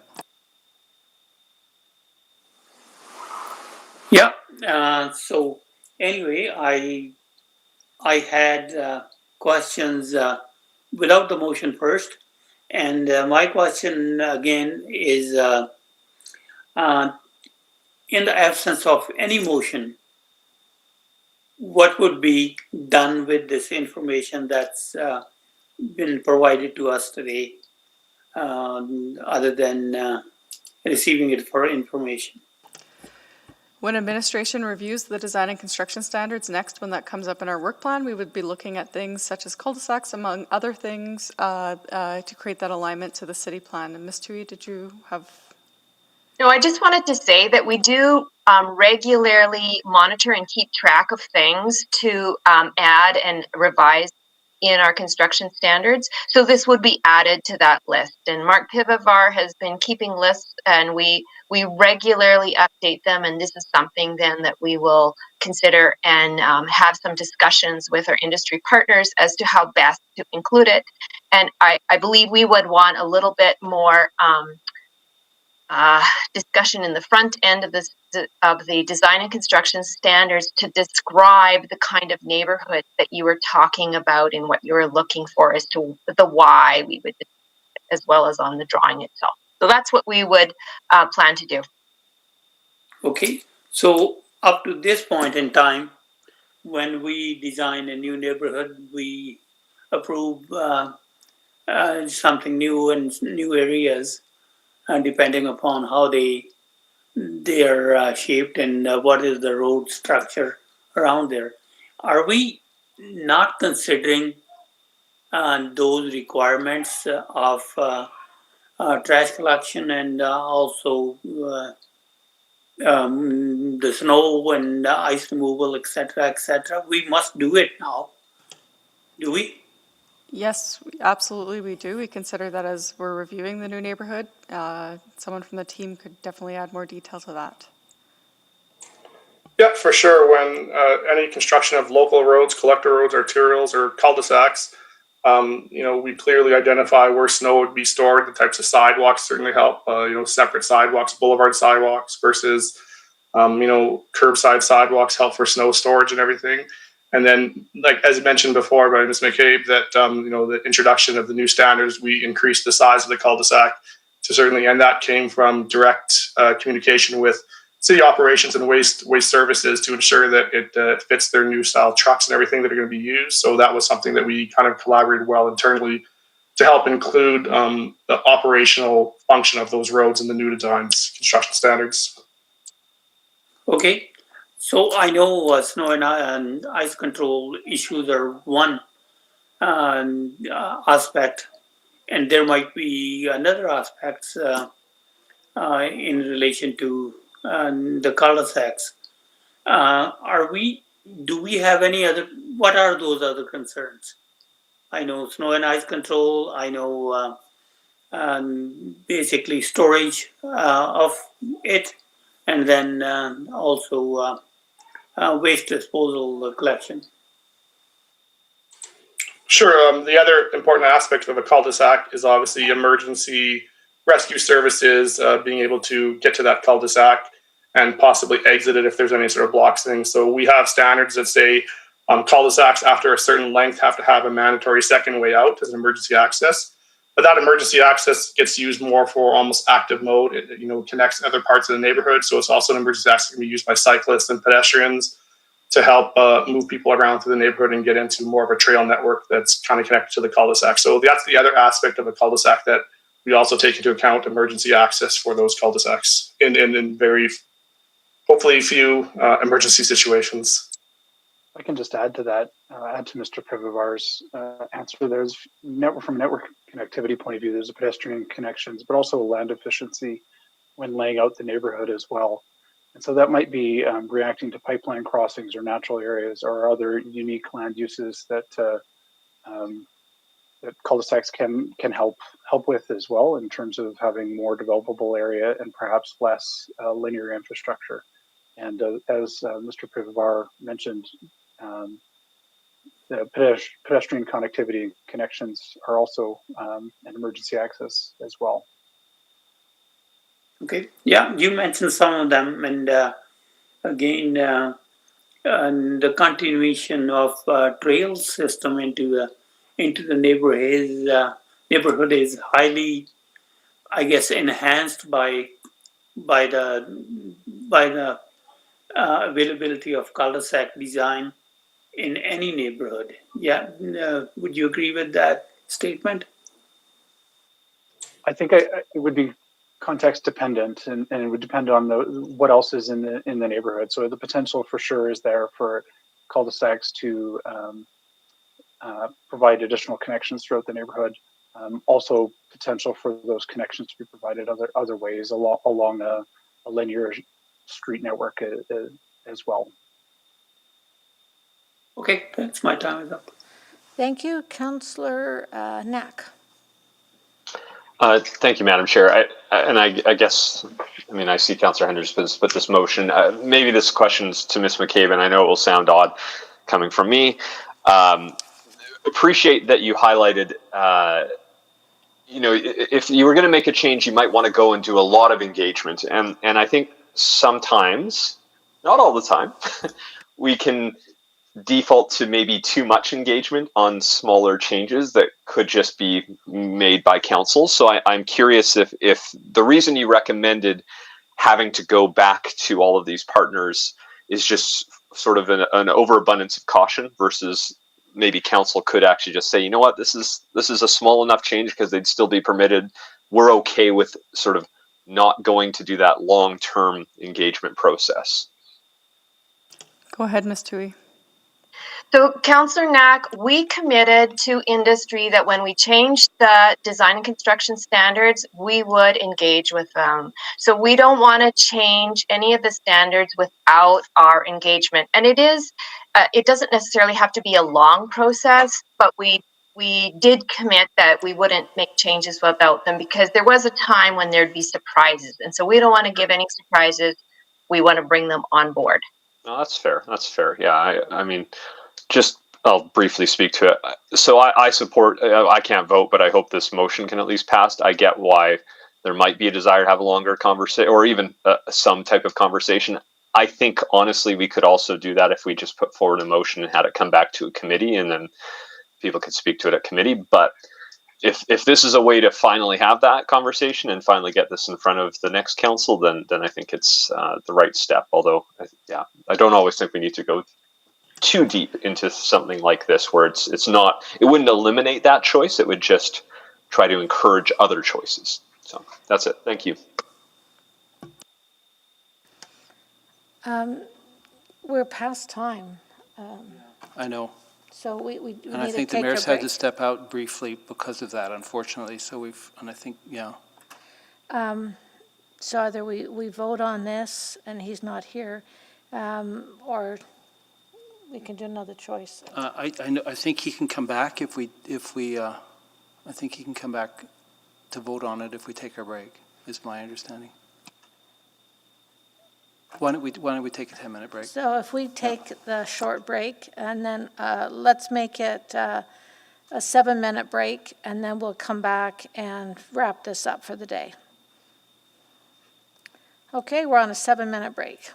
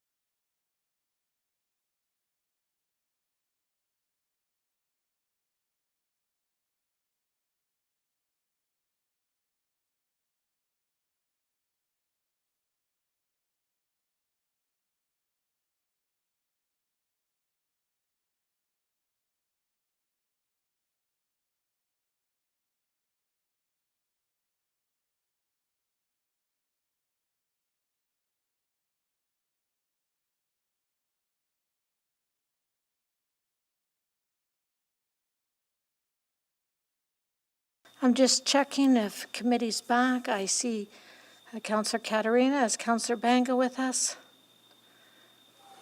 I am, thank you. Is Mayor Iveson back?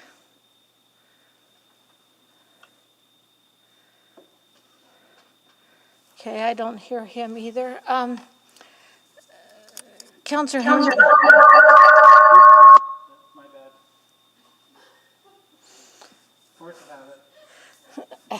I think it's means That was pretty good music. I think that means it's a pretty good way to finish the day. Councillor Henderson? Yeah, Councillor Knack has suggested, I think, that we should requisition this because I think he would like to be able to weigh in on it properly. I know Councillor Walters also wanted to weigh in and couldn't stay on today's meeting, and we're missing the mayor. So I'm going to suggest that we requisition this and deal with it at council. Okay, I'm happy to requisition it with you, and that'll take it off the table. Do I still need to do the motion to receive it for information? No. Do I have any notices of motion then? Seeing none, that would make us adjourned.